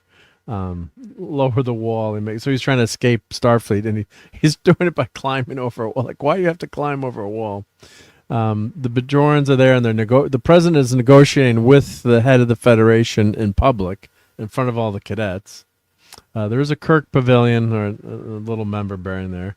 I wrote, Caleb is an arrogant SOB. We hate this character. Yep. They're humpback whales. The chick gets really excited over they're migrating and pregnant, so she can tell that the humpback whale's pregnant. Caleb takes the president's daughter, the girl in the white here, Anne Hathaway, to a date in the aquarium, I guess, They see under whales. San Francisco. There be whales. Yep. Yeah. Let's see. Alcatraz is still there. Trump, I guess, didn't take that over. The president's daughter doesn't have an AirTag, so they lose track of the president's daughter. This is 1,000 years in the future, folks. I have an AirTag now on my daughter, or put in her luggage or on our keys, and they can't find. And even though they're telepathic, they can't find the president's daughter. And today we have security cameras with facial recognition. That's everywhere, a whole Palantir thing. Like, we can't find people in a public place 1,200 years from now. Come on. Yeah, that's been a consistent in New Trek. Their tech level is always below ours. Yeah. Let's see. Then Caleb gets in a fight with the president's daughter, and it's just a ridiculous fight, and because he didn't tell her she's looking for his mom, even though he had already made the kind of moves on her before. She's got the map of Bajor, and I guess Bajor's got this wall that went up, and they've got hidden space, and there's planets. I guess they're shielding like a whole solar system. At first I thought it was Bajor, but I guess it's like a whole solar system or a whole section of space is walled up, and no one can get there or scan there. And but they're worried that these rebels, the pirates, are gonna break their shield and get through, so they got to get back to the Federation. But just a ridiculous fight. Oh, we get another. Look, anytime the Federation president says anything bad, that planetary or solar system level shield grid just gets 10 sectors bigger. Right. We're going to build a Dyson sphere around Earth so that we can keep out the undesirables. When Bajor sends us their immigrants, they're not sending their best anymore. Yep. Let's see. Yes, the Betazoids leave the Federation after the burn. So that's a big thing you find out. Yep. We've seen another move, by the way. I just want to say I endorse the Betazoids leaving the Federation. It's a pretty evil organization. Yeah, the way they portrayed now. Yep. It's an evil matriarchy, man. We get another girl from the extinct race of Let This Be Your Last Battlefield. She's the not a girl. Shronians. It's a guy? No, it's not a guy. What is it? It's both. a both? It's both, yep. So there's they're another, they show another. Either side. If you, Sharon. We figured this out in section 31, we stopped. Sean figured it out, and we rewound and we looked at it, and it's different. How they pee, is the question I would ask Kurtzman.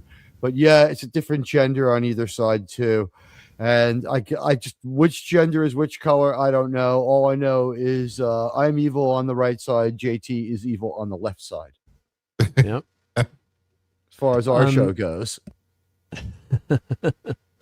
Princess looks like Anne Hathaway. Yep, that was in my notes. Yeah, Federation HQ will be on Beta Z, so that's a big compromise. So they bring Betazoid back to the Federation, and the youths actually save the day because Caleb gives a big speech to Anne Hathaway about how she should expand her horizons, and the Admiral realizes, let's not put the headquarters in Paris, it's gone to hell anyway.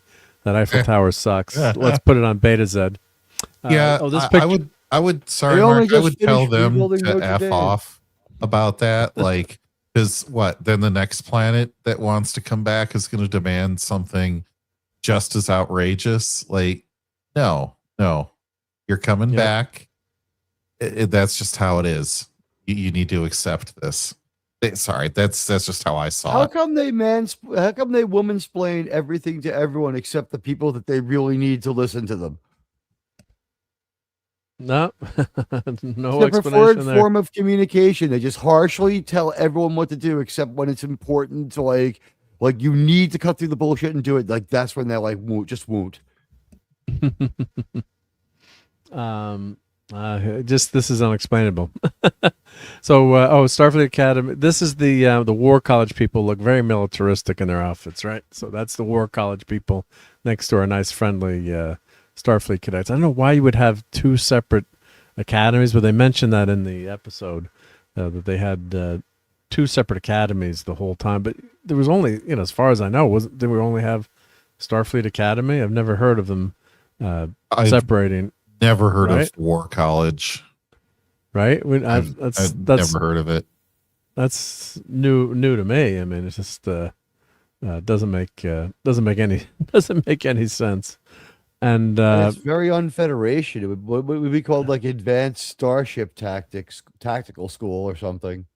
This is just so they can have like an Army Navy game, or like they can have the other wizarding school, so that way they can have a Star Trek Quidditch match with some kind of like Parisi Squares game. Watch, it'll happen. Yeah, they're making a really militaristic. You want to have like they're going to be like the ultra military. They're going to be the Yahtzees, and then somebody uses the term fascist too in this. And I'm like, with that term of maybe, or the translator, maybe the translator would. Well, maybe it'll end up being an enduring method of government. The Spanish had no problem with it for like 55 years. They kept it until like the 70s. Yeah. Right. So.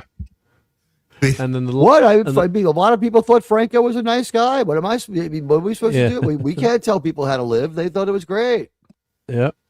Mark, what I liked about the War College was they were like actually competent beings in this universe. And we haven't seen competency in a long time. Right. But Joran Leader sounded pretty badass. Yeah.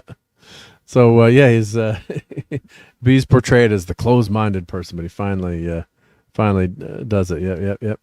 And then the series ends. The second episode ends. Yeah. Well, first of all, the president complains like, "How did this Caleb? We found out you had an ex-criminal or criminal in your midst in this academy now, because they're making a big deal about reopening up the academy. And like, didn't he have to take a test to get into this rigorous protocols against Starfleet? No. Like, didn't you bend the rules? And then the crazy thing is, at the end of the episode, his son and daughter both get in like instantly. Like, they didn't even go back to Betazoid. They just stay there. So this has got to be a scene from another episode. But they don't even stay. They just. They don't even go back to their home planet. They just stay in Starfleet Academy. So why didn't they bother to clear this with like the Pa-wraiths and like the wormhole singularity gods? Like if they wanted to be cool about it. I mean, don't they have any say in stuff anymore? No they more showed say up to in mess anything. with Picard. Why do we fight this Dominion War? Yeah. So none of this. You don't get any of that. So I'm trying to clip something now. So the end of the episode ends with bros making beds. Let's make a fort, guys. So you remember that? Right? Oh yeah. Let me try. My head hurts. I don't. Yeah, but as a much Did you watch that? Did you see that? That was a fun thing to do. You didn't see that? Remember that in the episode? I do. They made a pillow for it. These teenagers. No, they're saying let's make a so the president's son says let's make a fort, guys. They're all in the dorm together, so pretty cringe. It's pretty John darn cringe. Jr. was under there. Yeah. So at the very end, let me see if I can how quickly I can clip this. Oh, here we go. Yeah, novel by Diane Carey. Yeah, this is what would be cool. Get the Starfleet Academy game, and then get the novel. Yeah, based on the CD-ROM Starfleet Academy. She was a great writer. Yep, that would have been cool, right? But we're not getting that. Yep. Let me see if I can really clip this end of this episode. It's much safer if I clip it rather than trying to play it. When this deeply discounted box set comes out, I think that these Starfleet logo discs will make amazing coasters in my apartment. Mark, when I think about this, I remember drill sergeants that would walk around. If you had any of the smallest blemish on your bed, they would flip the mattress and make the biggest mess they possibly could. Oh, you'd be killed. Yeah, you'd be totally destroyed. Yeah, they're pulling this level of BS, and I'm just like, what is this? It's not even like a scout camp. Scouting has a higher level of personal honor and personal accountability than Starfleet Academy. They're like they're stealing their curriculum from their professors. It's ridiculous. Yeah, totally nuts. And Courtney's here. Hey, Courtney, how you doing?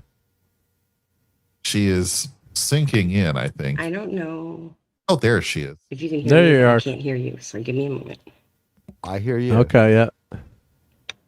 I'm just getting this clip ready to play. I'm just going to play because it's 2 seconds, so hopefully it'll be okay. Let's see here. And Starfleet Academy was a great video game back in the day for the PC. With Bill Shatner in it. It was great. Yeah. It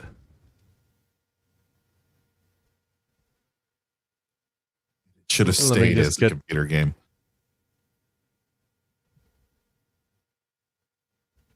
Well, this is unrelated to any previous Starfleet Academy effort. This is based on a pitch from the Gossip Girl people that was so old that Kurtzman came to own a greater proportion of it than he would have had to pay for if he had used it right away, and hired their least senior writer to put it together. Yeah. Courtney, how are you doing this evening? I'm doing well. Can you hear me? Yep, no, I got you. Yep. We're getting a bit of an echo. Or is that Mark?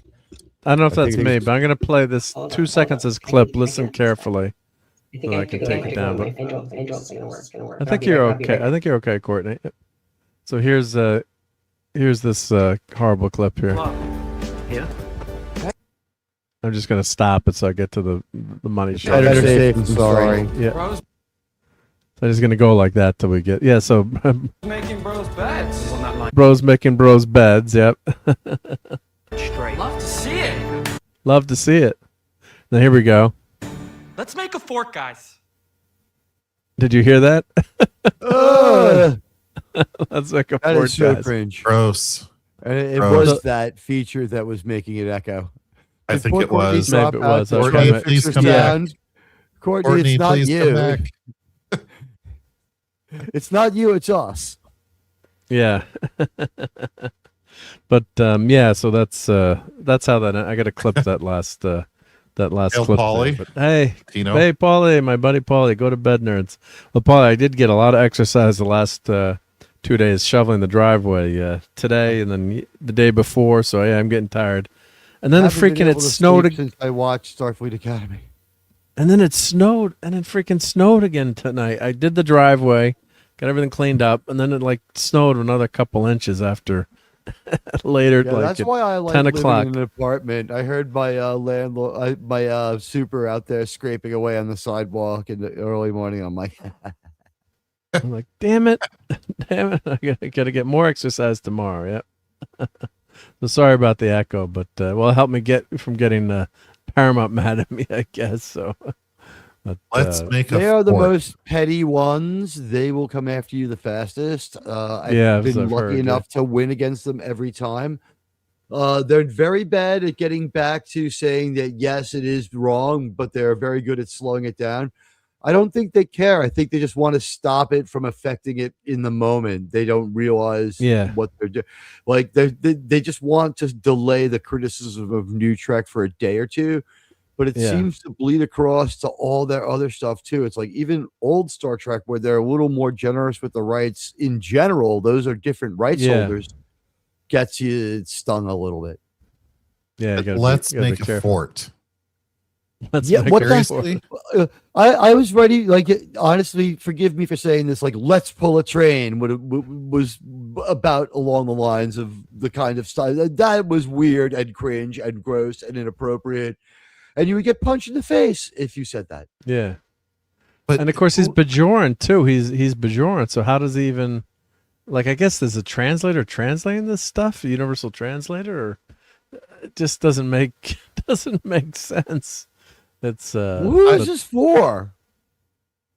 Yeah, I mean, I guess they're being, now they're all friendly, but it happens too quick too, where they're supposed to hate each other, and then they're going to like showing each other how to make their beds. It's like gotta have a little bit more time for character growth there. These are teenagers who need someone to instruct them on how to make a bed too. I mean, this is the level of intellect for the best and brightest of the future. Well, Caleb says he's never had a bed before when he was on the Dread Pirate Roberts ship. He's never had a bed.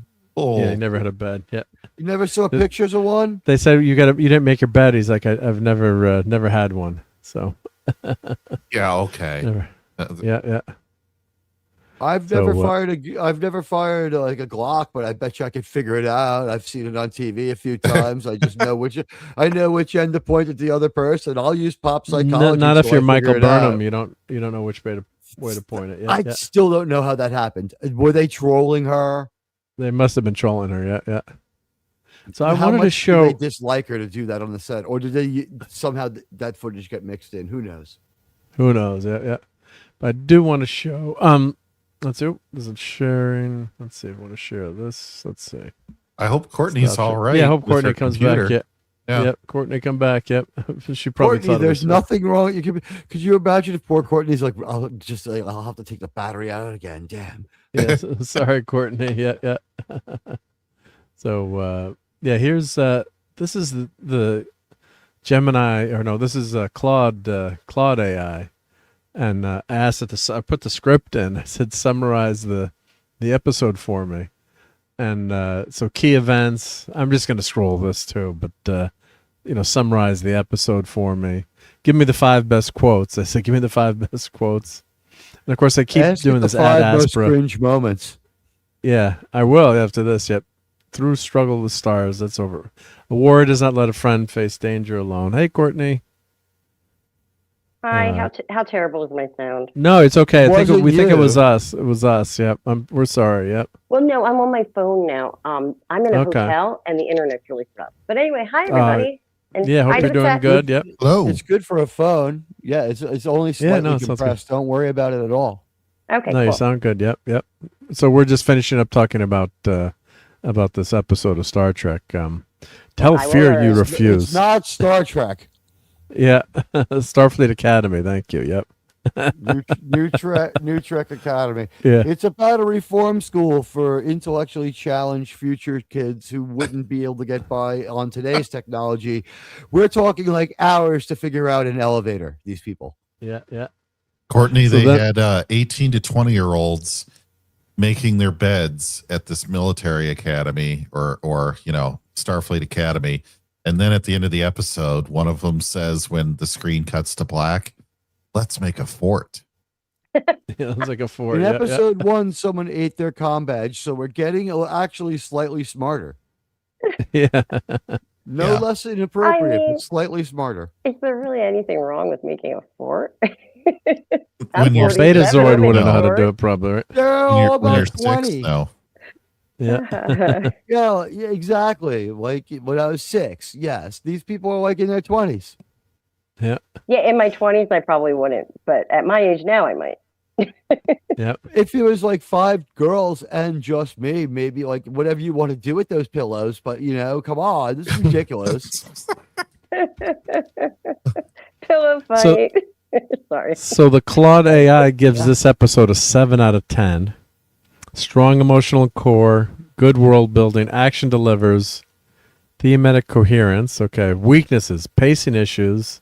It drags in places. Opening flashback and some character introductions feel long. Villain is cartoonish. Newsbracket lacks nuance. He's scenery chewing pirate with a vendetta rather than a compelling antagonist. Convenient plotty. Bracken's intercepting Caleb's mission and attacking that specific ship strains credulity. Yeah, you're in outer space. Yep. Underdeveloped supporting. Oh, I'm sorry. Yep. Go ahead. Undeveloped supporting cast. Beyond Caleb, Jaden, maybe Sam. The other cadets are mostly sketches. Overall It's assessment. solid and earnest. Premiere that successfully launches the series, its characters, the emotional beats land, and it captures Star Trek's optimistic spirits about growth and redemption. However, it plays things fairly safe. Level it's written on. Yeah, it could have been tighter. Yep, a promising start that needs to find its unique voice. I know, gave it a 7. Yeah. Well, I mean, maybe on the New Trek scale, it's so broken that's considered a 7 for them. Ask it what the most cringe moments are, or I would ask it what IQ level it's written on first. It could answer that one in one line. Yeah, well, I'll do the cringe. I start typing cringe moments. I'm asking Grok about its IQ level. Yeah. Noose Bracca's entire performance, origami chicken metaphor used twice. Payback's a bitch, yep. Je ne regrette rien, that's French kids. It's like, who the hell's going to know French 1,000 years in the future? Well, hopefully they will, because that's my favorite language. It'll be translated. I regret nothing. Yeah. Yep. Link. Link, yeah. You had to get a new link? Now, I wanted to go back to my roots, and they couldn't fit It's Courtney's Fellowship of Oddballs in a tag, but it's Courtney's Fellowship of Oddballs without the L. Okay. So just my tag there at the end. Yeah. Okay. But for people that follow me on like Instagram and Twitter and Discord and all of that, it's the same. It's Courtney 218. It's just for YouTube because people are getting confused and not knowing who I was. So. Okay. Thanks. Cool. It's a stretch, but Grok is saying it's written on a 100 IQ level. I can't see how this is written on a normal IQ level. I don't believe that. Grok, if I fed the script in there, it would change his mind. Yep. The purloining ice cream scene, overly precious dialogue with the kids, fess up, felt forced. Are they trying to make? I'm sorry to interrupt. Are they trying to make this for a younger crowd now? Is that what they're doing? They think they are. Courtney, they're trying, but there's way too much casual swearing for like anyone under the age of like 13 or 14 to really be okay with it. Like, I was thinking more really of like be skirting the PG-13 high school, college rating. Yeah, that's what I was. But I was thinking more of like younger, meaning like high school kids, college kids that don't really know. Yeah, I mean, so they're trying to target that group. They're trying to target that group, but Star Trek was targeted for all ages when it was originally made. So what? I see. I get it. Yeah. It's also a group notoriously doesn't watch TV. You're making TV for people who would rather watch TikTok. Yep. That's a very good point. I would not have thought about that. You're right. Yeah, they say they use the line "bow wow" in this. Darren's response when called an attack dog, trying to be too edgy, cool. The holograms introduction. This is actually pretty good analysis. I enjoy normal teenage things like hanging with friends, studying, and reasonable acts of rebellion. Okay, there probably won't be any rebellion. Yep. That shtick was ridiculous. Yep. Guys who heroically die are a big turnoff for me. Who die heroically. Yep.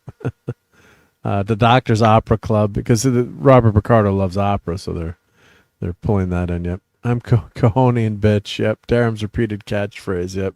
Wait, who said the guys who die heroically? That's what they say. Look at that bottom line, though. Most cringe overall, all the dialogue by Paul Giamatti. Yep. Yeah. He was bad. Courtney, there's a guy on the show that literally says, "I'm Keonian, bitch." Like exactly the same way that you would say, "I'm the Juggernaut, bitch." Or like, "I'm Rick James, bitch." Yeah. In the future, yep. 1,000 years in the future, That's yep. so funny. Or more, yep. 1,200 years in the future, yep. But this is pretty interesting. So what IQ level was this written at? Rock just 100. You misspelled IQ. That's definitely going to throw it off. Well, because that hurts my. And if I can't, can you be a genius if you can't spell it?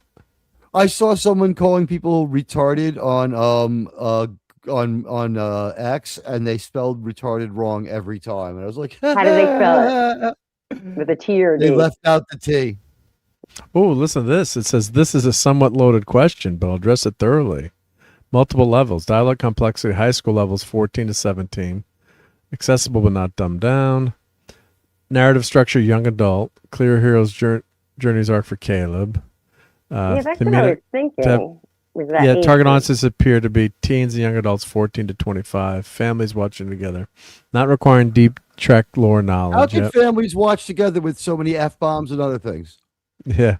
Nobody cares these days. There's no way. Yeah, I mean, my kid's not watching this.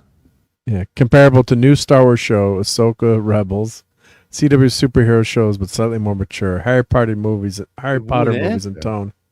IQ is the wrong metric. This is about targeting demographic and accessibility. It was written to be broadly appealing rather than objectively stupid. Yeah, well, listen to this line. It's written to be broadly appealing rather than intellectually challenging. That's a business decision, not an intelligence assessment. What bothered you about the writing level? They say it's for families, but it's all cursing and F words. They say it's for kids who don't, and kids don't watch TV. This is a fantasy. Alex Kurtzman has lived his entire life in some sort of self-delusion. So, Mark, I have a different opinion. I have an alternate AI. It is not as good as Batwoman. That is some BS. Wait, I have a different opinion. Can I Sure, yeah. explain for a second? So, if you look at today's society and saying that, let's say that the parents aren't around that much, and really, how many? I know we have good parents who we hang around and stuff like that, but there's so many parents that just are absent, and the kids are doing their own thing. So, if a kid were to watch TV, that's what I think someone that age would want, because that makes it a little more risque. Does that make sense? Yeah, so it's written for someone that's something a little bit dangerous, right? Yeah. So that'll like make maybe someone who wouldn't be into sci-fi be like, oh, well, this is a little, because it's dumbed down. I don't know. That's just my alternate take on it. Yeah. What they're trying. I'm not saying that's effective, but. Mark, I did ask Grok what the reading grade level was for the script. And it came in at a 7th grade reading level, which would be, a YA novel. Yeah, well, but that's what that's what they say. Politicians, they talk. You don't want to use vocabulary that's too inaccessible, unfortunately. So, yeah, Matt Damon was just talking about Netflix asked him to reiterate the plot multiple times in a movie, and they're like, and have some of the big scenes in the beginning because he's. They said, well, most people are on your phones while you're watching the movie, so I got him all pissed off. I couldn't believe that either. Yeah. I had 7th grade reading level. I think when I was in 1st grade, at least. Yeah, the reading level matrix is pretty weak. Early on, you could break that curve and be a prodigy pretty easily. I couldn't believe read you, yes. What? I can't see this being a 7th grade level because the New York Post is written on a 4th grade level, and that is so much more intelligent than this. The New York Times is written on a 10th grade level. Between a second and fourth. The Post and the Daily News are written on between a 2nd and 4th grade level, article to article. The New York Times is allegedly written on a 10th grade level. Now, do you think that's because I haven't taught in years now. Do they still do current events? I think it's just No Child Left Behind made everybody retarded. Well, yeah, that too. That too. I blame George W. Bush and everyone who continued that policy. I don't think kids have ever been dumber. Children as well. Because I've noticed as I've gotten older, I've become smarter. Because being the smartest person in the room has suddenly happened here and there because there are so many more dumb people than there used to be. I mean, I used to be like by far the stupidest person in the room, and now sometimes I'm top third. I was the opposite. I used to be the smartest in the room, and now I'm like the Rhonda Shears, USA Up All Night. Everything's kind of inverted itself. I am now like, because everyone is like, most people have become so dumb, and like I said, I blame George W. Bush. Yeah, it's just because I know to only touch the stove like 5 or 6 times, I'm a genius compared to the people around me. So Paulie sent this over, trying to get me to spend money that I don't have, and only $500. Come on, it's only 500, right? Yeah. They put this link. Yeah, it's the Jaws Bruce. Yep. Oh wow! You can put that in your pool and it'll swim around. It's made to like perform the aquatic stuff, I guess. Oh hell no! So this is what Jaws looked like in the inside. Well, they got it working by the very end of the movie. Once they figured out it was in salt water. From the mouth that opened when I was on that ride, it terrified me. I saw it, you could see in the mouth, and it was so big problem. Well, they got it to work in a freshwater lake, and they didn't realize it'd be in the ocean, so the thing rusted. So by the very end, they got some of it to work too, right? Yeah. So pneumatics, and so that's Spielberg. And this started his career. This was his first big movie. He did the made-for-TV movie, the Duel, but Jaws was a big risk at the time. 9 episodes of Night Gallery. Yeah. So that's him there with the shark, and and people love Jaws, and there are a bunch of models I've seen of this. This is pretty cool. So thank you for sending this, Paulie. So I'm gonna send this to my brother-in-law. Maybe he'll buy it. That is pretty awesome. It is awesome. Yeah. And and the idea of the model of the shark is pretty wild. So they did have it. This is the top part. They're not showing the bottom mechanism, but they had designed. So it could jump out of the water, but it is pretty darn cool. Yeah. So, thank you, Paulie, for sending that over. Let's finish last thing Robert Shaw ever saw. Yeah. We did need a bigger boat. Yeah. So this is a pretty cool iron store here. I haven't seen this store before. 15th grade college level. All right. Yeah. Well, I don't know if they nailed it exactly, but they've nailed. Yes, they've nailed the difference. I don't know if 7th grade is appropriate or college level is appropriate. I would say Star Trek was written on like about an 8th and 9th grade level, but for a smart 8th and 9th grader who'd been paying attention and also be able to appeal to someone in college, I don't think they ever wrote like where you had to go to college to understand it. Well, it's unless your reading they mean level. the skill.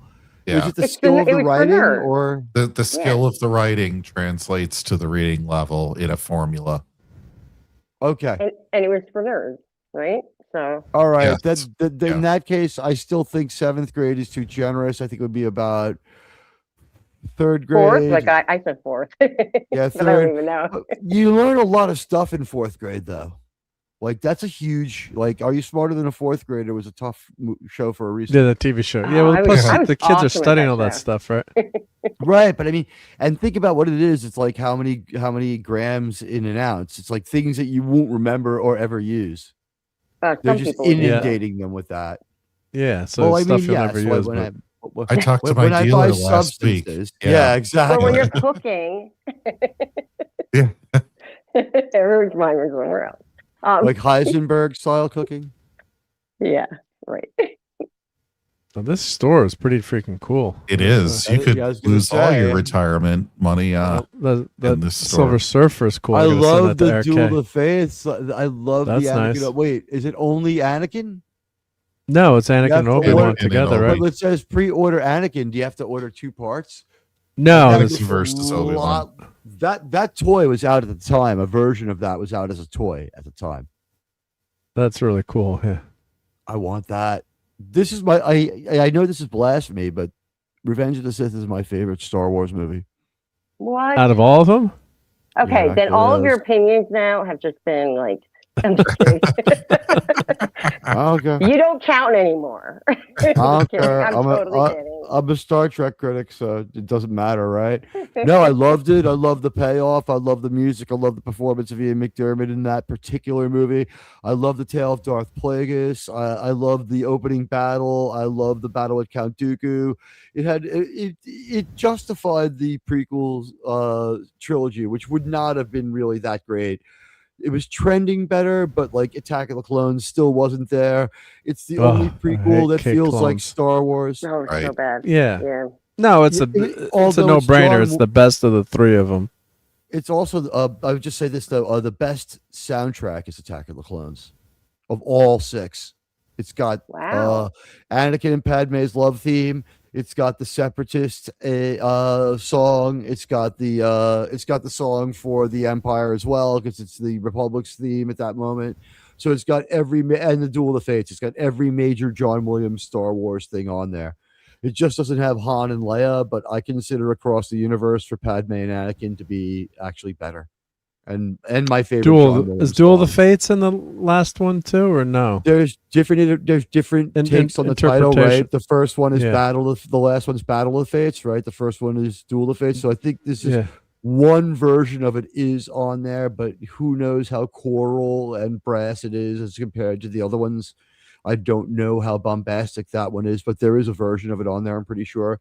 But the one that's really the big one is after Across the Universe or Across the Stars comes the Separatist song, which I forget what it's called. On the soundtrack, it's called Arena and Love Theme. Yeah, no, and the Duel of Fates. I mean, that God, that's so good. Every iteration of it is awesome. It's awesome. Yeah, Joe Webbs is just a genius. So, Mark, that ATST near the top, that was. I went through fast to see how much that stuff that has sold so many. The John Williams music has driven up the licensing on and destroyed and still sold so many mediocre Star Wars games. They're all kind of unplayable, but the Star Wars music is playing, so you're like, wow, oh wow. 1/20th scale. So how interesting is scale that? I like the murderous Ewok doing his thing there. It doesn't say how tall it is. 20 inches high. Okay, I was gonna say for That's $850, you need a good sized thing. The problem with this is, where will you display it? On my nightstand. Did you guys see my the bed tricorder they finally released? Which Juan company? The TOS one from, it's from Juan. It's incredible. But I have that one. The tricorder. Or they came out with a new one. Incredible.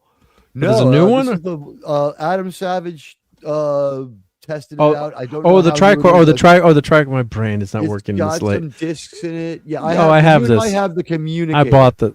I bought this. I own this. Oh my god! How much was it? It was too much, and I haven't opened it yet. I'm waiting to do a show on it, so I haven't even taken on the box yet. The box was 5 months. Absolutely beautiful. It's how can you get by without using this? The I have willpower. Savage displaying it. You have incredible willpower. I Adam can't. Savage was can't beaming like a little child. Yep, this is I've been waiting a long time, and this whole. It was a whole cluster F in terms of this product release. So what had happened was, you could put there was a wait list or a list for this, right? So they sent out an invitation, but instead of having people put a deposit down, it took like 5 years to come out. Or I guess they started in 2016, and then the flu hit. So what they did, they started putting on.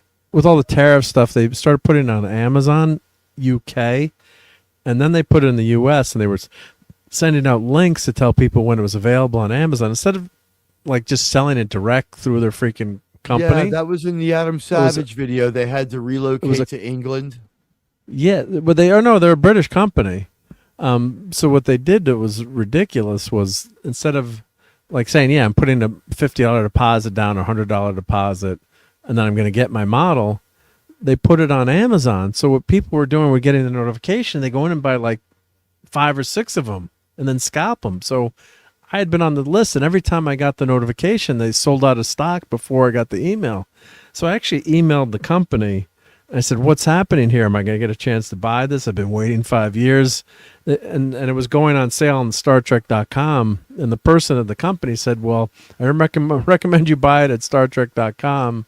And it was another website because you might not be able to get it through Amazon. And instead of getting in a fight with the guys, like, it was nice, but I'm like, this is ridiculous. It's like people want to buy this. So if you go on eBay right now, let's see, I don't know what this is doing on eBay, but it's an amazing replica. So it is amazing. Yeah. So one thing people didn't like was a leather strap. So I found a source. People had posted like where to get a better leather strap, but it's so much better than the diamond. It's like on the disc work and everything works. So it's amazing. And the TV does various different pretty cool things, including is a microphone that you can record your own log entries on, and it plays back all 203 log entries. Yeah, all the log entries from the captain's log are there. Yep, from the TOS, so, all of them. Let's see, one tricorder, and one of the big mistakes I made too was I remember when the holy fucking shit. Sorry. Yeah, no, 875. Yep. One of the big mistakes I made when they were selling the phaser on clearance at Best Buy. I remember seeing it. I'm like, but they advertised as a remote control. I'm like, well, it's going to be shitty. It's change remote control, but I didn't realize like how detailed it was. So that phaser is going for like $1,000 now or more, and I could have bought it for like $40. I'm like, oh, it says it's a remote control. Yeah, see, that's I got the communicator for like $40-$50. Yeah, so the communicator is never going down that low. Although that phaser is still pretty okay. Yeah, the wand phaser they said was super nice. It was. But I didn't buy a TV remote control that sat on a magnetic stand the way our communicators do. Yeah, so when I read it, I'm like, oh, it's a TV remote control. It's going to be a piece of sheet. So I didn't buy it. It was just my fault. I didn't research I realized that it would be a terrible TV remote control, but I'm like, what are the sound effects like? Is it any good otherwise? I didn't realize. I realized that it might be more than just that. That was just did you buy it? Something to have fun with. No, I didn't buy the phaser, but I do have the communicator, which we both have. Yeah, which can be fun. Everybody uses it and carries it around every Halloween to use as their phone because you can take calls on it. It rings. Yeah, there's a Bluetooth. Yep. I had to turn the Bluetooth off because then my phone calls kept going to it. So yeah, me too. But turn that off. You turned it off too. You just use it for fun. But see, look what happened with this. In a while, it turns itself on, and you hear the choo choo. Yep. So here's the communicator box. Yep. It's gorgeous. Yeah, I have look that at these prices. Oh my god. $1,000. That's the cheap. I have this one. Communicator's $500. I'm glad I kept the box and packaging. If I ever need some of that relaxing crack, I'll just sell that. Yeah. Wes Cagle says Revenge of the Six is also my favorite of the Six original. There you go. See, I'm not alone. It's a quality movie. It's just it doesn't it's have a good movie. any of our favorite Star Trek heroes in it. It's just that unfortunately the best Star Wars movie George made doesn't have our characters we love in it.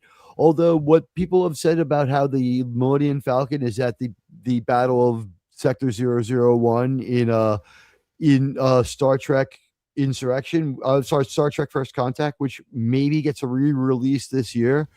I was able to see the Millennium Falcon in Revenge of the Sith when I saw it on the big screen again, knowing where to look. Yeah, so you can easily see it. I didn't buy this one. It was like $50. God damn it, Mark. Oh, and it comes apart too. Oh, no, it's gorgeous. I didn't realize when I saw it on clearance, like how nice it was. Both kick ourselves together. We're fools. We're fools. You know what? We're gonna pull like a cat burglar job at the next New York Comic Con. It's like come down from the roof, like in Mission Impossible at the Javits Center. It's only 15 stories. We'll be fine. Yeah.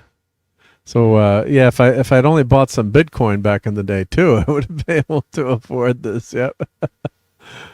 Why did I mine Bitcoin back then? Yep. But yeah, $600, I threw all my money $1,200 into limited edition Miles Morales comic books, and now I'm broke. Who would have guessed? Yeah, $1,500, $1,700. Yeah, so this is $2,200. So I didn't realize how nice that $5,000. That's ridiculous. I can't be that much. $2,200. Jesus. Yeah. Oh, I should have bought it. Yeah, yep. But yeah, see, what's the communicator going for?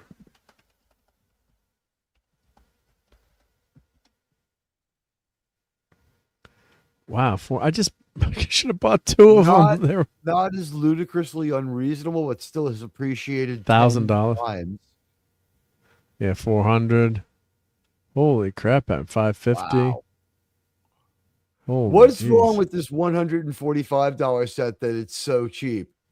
Oh, it's just the stand. It's the stand. Oh, it's just the 3D. I'm imagining a guy in a trailer and like outside all you can see is occasional blasts of blue light for a couple of minutes and hysterical laughter, and he's just like, it's my Uncle Star Trek stuff, I'm just gonna sail it off. Yep. So that's the stand. This guy 3D prints a stand, and which is pretty nice. Yeah, it's pretty well Damn done. you for making me think I could get that for $145, sir. But nice stand, but damn you, sir. Damn. Yeah. Everything else not included. Yeah, because the Star Trek store had the wand company. Let's see if we can still buy that communicator. Only Flint the Immortal has enough time to take out the 50-year mortgage to buy some of these things. Yeah. Let's see. Do they have the... I don't think that... Well, they've got the tricorder. Yeah, let's see. Products. Let's see the communicator. I guess it's sold out now, probably, right? Yeah. I'm assuming, yeah. I think I got mine for $60 or something, or 40 to 60. It's a while ago now. The 55th anniversary was a while ago now. Yep, it sold through. Yeah. 5 of your Earth years. Yeah, so I guess it's sold out. Let's see, the container is great. Standard enterprise communicator. Oh, it's got like the NCC 1701 on it. It is beautiful. No, it's really well done. Yeah. She's a beautiful toy, and we love her. Let's see, they were selling it on the Star Trek shop, and I think sold out. Okay, so I think I got it when it was on sale, but limited anniversary edition. Yep, this is 5 years ago, so sold out. Yep. Ouch. Yep. So we haven't even talked about Landman. Yeah, we're gonna save Landman for next week. I think we'll briefly talk about. We'll do a 5-minute Landman, then we're gonna hit the 4-hour mark soon. I think 4:20. So I'm blaming T because he's new on the show. So I always blame Mark. Usually I'll take the blame. I'll take the blame. Why not?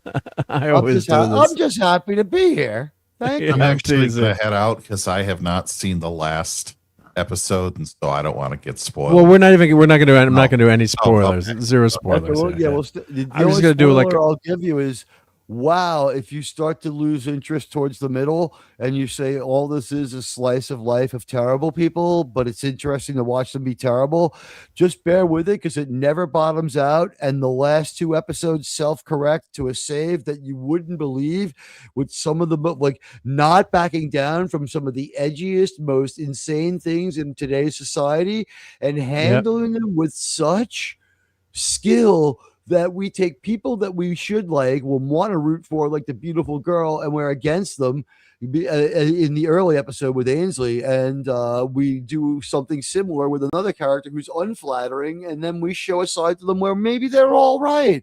As long as people can be civil together, it seems like people can get, like, Taylor Sheridan's vision is starting to get almost as positive as Gene Roddenberry's. This was as cool as what happened at the base of the windmill, where it was just like, both sides of every argument equally projected, equally cynical, with equal sort of like, and at the end he's just like, well, maybe we're all living in a prelude to World Warrior, because when we run out, we're all going to start fighting like hell.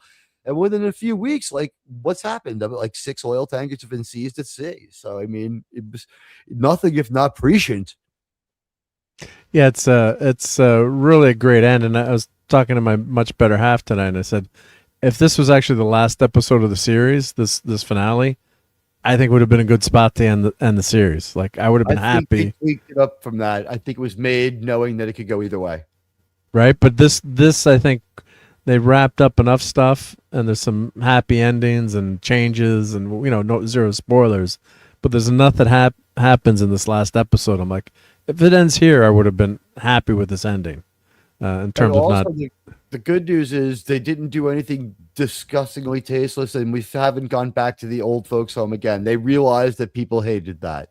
Yeah, people hated the old folks' home and the and their crass humor there. It didn't work with the old people. Maybe with another group of people. And I do need the name of that physical therapist. I need to hire her. Cheyenne.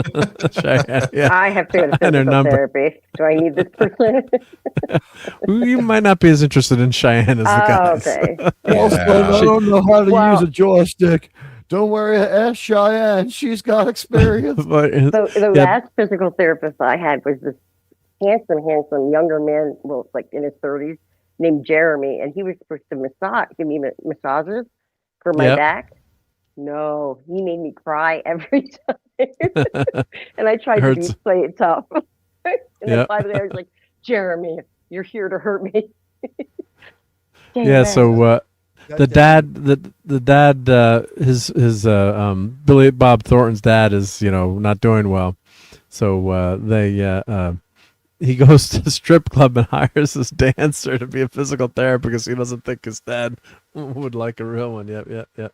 Well, the thing is, he's turned down real physical therapy, and he won't do it. And he's a stubborn and angry maniac who's hung up on the 3 weeks of his life that were actually enjoyable, where his hot wife was normal. Then she quickly went completely insane, and he hasn't had 5 minutes of dignity, fun, or peace since. And he's just a broken wreck of a man. And they're like, if we could get him from some physical therapy and make him mobile, his life will last longer. Maybe he'll be happier. And the wife, for some reason, is really invested in making the father happier. So he goes to the strip club and he just finds the one stripper with the kind eyes, and he's like, so I guess you know a lot about stretching and moving without getting hurt. And she calls security on him, but he's like, no, it's not like that. So basically they hired the exotic dancer to do legit physical. He's like, for Sam Elliott, anything too crazy. They don't make her get educated in it, but she's smart enough and knows enough, and she takes a liking to him. And so Sam Elliott is now getting the greatest physical therapy ever. He's like, I don't mind my physical therapy no more. He's starting to move around a little more. The first 2 episodes, he was just withered up in his chair, he couldn't move at all. Now he's kind of moving around. Yeah, so the guys in the house are like, I've got to, I need to get her number, and they're the same, get your own physical therapist. Yeah, it's like, fuck you, she's my physical therapist. Yeah, you can go to the dance club like everyone else and watch her throw dollars at her. And then he literally hands her a fistful, a stack of hundreds. He's like, every time you come by, just take one, and don't hurt him. And it's just, all right. In the last episode, she's walking around, I think in her underwear or whatever, the bathing suit everywhere in the street. And he's like, could you put some clothes on your small lower body coverings? Yeah, and the dialogue is so great. You're like, half of the people are annoyed, and you're getting the other half of the people in trouble. The husbands are looking and the wives are slapping them. But it's just fun, fun stuff that's well written and believable too, right? Because you can picture that that reaction. All the good it did for the physical therapy. We'll leave it at that. All the good the physical therapy does for him, and Tommy's just like, well, I'm not gonna argue. I've been shown up all through this show. I'm just gonna take this L and leave. Yeah, he's like, we can agree on that. But I think it was a nice wrap up, and even there's a transgender roommate storyline, and I think they handled that really well. And that was the thing I was saying. That they took that character that was unflattering and somehow managed to sort of give them a little bit of I'm not going to hate seeing him again anymore. Ainsley is so weird and so sheltered and so messed up that someone that freaked out. If we took the 2 of them and had them meet in the middle, we would have a normal human being. They are both really Ainsley is really, really weird. Yeah, no, she's the nicest thing she's ever did today.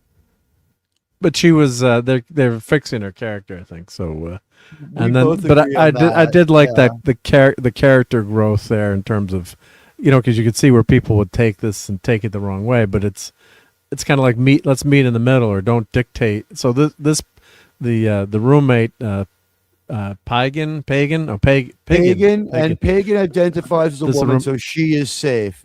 Wait, yeah, but pagan, like the made up gods. Yeah, you saw the episode. You saw the episode. Then that's what she said. That's what she says in the episode.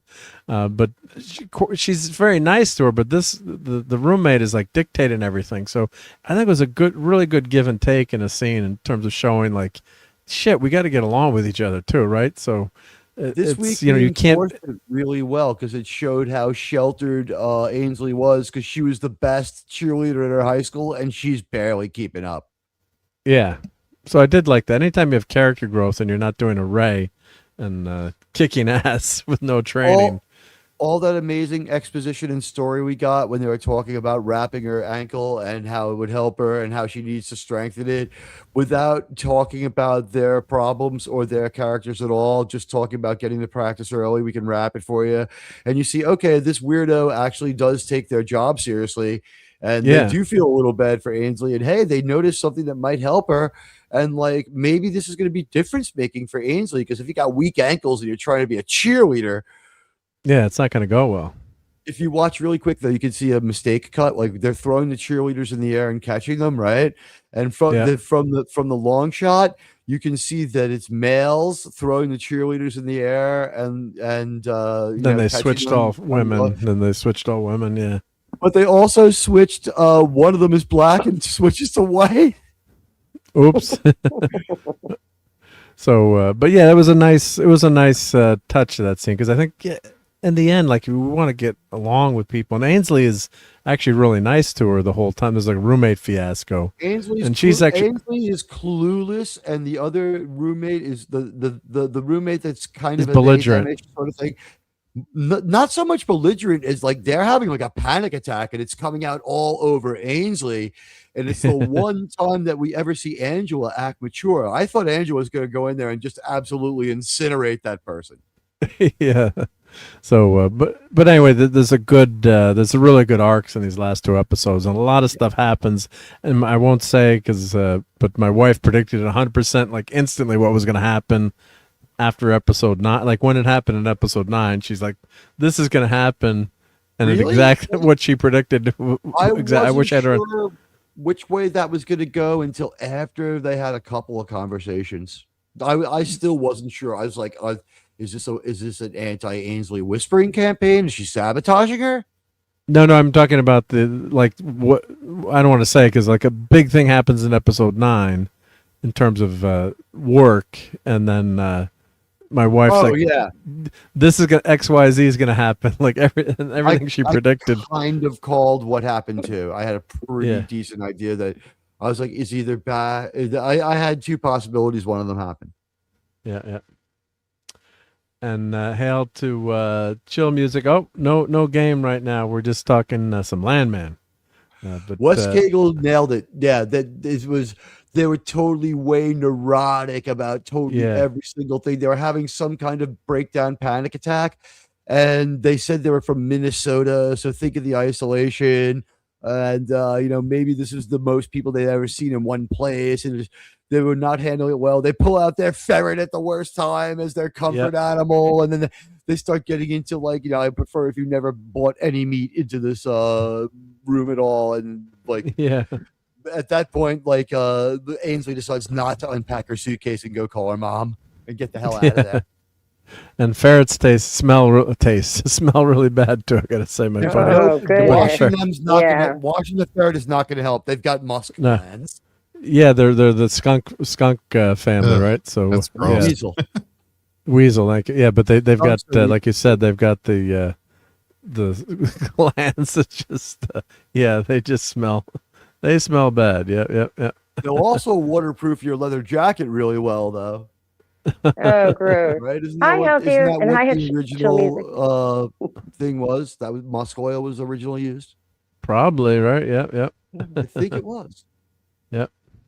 And the lawyer ends up doing some good stuff in episode 10 too. So it was a good episode for Angela as well. Good performance by Allie Larder. She looked really beautiful tonight. Hi, Allie Larder. That you're on tour. Remember her Ben from West. Heroes? You think she'd still be around now? Wow. If what? Heroes?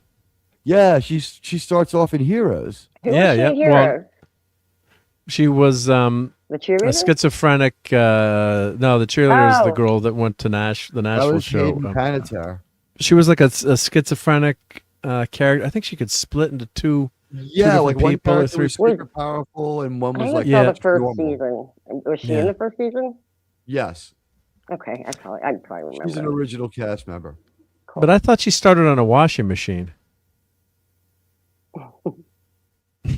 No one gets my Varsity Blues joke. Come on. I think Sorry. I got it. Blues. Yes, because she's covered in like whipped cream, and she's coming on to Jason Vanderbeek, right? Yeah, and That's the they first they movie do it she on the did. washing machine. Yes, I was like, I had mentioned that movie a couple of times, and no one recognized it. So when you said it, I'm like, wait a minute, I'm not Varsity taking the bait Blues? and having this joke fall Yes. flat again on me.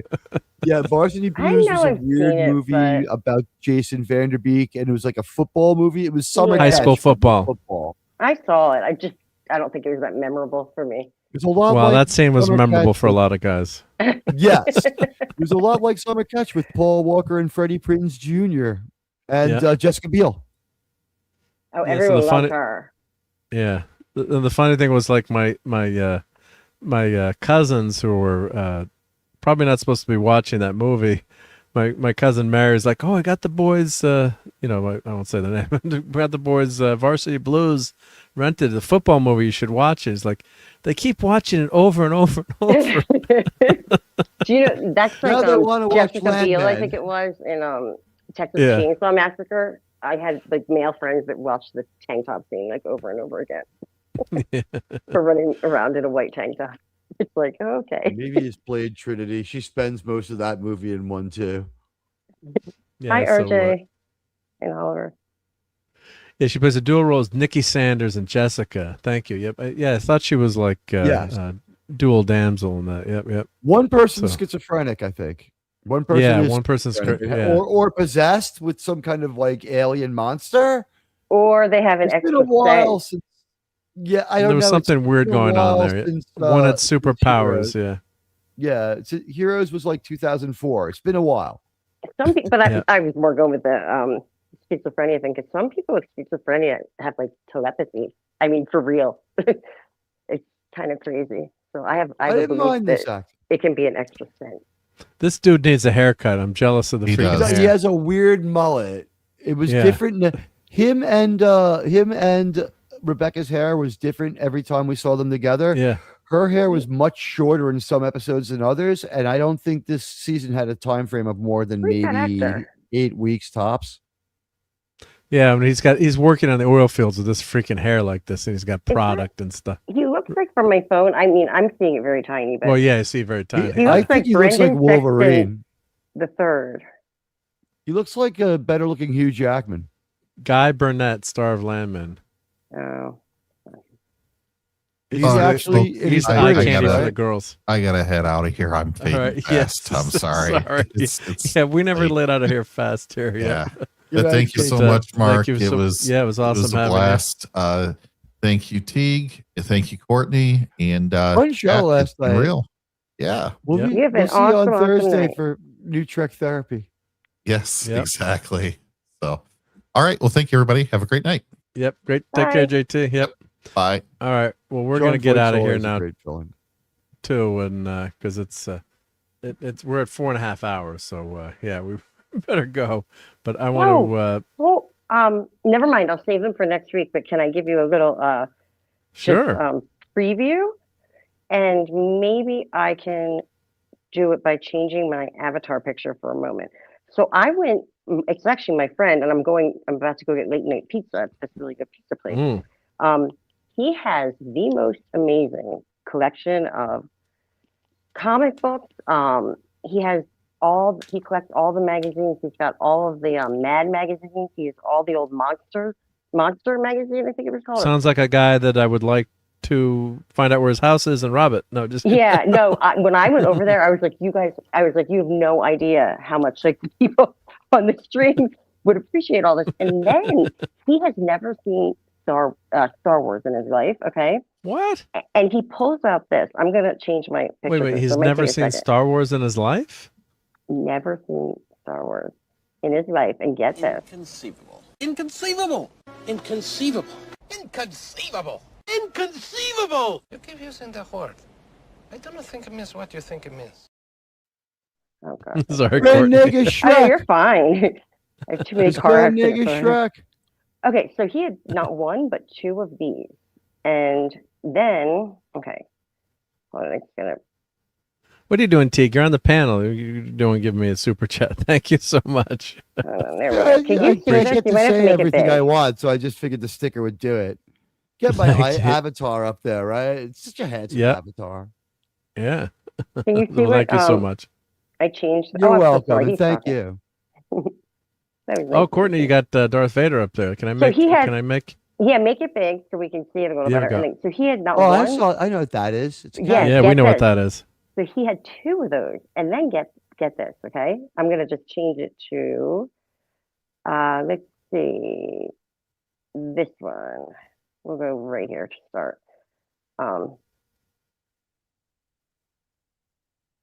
And he had every single one in it. Can you see that? Yeah, so he's got some figure set there. That's a newer With all set, the- I think. With all, it was from the 70s, I think he said. Here, I'm going to show you. Mhm. This one is supposed to be worth more, he said. It's very cool, but I think This that was. guy. I don't recognize. I think that was a later collector set. But your old toys is here. He would know. There's He's a this Star one Wars that expert. apparently was like, is worth something more. I'm just going through them if you guys can see Yeah, them on that's my-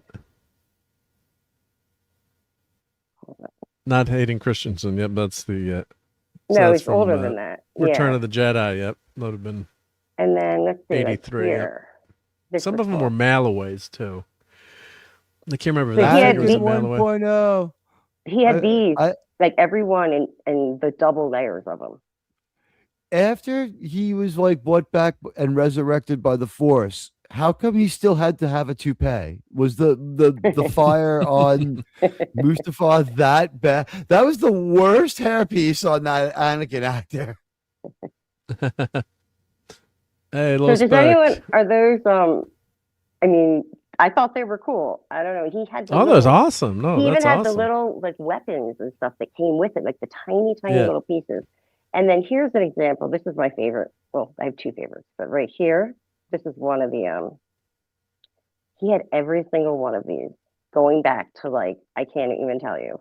Nice. Of the yeah. Mad magazines. So that was like the Pee Wee one, and then I just took a couple pictures and videos and stuff, but I won't show all that. But I was just thinking about you guys, and yeah, I'm thinking of going. Well, I'm hanging out with him tonight, but I'm thinking. I told him I want to go one day and kind of just flip through the mags. You know what I mean? And show. That's Is it, cool. Was Yeah, it that'll be Creature fun. or Monster? The magazine that I'm trying to think of. I think it was Monster. I think it was it. And Anakin's the most common of the last 17. Was saying your old toys is Star Wars experts. So those are worth Okay. a lot. They are worth a lot? Mad Max, yeah. Well, anything Star Wars, yeah. There's some crazy people out there pay a lot of money for toys. I don't know what kind of idiots are out there. The original run of Star Wars. Yeah. I don't think you're gonna get much. The only thing I was smart about was I bought a lot of Revenge of the Sith stuff. Okay, yep. I do have a lot of that stuff too. Yep, I do. I Have, a have lot some of, OT the stuff, but prequel it's stuff, played yeah. with. It's played with. Yeah, it's and played it's with, got yeah, like my beat down. name written inside of it, so the other kids couldn't steal it. And Yeah, who yeah. knew that, like like your tauntaun Yeah. would be enough to like pay for like your car, a down payment on your Yeah. car. They got all the figures too. Just Cool. one more thing. And So your old your toys yeah, sorry, go says ahead. Monster Magazine. Yeah, Monster Magazine. Yep, Monster, yep. that's what it is. Yeah, they're Yeah, they're Monsters amazing. Magazine. Yep. I love R5. So this one that he's showing, your old toys might know something about it, but it's a big deal that he still has that little piece in his hand, I guess. Because I guess The a lot of those little lightsaber. Yeah. pieces, yeah. Well, they got, would like, break. locked. Yeah, we play with them. They would break. Yeah. Yeah. You get R2 reproductions now, but it's not worth as much. Yet. Is R2 sabotaging R5 in the cutscene, or is that just in the novel? I don't remember. But he does, right? That's considered canon, right? R2 sabotages R5 so that he can be left. He can be gives brought by the Skywalkers. Gives him the bad motivator. Does he zap him in the background there, or no? That's on the. I think he like jacks in somewhere. It's like yeah, just like hot wires his brain. Yep. But no, those are. I can't remember if that's in the novel because I have the novelization. I actually found the second printing of the novel. I had the second. I found this. I don't think there is. Oh no, that was silent. We both remember as soon as the movie came out, they were talking about, what happened was, Darth Vader has to wear that suit because Obi-Wan threw him into a volcano. Yeah, they had that from the beginning. Yep. Variation of that story was out there right away. Very early. Yep. So, R5D4 was sabotaged. Till episode 9, and we're like, no. Yeah. We'll be in 9th grade before we find out. Yeah, the droid is about to be sold to Owen, and Luke Skywalker, when sabotaged by R2-D2, is acting under pre-programmed orders from Princess Leia to locate Obi-Wan Kenobi. Even means disabling a fellow droid. I don't think they ever show it, though, do they? I don't know if there's a cutscene. I'm trying to remember. There's a couple of cutscenes from inside the Jawa sandcrawler, though, and it's all the wrecked up droids that they made in the experiments to make R2 and 3PO. So some of them have like a passing resemblance, and that's where we see Death Star droid as he becomes called as a toy, right? We don't get that in the movie, and a couple of other weird things. Yep. And the Grok droid. The Grok droid, yep. Which of course I would keep my personal prawn collection in. Who's going to Does the end extend after the main extension? If it does, it's worth $20,000 as your old toys. Yep. Yeah, I know. He said that they're everything. I mean, this guy's a collector and stuff. So yeah. And then I'm showing one more picture just because I thought this was cool. Yeah, no, definitely not in the theatrical cut, and definitely not in the special edition. It's in the novelization, and I don't know if there's a cutscene. That's what I'm wondering. Yeah. Although George Lucas sort of threw every single thing he had into that special edition that they're now finally buying back. I can't wait to see the movie the way it was meant to be seen again. It's been a while. Yep. I mean, there's copies on the interwebs that you can see. Yeah, but I definitely want to go to a theater for that one. Yeah. Well, yeah, it's been since 1977. And the internet one has 3 different screen zones with different levels of clarity, right? Vertically. Because they had the made up 3 prints. Well, there's so many different versions out there. They look pretty good, but I mean, you can't beat being in the movie theater though. So, Revenge of the Sith in the movie theater. I went twice in the week it was out, and the movie was sold out both times. I'm like, what is wrong with these idiots? They could fill up this theater and 2 more for like a month with this movie. Just leave it out there. You need money. You've just released Snow White. Leave Revenge of the Sith in theaters. Right. The most fun I had in the theater in 2024 was the second Revenge of the Sith. I was just absolutely out of my mind. I'm about to have the most fun on Tuesday because I'm going to see my first movie in a theater since 2008. First of all. Oh, 2008? And I figured it out. It was 2008. It was that movie, The Changeling. That was the last time you were in the movie theater? In the theater, yeah. And I'm going to see Pee-wee's Big Adventure. They're re-showing it. That's what I'm going to see. That's what everyone's going out for is the re-releases. Jaws did really well, right? I want to start doing that, but it's getting me into the theater, which is good. So, and I've never experienced a reclining chair. I've never experienced picking your own seat before the movie. I've had them picked for a month. And then just one last thing, this picture that I'm showing. If Low Spec is still here, he will know who it is. I think and he's some still other here. People might. But I went to this. It was a soul night.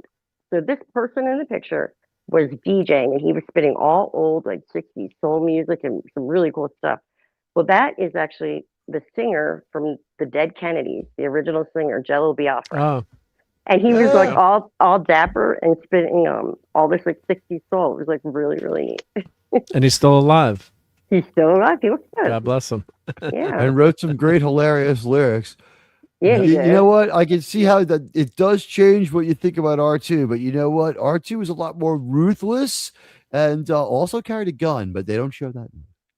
And he could fly too, right? He could fly. Yeah, he was coy about that. He was very deceptive. He didn't show us that. Yeah, he didn't show that. Yeah. And he was power mad. He jacked into the power system of like basically their EPS conduits at Cloud City. R2's the man. Yep.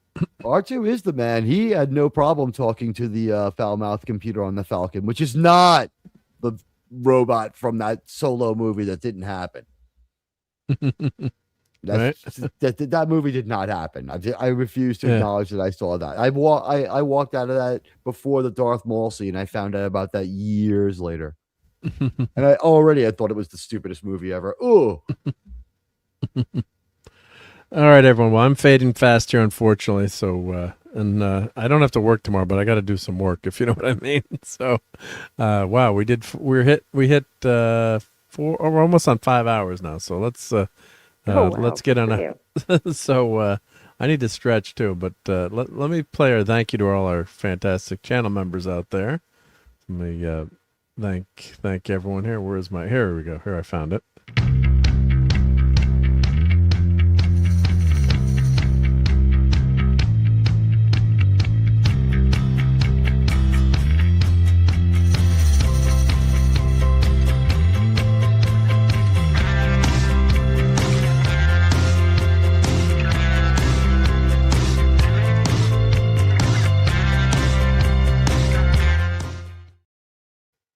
All right, so thank you to those channel members who help keep the lights on, pay for the exorbitant fees of StreamYard, which is, I think, the best one out there. But thank you, everyone, and thank you, Admiral Teague, for your very generous super chat. You didn't have to do that, but much appreciated. And let's read off all our top fans tonight. So JPR PH1, Claude Saling, Tim, Latino Slant, E. Clay, Jonathan Conroy, Scotty, Marks47, Gap After Dark, Affinity, Caleb Levine, Gen X Guy, Maddie's Daddy, Lemon Pie, Dadman, and thank you for being here earlier, Dadman, RobAltis, Brian Barth, Wallace Lang, Kimberly, a.k.a. David Jones, Keely Chow, Mr. Madman, Wes Cagle, Oliver Belmonte, Phantom Outsider, Don Power Ranger, Buddy Hepburn, and of course, thank you, JT Kirk, for being here, the Stream Element Spot, RJ Godzilla, and of course, Admiral Teague is our #1 top fan with that super chat.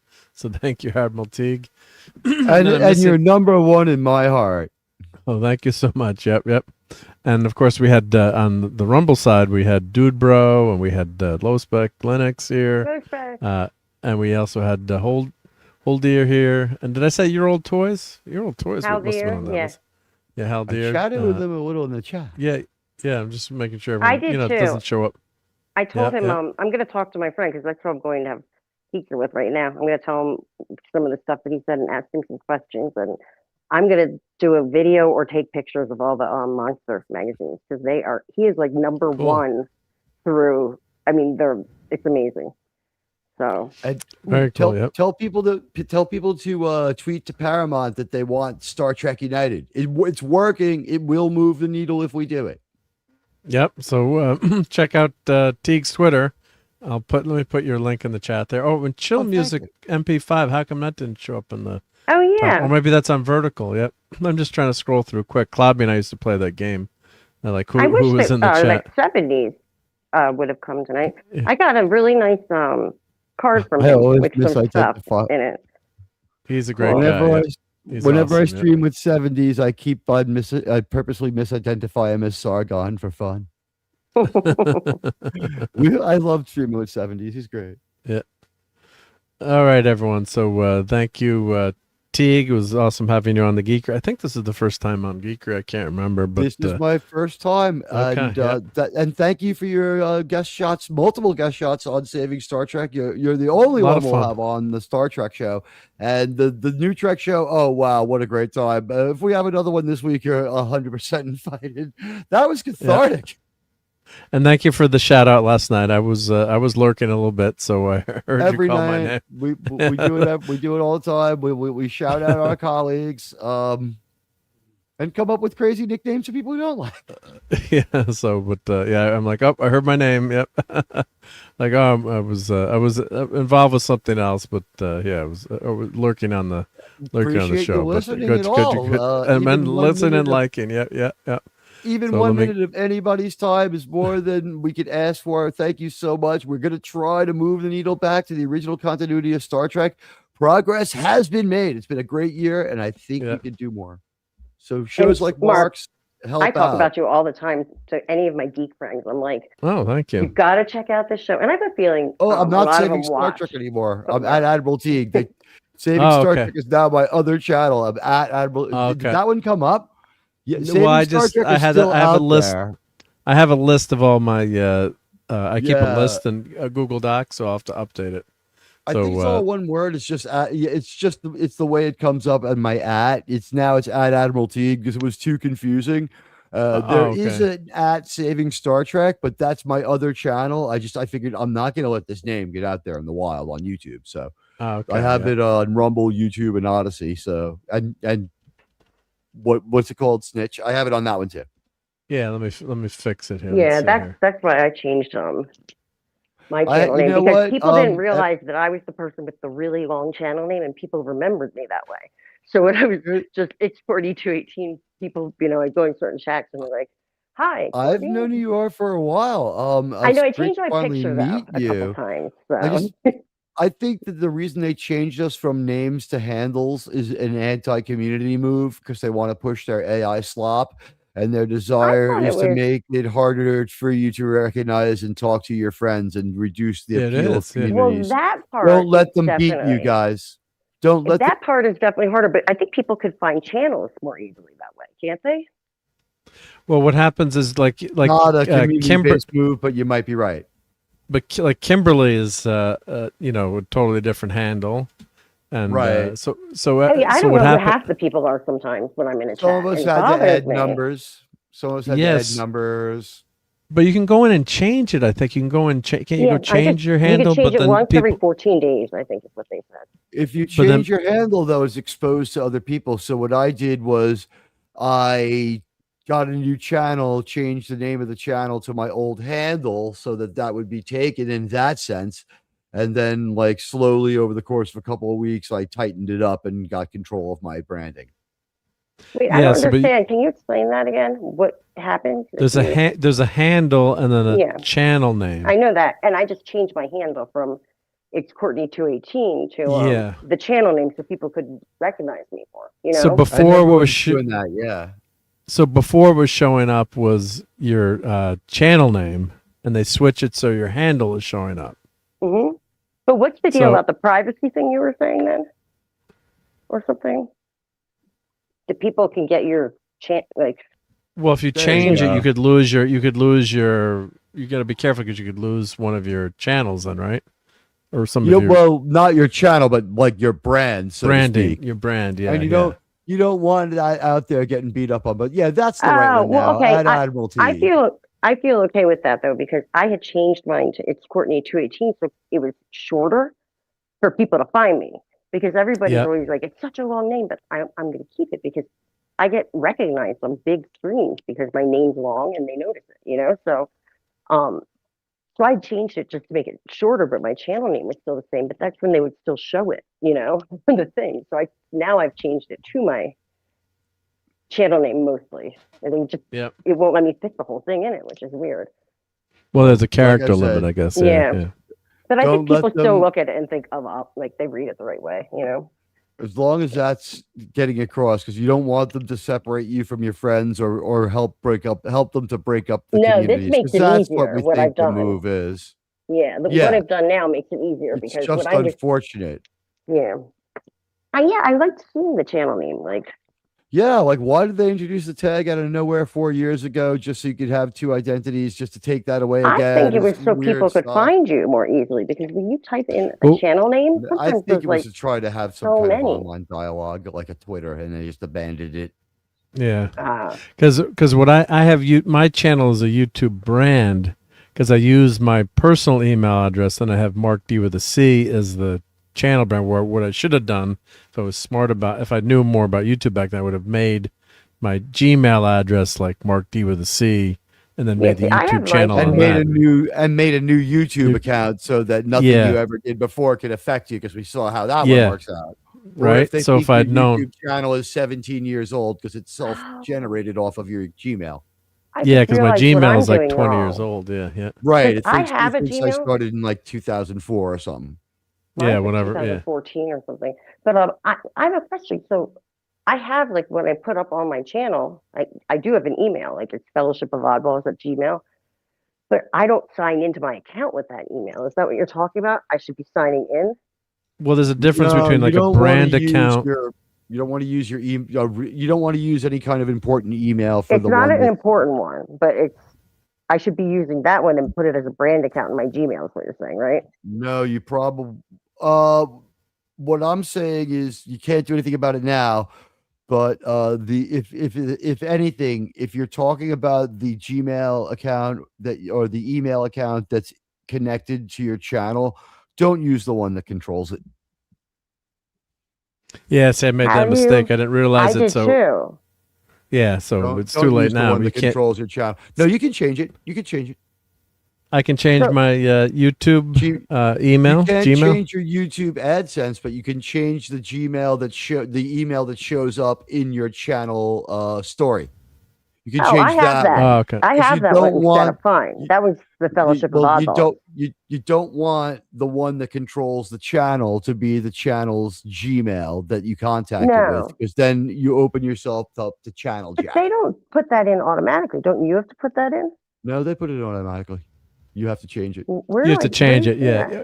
You can change what's front facing, but if I had known what I was doing in the beginning, I would have made a totally separate Gmail, brand new Gmail, new channel. I have that. I do have that. So I do have my own channel email, which I never check, which I should probably. Wes Cagel's got the procedure down there. If you look at his comment, he tells exactly how to do it. I'm having an issue because I'm on my Bluetooth and I can't find my phone. That, and I'm telling everybody, when you get super chats and stickers from now on, don't say $5, say $5 Greenlandian dollars. It's funnier. Say 6, 7. Kind of fun to say. Oh my god. Yep.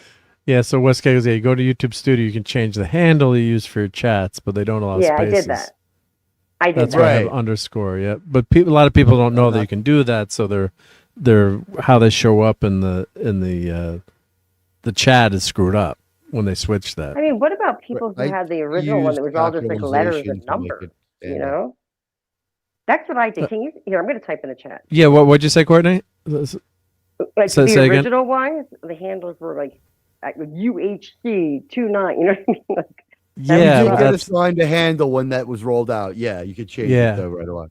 They were encouraging you to change it. That's why it was such a weird handle. It was just like random computer generated gibberish on the end of that. Yep. But I put mine in there. See, I did the capitalized. Is that what he was talking about? That's how I differentiated mine. I didn't use the underscore. The underscore is on my X. I don't have enough room for the underscore. They wouldn't even let me put of in there. It's Courtney's Fellowship Oddballs, but people know who I am that way. Yeah, so you can go in and change your handle on YouTube Studio, but unfortunately, like I have had this. I actually use Google Workspace with my own custom domain name, so I have my last name as my Gmail address, which freaks everyone out when I give my email address because it's Marc at D, my last name.com, and they're like, "How did you get that?" And I'm like, "Well, because I've been into computers for 30 plus years, so I registered my last name." So I own my last name as a domain.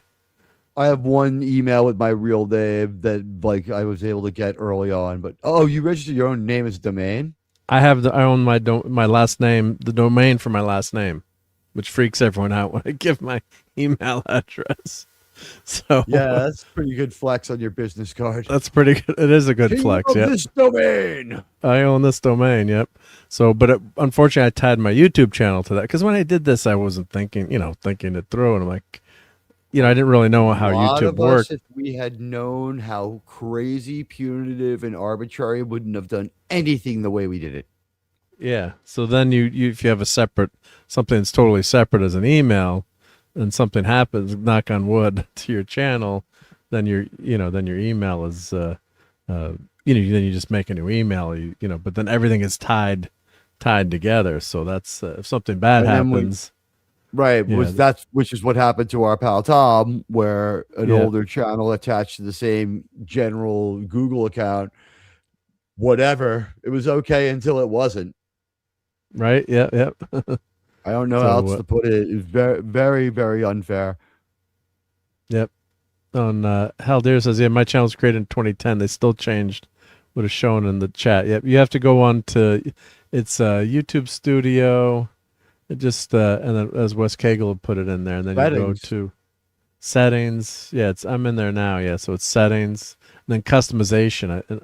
I can see your handle there is under customization, and you change. It's weird that I never use YouTube Studio. I just do it through the YouTube. My original handle was Rainbow Gigolo, but I decided that was a little bit over the top. Do you know my Google that not that I use for the channel, but I have my original Google address from when you had to get an invite for Gmail. Do you remember that? Yeah, years ago you had to get an invite. Yeah, I used that same exact one still. I think I was grandfathered in from Lycos. Yep. And I worked for a corporation, and that's how I got in, like right away. Yeah, get those invites. Yep. And then actually, and Google Workspace was actually free with your own custom domain. And a few years ago, they tried to charge people, and there's a class action lawsuit against them now. And they've eventually made it for free because I have like 30 or 40 email addresses with the domain name of my last name.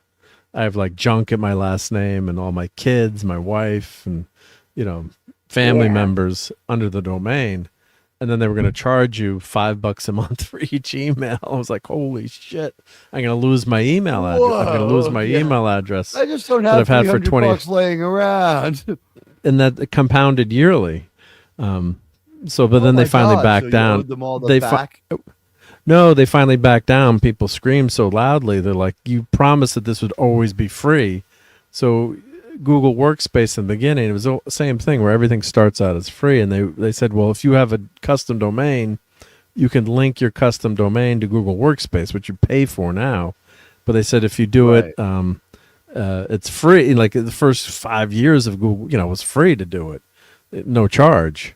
And it's a Gmail, but it's actually my last name as the Gmail address and Google Workspace. So you have to pay. Strongly parallels the reason I'm not allowed into Olive Garden anymore. Pasta for life should mean pasta for life.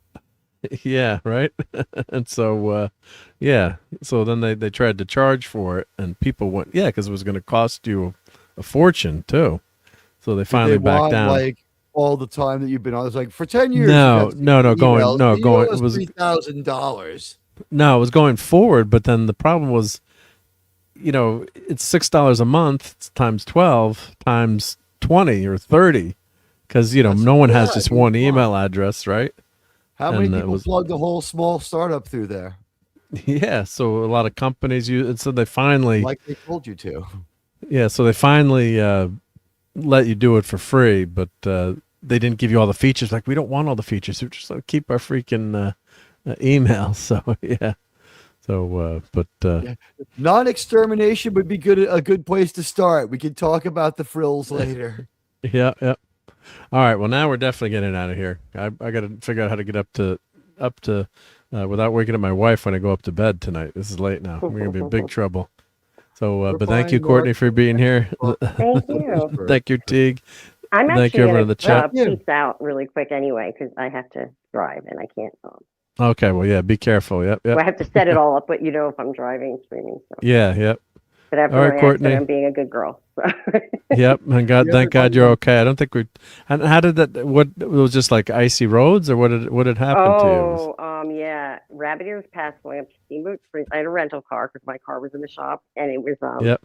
I found out that they don't put good tires on their cars, but I thought I was in a much safer car because I was driving a Nissan Frontier pickup truck. The thing was huge. Yep. And they closed Rabbit Ears, so I had to take an alternate route. I slid on like black ice or something. It was just a little rural road, and I actually went off in a ditch to the left side first. But I was able to correct myself because there was like a sign there, and I didn't want to hit the sign. And so I actually managed to get up out of the ditch and back on the road. But when I did that, I accelerated, and so I went straight across, and I flipped hard down the hill on the other ditch. Oh, trying to get back onto the road. And the road, yes. So it sent me to the other side then. Oh, my God. I could show you guys. I can change just for one picture because it's pretty. I'm pretty lucky. There was a UPS semi truck driver. I'll make this short, but he texted me the next day because he had called me to help me find my phone in the car, and he told me someone was watching over me. He had never seen anyone roll that hard, and that he was expecting to walk up to a vehicle with possibly somebody, not okay. And when I heard that, and then when I saw the vehicle, which is a good one. Here's a good one, I think. That you could probably. We saw a few fatal rollovers in tonight's Landman, where later on they pulled the GI Joe, and we saw people crawling out of the cars and no way. Oh, I had both airbags deploy. Completely collapsed. It was crazy. Yeah, did you seatbelt on? Oh yeah. Luckily, thank God. So this, I don't know if you'll be able to see it. I'm going to kind of zoom in a little bit. I'm down like a hill. This is why I take the subway, Mark. And then I'll show you the So that's. Oh, is it like kind of crooked on there? Yeah, that's okay. We can see, kind of see it. Well, you're upside down. But you see how I'm like down the hill. So I rolled a couple times hard, and then I took a picture of the inside where I was sitting because I had to go back and get my things, and this is the part that really freaked me out. If it'll show it, hold on. So it almost looks like the car is upside down, and those are the brake lights hitting the brush. Yeah, they were. Okay. They were the hazards. I was able to hit the hazard thing when I was upside down. And so I don't know if you can see the inside there, but where the airbag deployed, the side airbag deployed, it pushed that thing next to the, I don't know what piece that is, but that holds the windshield, and it pushed it in right towards that visor where my face was. I'm really lucky that well, the airbag can like break your nose and like mess you up too. So gave me a nice rash that lasted for like 4 or 5 months after I got into a car accident. Yeah, the side one bruised me because it was on my left side. But the weird thing is, my major pain was the right back of my neck, and then I had this huge contusion on the right side of my head. And I was like, how did that happen?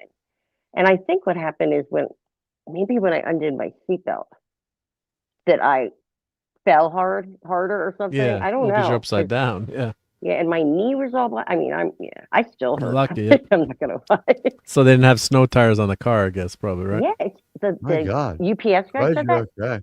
And the ambulance driver, he said, those tires look terrible. And I was like, what? And I was like, I thought that everything's brand new on these things. He said, no, those aren't even winter tires. They were all season. Well, usually, most people out here have all season tires, and but not when Connecticut, you're in the Rockies. Yeah, but I'm talking out here, and then people are like, and the all weather tires are shit in the snow typically. So you can get by in New York in them, but not Connecticut. No way. Yeah, and now the winters aren't as bad up here, but yeah, people don't realize that they can't. Like, how come I'm driving so poorly in the snow? It's like, yeah, because you don't have snow tires on. The storms that seem to just barely miss us or nick the edge of the island just absolutely devastate New England, and that's where you need like serious tire chains and like stuff like that. They get crazy studded tires. Wow. We used to have studded tires back in the day. So on the old Mustang. Yeah, they're illegal in a lot of places now, but yeah. So Colorado, you got to have snow tires because there's snow. It has to have the snowflake on the wheel for you to even legally drive, right? Drive on I-70 and certain parts, like some of the highways that go through the mountains. Here, it's not even allowed. Yeah. Otherwise, no one's going to know. You all day. Yep.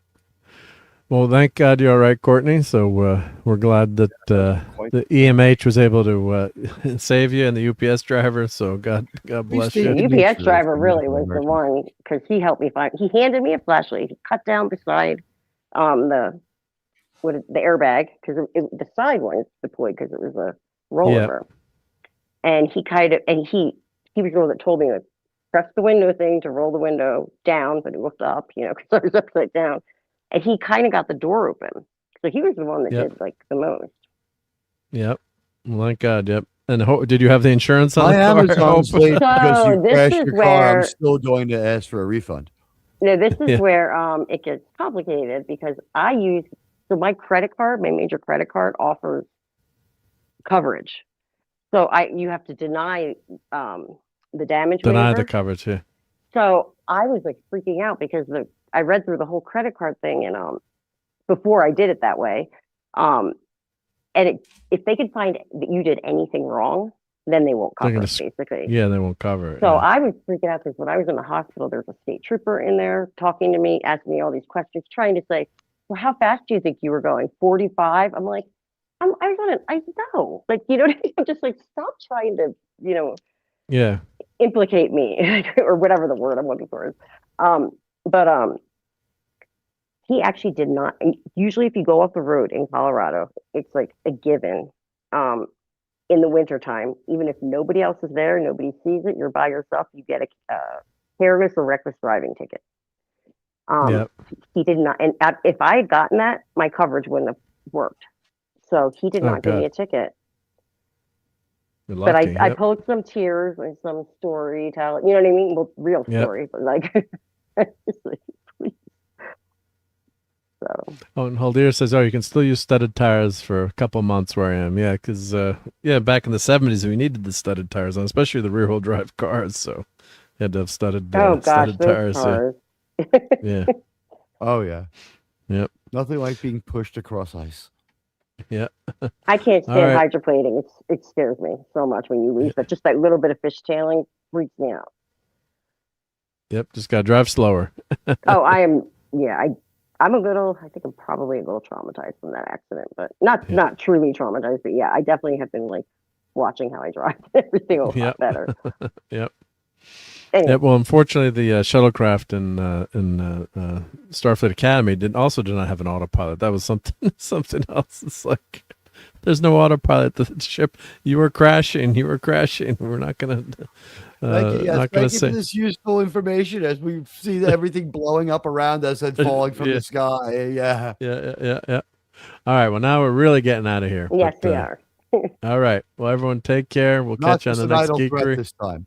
Not an idle threat. It's really happening now. All right. Catch you all later. Haldir's my buddy. Take care, everyone. Good night. Bye. Fun storming the castle. It's 106 miles to Chicago. We got a full tank of gas, half a pack of cigarettes. It's dark, and we're wearing sunglasses. Hit it.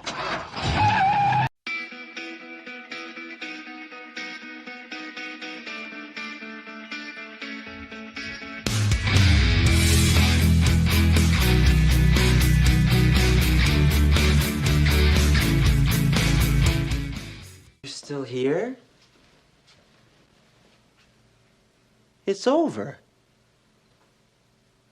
Go home.